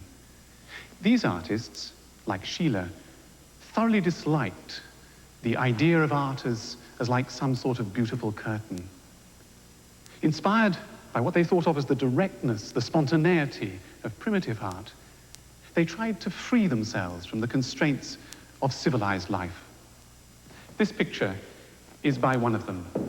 It's by Ernst Ludwig Kirchner, and it was begun in around 1909. And it shows how they actually tried to live the myth of the primitive, to act it out for themselves in what amount to nudist bacchanals here on the shores of the Moritzburger Lakes. They decorated their studios as if they were the centers of a new tribal culture, one so free of civilized restraint that they could remake art. Later, in Munich, the artist Franz Marc would write in a way that Kirchner would have understood. Our ideas and ideals must be clad in hair shirts. They must be fed on locusts and wild honey, not on history, if we're ever to escape the exhaustion of our European bad taste. For the Brücke artists, it seemed briefly possible to live and paint as if making a reality out of a primitive idyll, and thus to confront modern Germany, industrial and militaristic, with an alternative.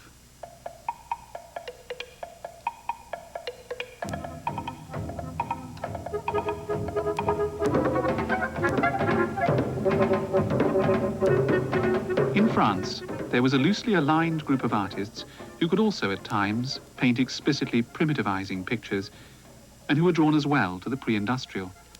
I mean the Fauve. They preceded the Brücke artists and provided a vital example for them. André Derain was a leading Fauve at this time, and this is his Bathers of 1907.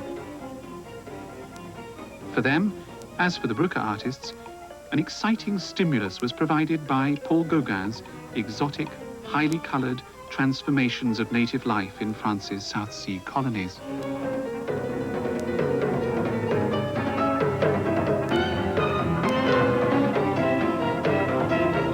Best known among the Fauves was Henri Matisse. This is Matisse's Lux, Calme et Volupté. He began, in 1904, to use a repertoire of colored patches and marks brilliantly synthesized from Gauguin, Van Gogh, and Signac, using them as the sumptuous pictorial vehicle for his own range of pre-industrial idylls.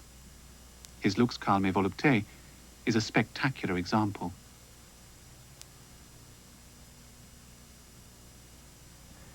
Fauve means wild beast. It was a critic's tag.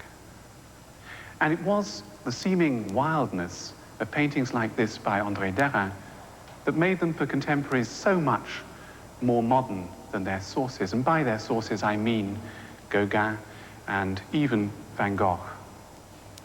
And yet, when one looks at a Derain like this, I think it's very obvious that the discord, the tension that came of the sexual subject matter of Kirchner in Germany and of Schiele in Austria just isn't there. The Fauves used their wild way with color, and it was actually much less wild than it seems, much more knowing. They knew exactly how to use a blue against a green, an orange or a red against a yellow.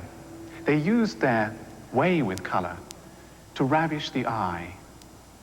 They produced versions not only of a golden age, but also what one might call a tourist's world, a world where the sun is always out.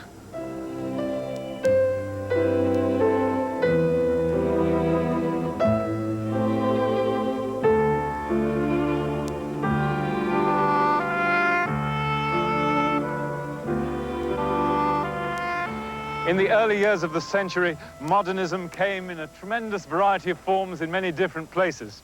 But there was one city which was viewed as the preeminent center of modernism and which acted as a magnet to a motley army of artists who came from everywhere. Russians, Romanians, Germans, British, Americans, all drawn by what became a sort of bohemian finishing school for modern artists. And despite the reputation of Schiele, Klimt, and Matisse, there was one artist working in this city during those years, and right the way through to the middle of the century, who is still for us the modern artist. He is Picasso, the city, Paris.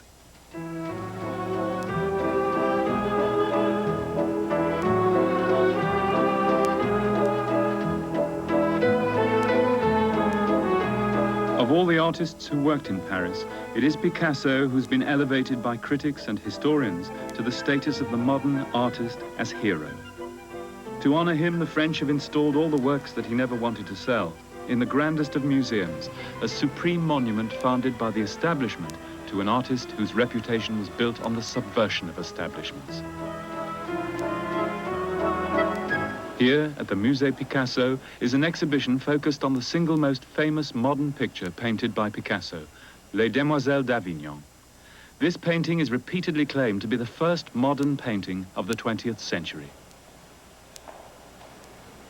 Far more important, I think, is the fact that this painting has really two quite separate identities, even reputations.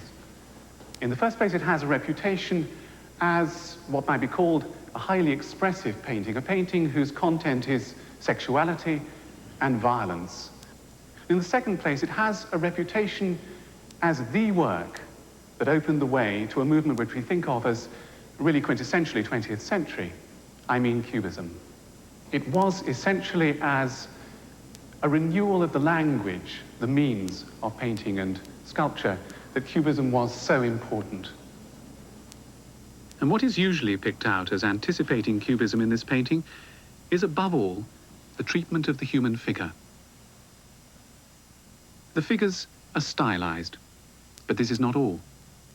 Those on the right, especially the crouching nude, seem literally to have been dislocated, pulled apart. One feature is pulled right out of alignment with another. This is the result of an attempt by Picasso to fuse into his depictions of figures views from varying angles, as if he, the artist, or they, the figures, were in movement as he conceived them.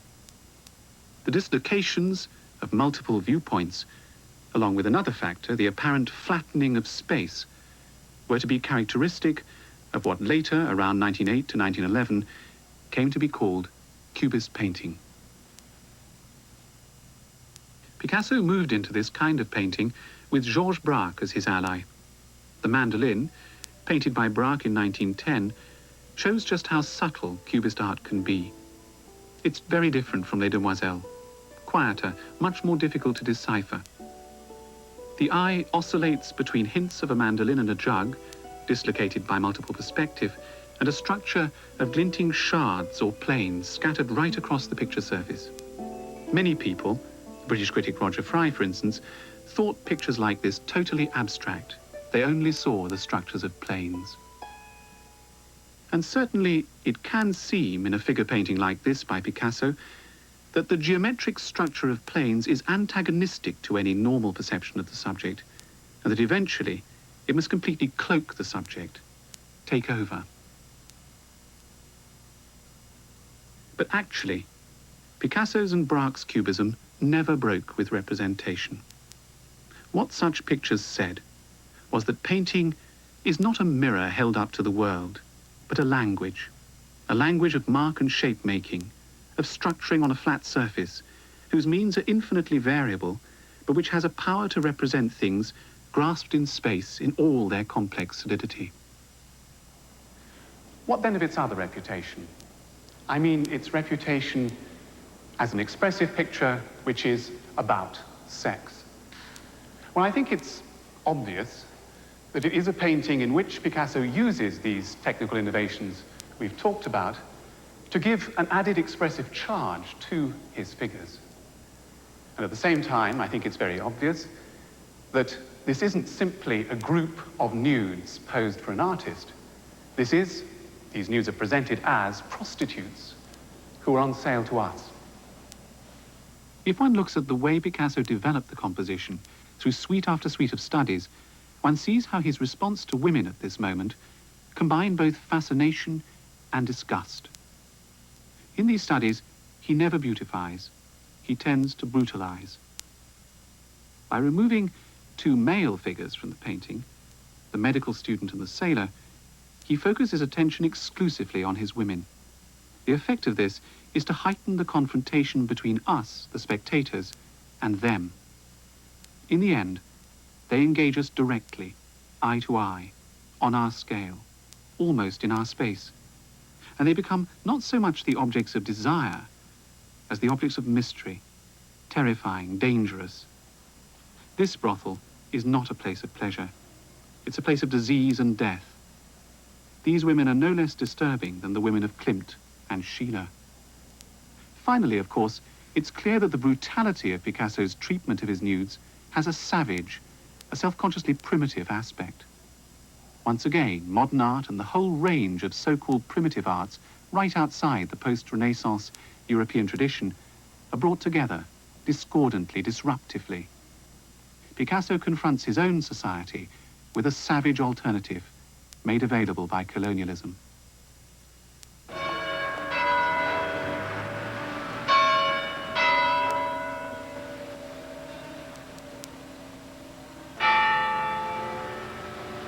At this time, Picasso was leading a bohemian way of life, a sexually liberated, consciously anti-bourgeois. And yet, ironically, in order to survive as an artist outside the academies, he needed the bourgeoisie. And modern art would not have developed in the way that it did without the patronage of a rising and wealthy middle class, and without the network of art dealers which they fostered throughout Europe. Picasso and Braque were taken up by a dealer called Daniel-Henri Kahnweiler. He was intensely interested in modern art, especially Cubism, and prepared as he was to wait for profits, he provided them with an income while he bought up all their work. Picasso moved to a new apartment on the Boulevard de Clichy and was able to hire a maid. Under such an arrangement, both artists could afford to ignore the huge public exhibitions of the pre-1914 years and dedicate themselves to their work alone. They developed still more provocative Cubist techniques, inserting words and sticking on pieces of colored paper and materials to make collages. Now, everything could be many things. A piece of newspaper could be a simple rectangle, or it could be red, or it could be cut to shape as a soda siphon. And anything went, from passages of drawing to scraps of printed or mass-produced rubbish. If this was art, it was as ephemeral as popular culture. painting wasn't quite painting anymore. And indeed, Picasso even began to build his collages out from the picture surface to make a new kind of constructed sculpture, impromptu, flimsy, but deadly serious. These were developments that would show the Dadaists and the constructivists after 1914 how to question the conventions of painting and sculpture to devastating effect. And they enormously expanded the scope of Cubism. One could even read about international crises in Picasso's 1912 compositions.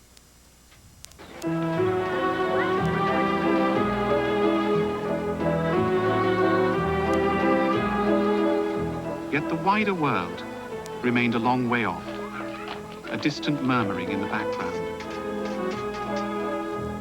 Neither Picasso nor Braque were in any sense political activists, and neither engaged with the more spectacular aspects of the city around them.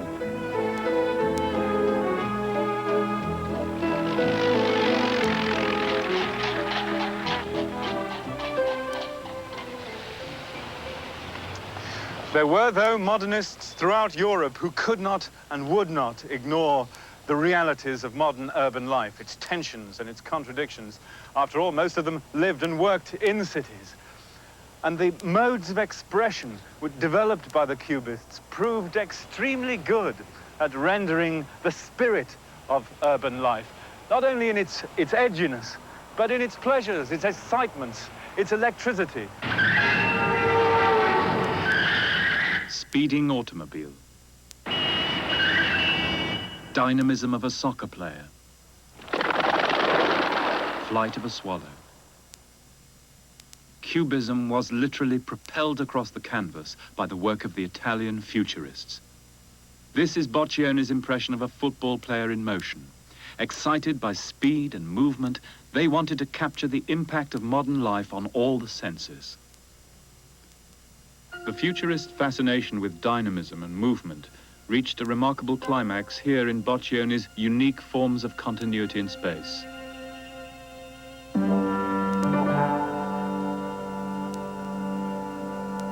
Boccioni claimed to have found in this work pure plastic rhythm, not the construction of the body, but the construction of the action of the body.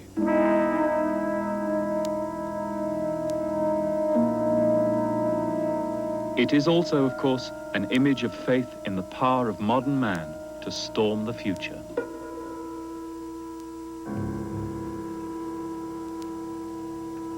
But the futurists were not simply experimenting with form. Their work was the manifestation of the most political of all the avant-garde groups, though on the authoritarian right rather than the Marxist left. Their leader, Filippo Tommaso Marinetti, hated the past. He wanted to drag Italy into the 20th century with violence. One of his slogans was "War, sole hygiene of the world."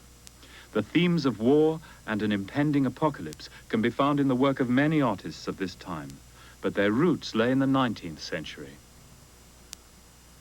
As the 19th century progressed, many writers and thinkers, among them the visionary German philosopher Friedrich Nietzsche, came to believe that European culture was in a desperate crisis, that its beliefs and institutions were on the point of dissolution, and that a period of war and revolution would follow, fought out on a hitherto unimaginable scale by the mass armies of the industrial West. These kind of ideas came to occupy the thoughts of artists too. Among them, Wassily Kandinsky.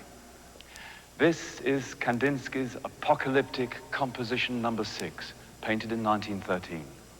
2 years before, in Munich, Kandinsky had formed a new group of artists, Der Blaue Reiter, the Blue Horseman. This theme of an impending apocalypse was a central concern not only of Kandinsky, but of Blaue Reiter artist Franz Marc. Here in Kandinsky, it's expressed in a mystical abstraction. But the explicit meaning, conveyed in the metaphor of a great animal disaster, comes out in Franz Marc's Fates of Animals, painted in 1913. Predictably, this painting has often been treated as a prophecy of the Great War, out of which came the collapse of the Austro-Hungarian Empire, the creation of Weimar Germany, and the Russian Revolution of 1917.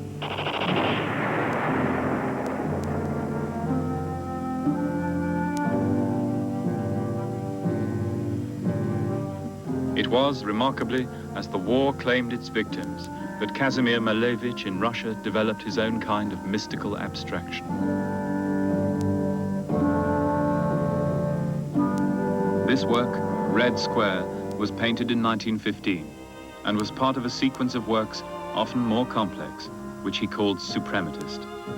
For him, these colored shapes floating in white, infinite spaces could convey the awe of religious experience. He, like the other mystics who put their faith in abstraction, kept aloof from the real apocalypse of 1914. In Kandinsky's words, when religion, science, and morality are shaken, when the external supports threaten to collapse, then man's gaze turns away from the outside world toward himself.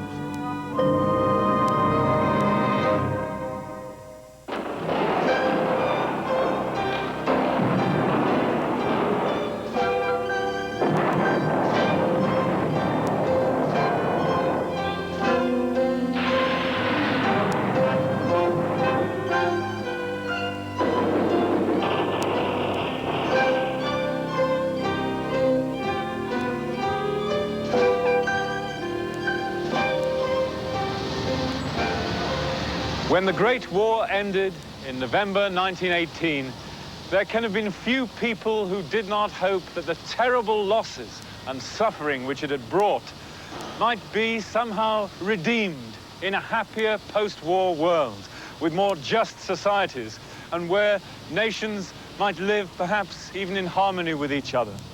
But in fact, the history of the 20 years in between the two world wars, the subject of this program, is one of increasing division and disillusionment in Western culture. The advances made towards more egalitarian social order were countered by economic collapse in Europe, by civil wars, and by the growing spectre of fascism. And the utopian hopes born of the tragedies of the First War dissolved eventually in totalitarian nightmare. And in the story of the art of the West, the legacy of the Great War is also a troubled one. This is a picture of hell, a vision of grotesque dead men, a swarm of possessed human beasts sailing downhill into destruction. This is how George Grosz saw Berlin in his work Funeral Procession of 1918, a city on the verge of chaos.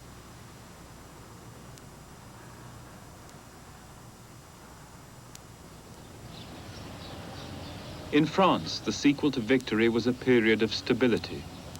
In this new era of reconstruction, many artists who'd been involved with Cubism before 1914 injected into their work a new realism and order.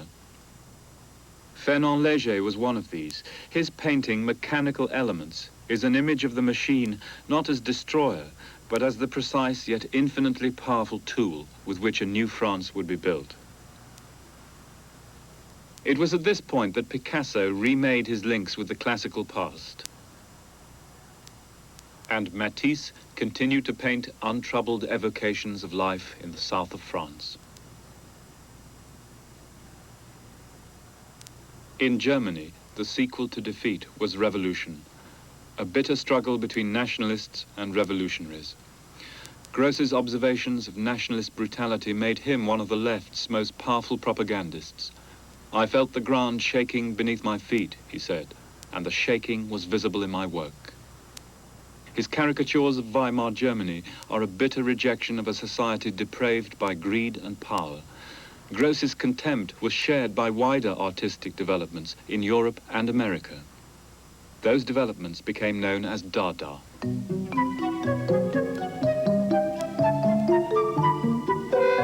Dada was like a storm that broke over the world of art. It had many centers, from Zurich to Hanover, from Cologne to New York, and many sorts of artistic expression.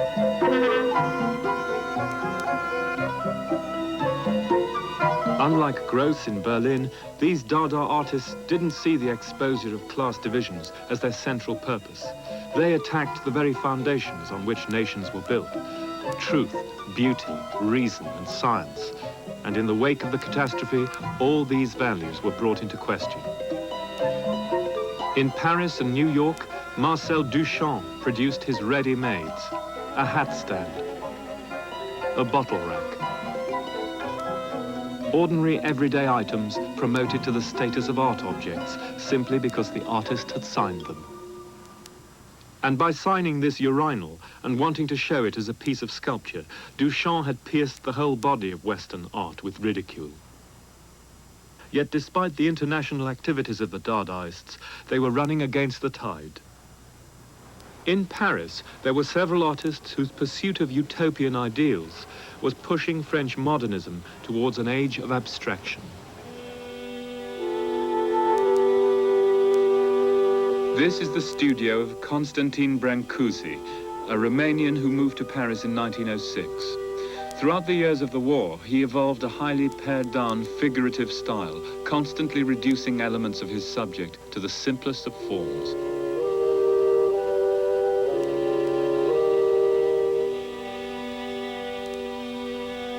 This is a crying head. This is a seal. A bird. A pretty Hungarian girl. And this is his bird in space, rubbed and smoothed down to a single ascending convergence of long curves that simply express the spirit of the bird.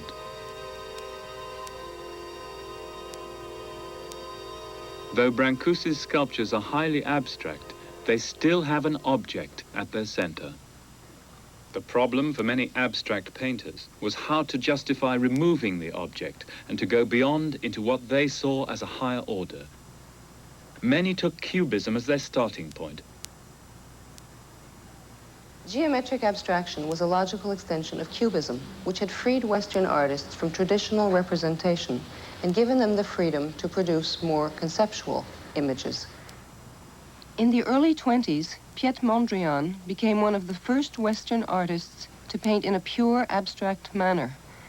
And if we look at a series of tree paintings that he completed in 1908 to 1912, we can trace his development away from figurative work to the use of Cubist grays and Cubist composition, and finally to an altogether more subtle Cubist image.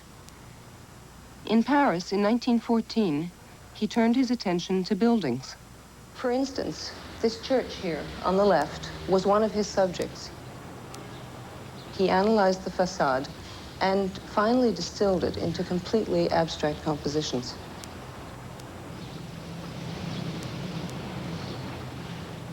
By reducing the church to a series of vertical and horizontal lines and carefully worked out rectangular oppositions, the church begins to disappear. And this would lead to a visual embodiment of the oppositions fundamental to all existence: vertical, horizontal, active, passive, spirit and matter.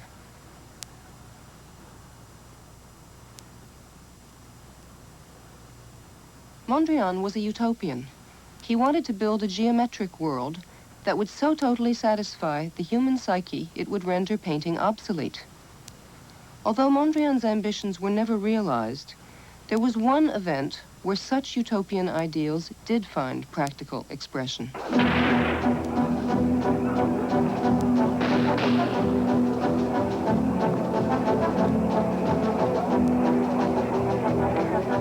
The Russian Revolution of 1917 was not only a momentous event in world history, it had great significance for the story of Russian and of Western art. Although, as one Russian painter put it, Vladimir Tatlin, we artists had achieved our revolution before 1914. But for a brief time, art and politics seemed to join hands in expressing that dream of a utopian society. Artists, politicians, people in the street saw art as one way of helping to reshape the world. And artists were able to break out of their traditional confines of museums and galleries and grapple with the practical problems of everyday life. Put art into production, put art into technology were the slogans of the day. And even down with art, long live technical science. The artists then saw themselves as part of the political struggle, consciously breaking with the bourgeois traditions of Western art. Revolutionary politics had demanded and received revolutionary art. The message of the revolution had to be communicated in every way possible. Posters, pamphlets, public demonstrations, even trains painted with images of revolutionary victory. They were sent out on propaganda missions across a vast and devastated country. Artists such as Tatlin, Rodchenko, Lisitsky, who were on the margins of artistic life before the revolution, suddenly found themselves at the center of the leading avant-garde group, the Constructivists. And women such as Popova and Stepanova worked on an equal basis with their male comrades in constructing this new world, a world based on function and materials appropriate to the needs of their future society. The Constructivists paved the way with new ideas for typography, architecture, and furniture design. This is the interior of a Moscow workers' club around 1920. They produced costumes and set designs for constructivist theatre, such as these by Popova. Ceramics were also an effective way of continuing the themes of work and revolution. These designs were based on the suprematist compositions of Malevich in 1923.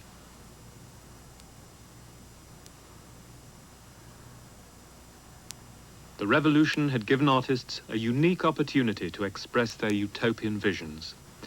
And this structure was to be the constructivist masterpiece.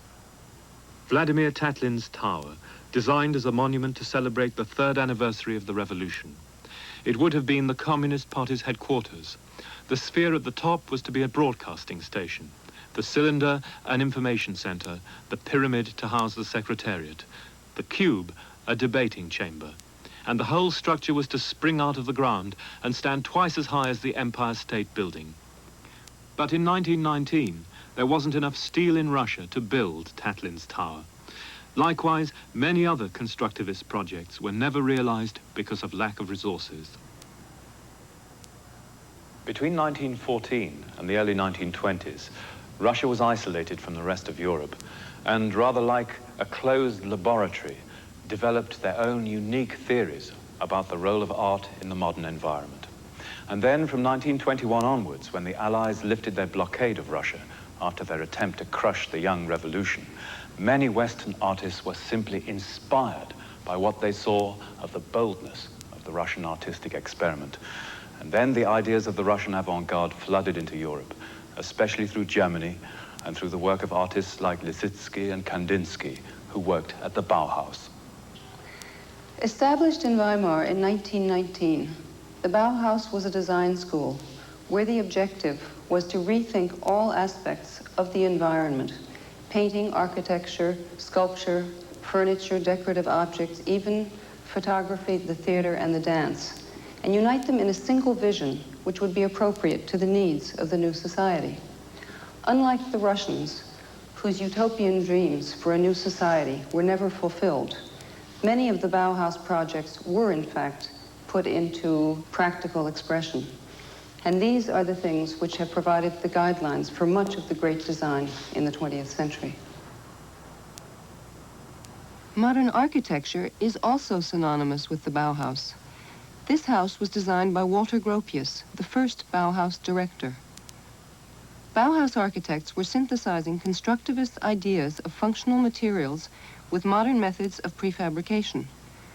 On this experimental housing estate near Dessau in Germany, built in 1926, they could erect a house in 3 days, thus realizing the dream of many families who wanted clean, light, and economical housing. One might say that the Bauhaus marks the beginning of the modern era in architecture. But if we are looking for that which expresses the highest ideals of the modern movement, it must be the Villa Savoie, completed by Le Corbusier in 1930. This villa shows Le Corbusier's ideal in microcosmic form of a city raised on stilts. At first sight, even the most ardent modernist might be caught unprepared by its abstract conception. But one should not be deceived by the simplicity of its geometric exterior.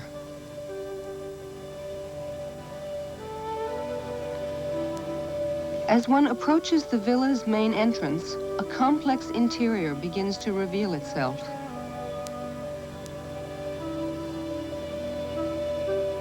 The owners of the villa would ascend to their living area along a grand ramp that rises up through the house. Le Corbusier defined architecture as the magnificent, knowledgeable, and correct play of volumes in light.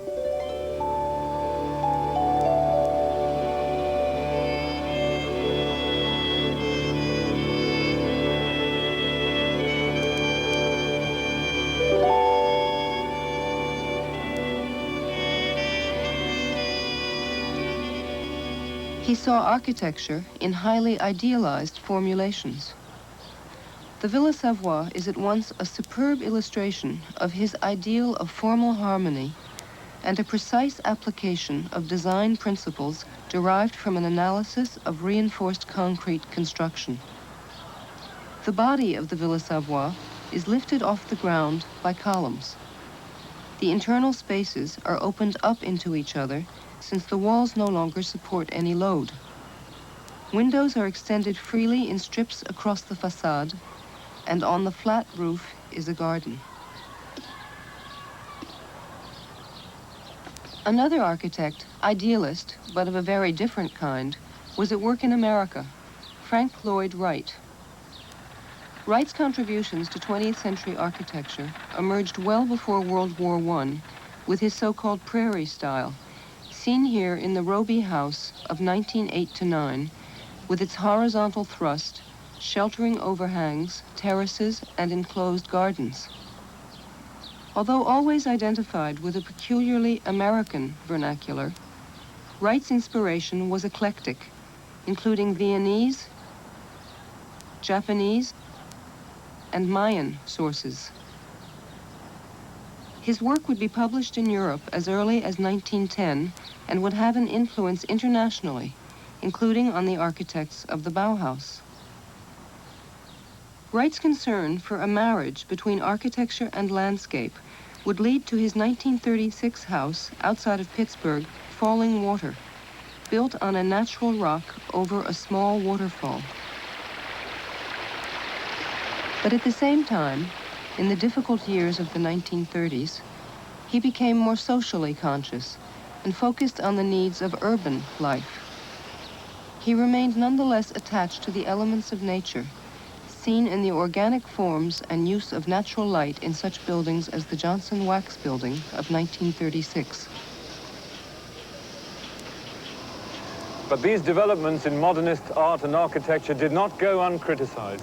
Even at the time, many people felt that such work was elitist, that it didn't speak the language of ordinary people. Why, for example, was it necessary to strip a building of all its decoration or reduce a picture to a few lines? And so, ironically, at its most progressive point, modernism was still widely unacceptable, and many architects did not follow its lead. You can see this in some of the buildings made at that period in New York, like the Chrysler Building of 1928, the Empire State from 1930, and the Rockefeller Center here from 1932. The problem was, what style would appropriately express the enthusiasm for progress, industry, and democracy in America? Ironically, the solution was in a more narrative, decorative style that became known as Art Deco.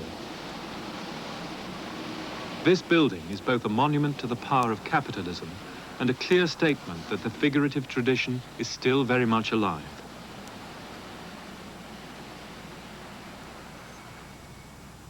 In the entrance hall, the Rockefellers commissioned a huge mural from the famous Mexican painter Diego Rivera. He called it Man at the Crossroads. For Rivera, there was a simple choice facing working man, whom he places as if at the controls of world history. A choice between capitalism and socialism. For Rivera, virtue lay on the side of socialism, since the ruling system in Mexico had already passed successfully through its own revolution. To place such a propaganda image in the headquarters of one of the leading capitalist dynasties of America was to invite disaster. The press expressed outrage at the inclusion of Lenin in the mural, and the Rockefellers ended things by dismissing Rivera and having his work destroyed in 1934. Only a replica survives. It may seem surprising that such an artist could have painted for the great American cities. But where his theme was the power of the machine and the marvels of technology, he overrode political opposition earlier in the 30s. His populist realism and a strong traditional sense of compositional order appealed directly to the widest of publics in the States as well as Mexico. Rivera's art corresponded to a notion of revolution and social realism. Elsewhere, in Europe, another revolution was taking place, led by a poet who saw himself so much as a revolutionary that he traveled to Mexico to visit Rivera and Trotsky, André Breton. The Surrealist revolution also emerged as a reaction to the abstract aspects of modernism. For the Surrealists, art opened a route to the marvelous, or the surreal. This is René Magritte's Le Double Secret, painted in 1927. The Surrealists understood, perhaps better than any group, that man is like an iceberg, of which only a small part is visible in the light of the conscious mind, the rest of which is submerged and moved and guided by the darker currents of the human subconscious. The problem was how to find ways into the subconscious, how to release the spontaneous flow of imagery and writing that would be as unsettling as the chance encounter of an umbrella and a sewing machine on a dissecting table. André Breton advocated two routes into the marvelous, through dreams and automatism. Influenced by psychoanalytical theory, Breton decreed that subconscious images could only become available if the oppressive control of reason was evaded. The transcription of dreams attracted the so-called painters, such as René Magritte and Salvador Dali. Dali's painting, Soft Construction with Boiled Beans, a premonition of civil war, seems to embody his ambition to visualize images of complete irrationality with incredible precision. Through his highly naturalistic style, Dali gives a sense of reality to images that are unreal, inspired by nightmares and visions.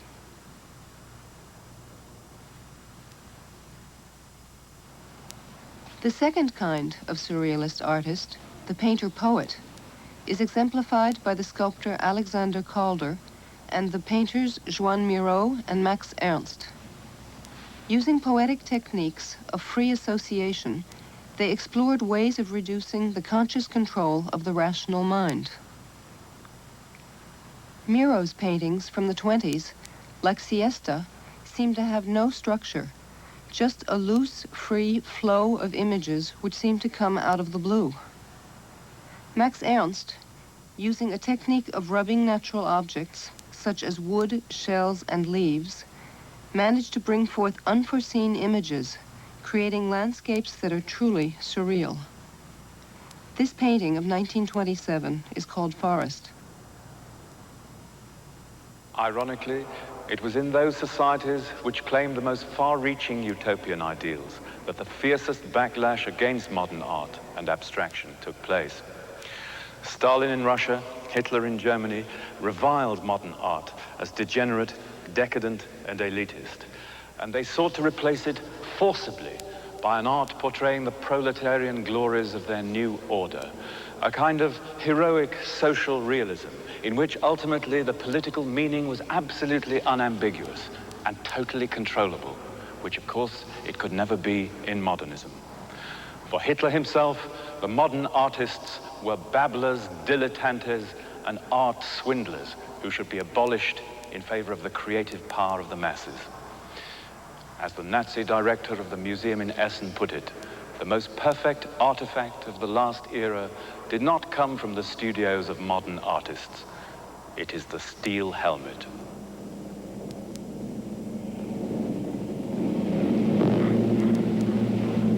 Spain, immersed in civil war, offered the perfect opportunity for the Nazis to test Germany's war readiness. In a show of fascist solidarity with Franco, the Luftwaffe tore apart the little Basque town of Guernica. This was a signal for Picasso to offer a response to the savagery of the times.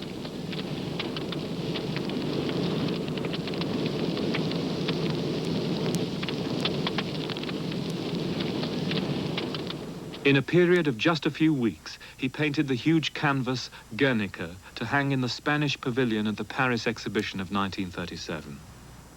Extreme distortion, licensed by Cubism, comes together with symbols of violence, horror, and fear that reach back to Europe's oldest myths and rituals, to the myth of the Minotaur and the ritual of the bullfight.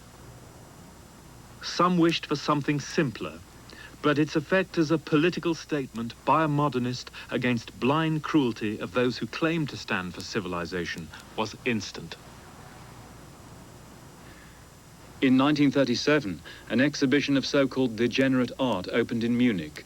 It was organized by the Nazis to demonstrate the thoroughly Jewish, Bolshevik and anti-Aryan nature of modern art from Gauguin onwards. Art approved by the Third Reich portrayed idealized images of labor, maternity and family life in a figurative style untroubled by any considerations of form. Und das deutsche Volk Sieg heil! Sieg heil! Sieg heil! The storm clouds gathering over Europe now threatened to devastate the continent not only physically but culturally, indeed to submerge the Western humane tradition. And as war grew inevitable and the Nazi persecutions, especially of the Jews, grew more intense, many writers and artists fled to freedom, to London, and especially to the United States. From a dozen once free and democratic nations are coming scholars and artists, doctors and scientists, who have found that the pursuit of wisdom and the practice of the free arts are no longer possible in Nazi Europe. And so it's no accident that around 1939 to 40, the center of creative vitality in Western visual arts moved away from Paris, here to New York.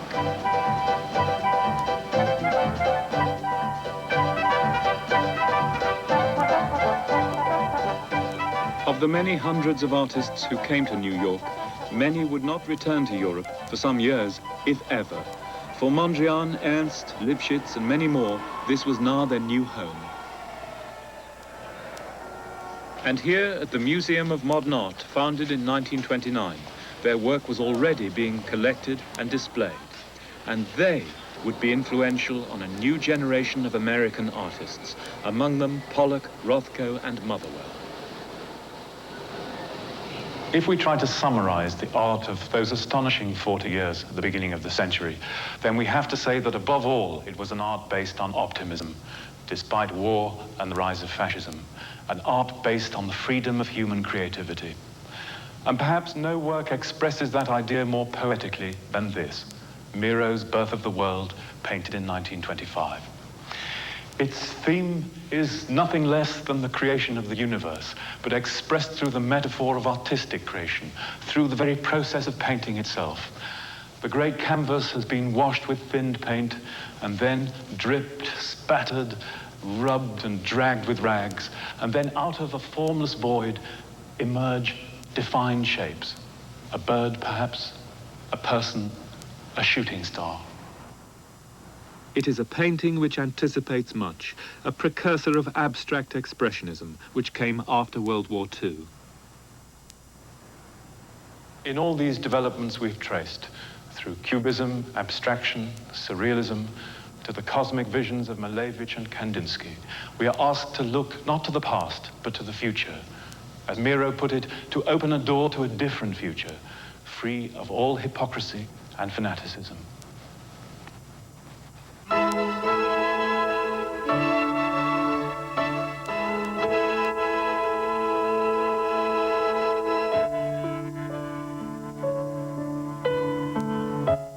Stay tuned for Bless Me Father coming up next. And be sure to join us on Wednesday night as TV 12 journeys to the Great Pyramids. That's Wednesday night at 9.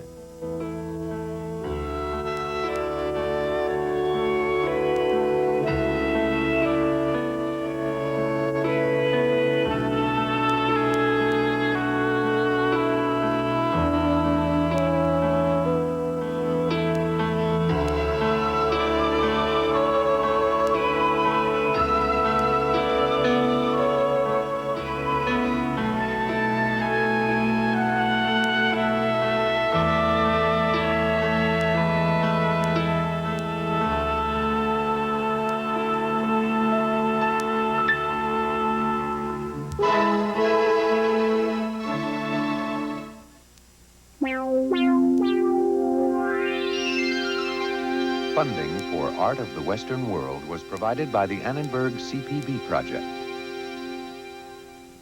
Corporate funding for Art of the Western World is by Movado, makers of the Movado Museum Watch, the watch-dial design in the permanent collections of museums throughout the world. Additional funding for this program made possible by the financial support of viewers like you, the Corporation for Public Broadcasting, and the following individuals and foundations. For more information on the college telecourse, video cassettes, off-air videotaping, and books based on the series, call 1-800-LEARNER.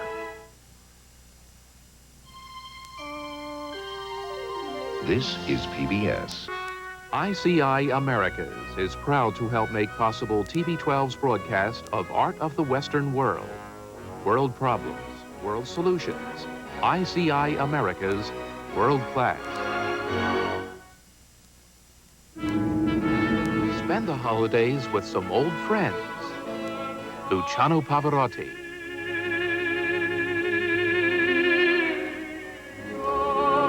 Mikhail Baryshnikov. The Mormon Tabernacle Choir. And John Williams.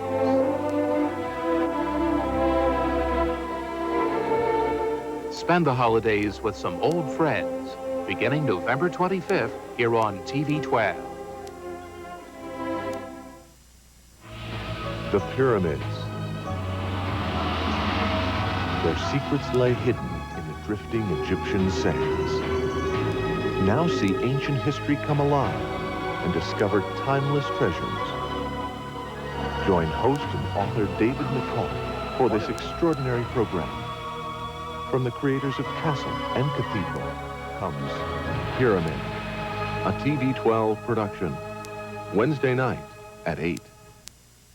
I, John Fitzgerald Kennedy, do solemnly swear that you will faithfully execute the office of President of the United States. that I will faithfully execute the office of President of the United States And will, to the best of your ability, and will, to the best of my ability, preserve, protect, and defend the Constitution of the United States. preserve, protect, and defend the Constitution of the United States. So help you God. So help me God. It's amazing to think how a few seconds can affect the course of history and the course of a nation. JFK, a time remembered. Wednesday at 9 on TV 12.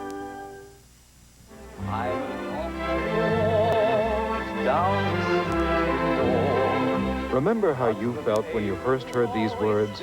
You're about to feel it all over again.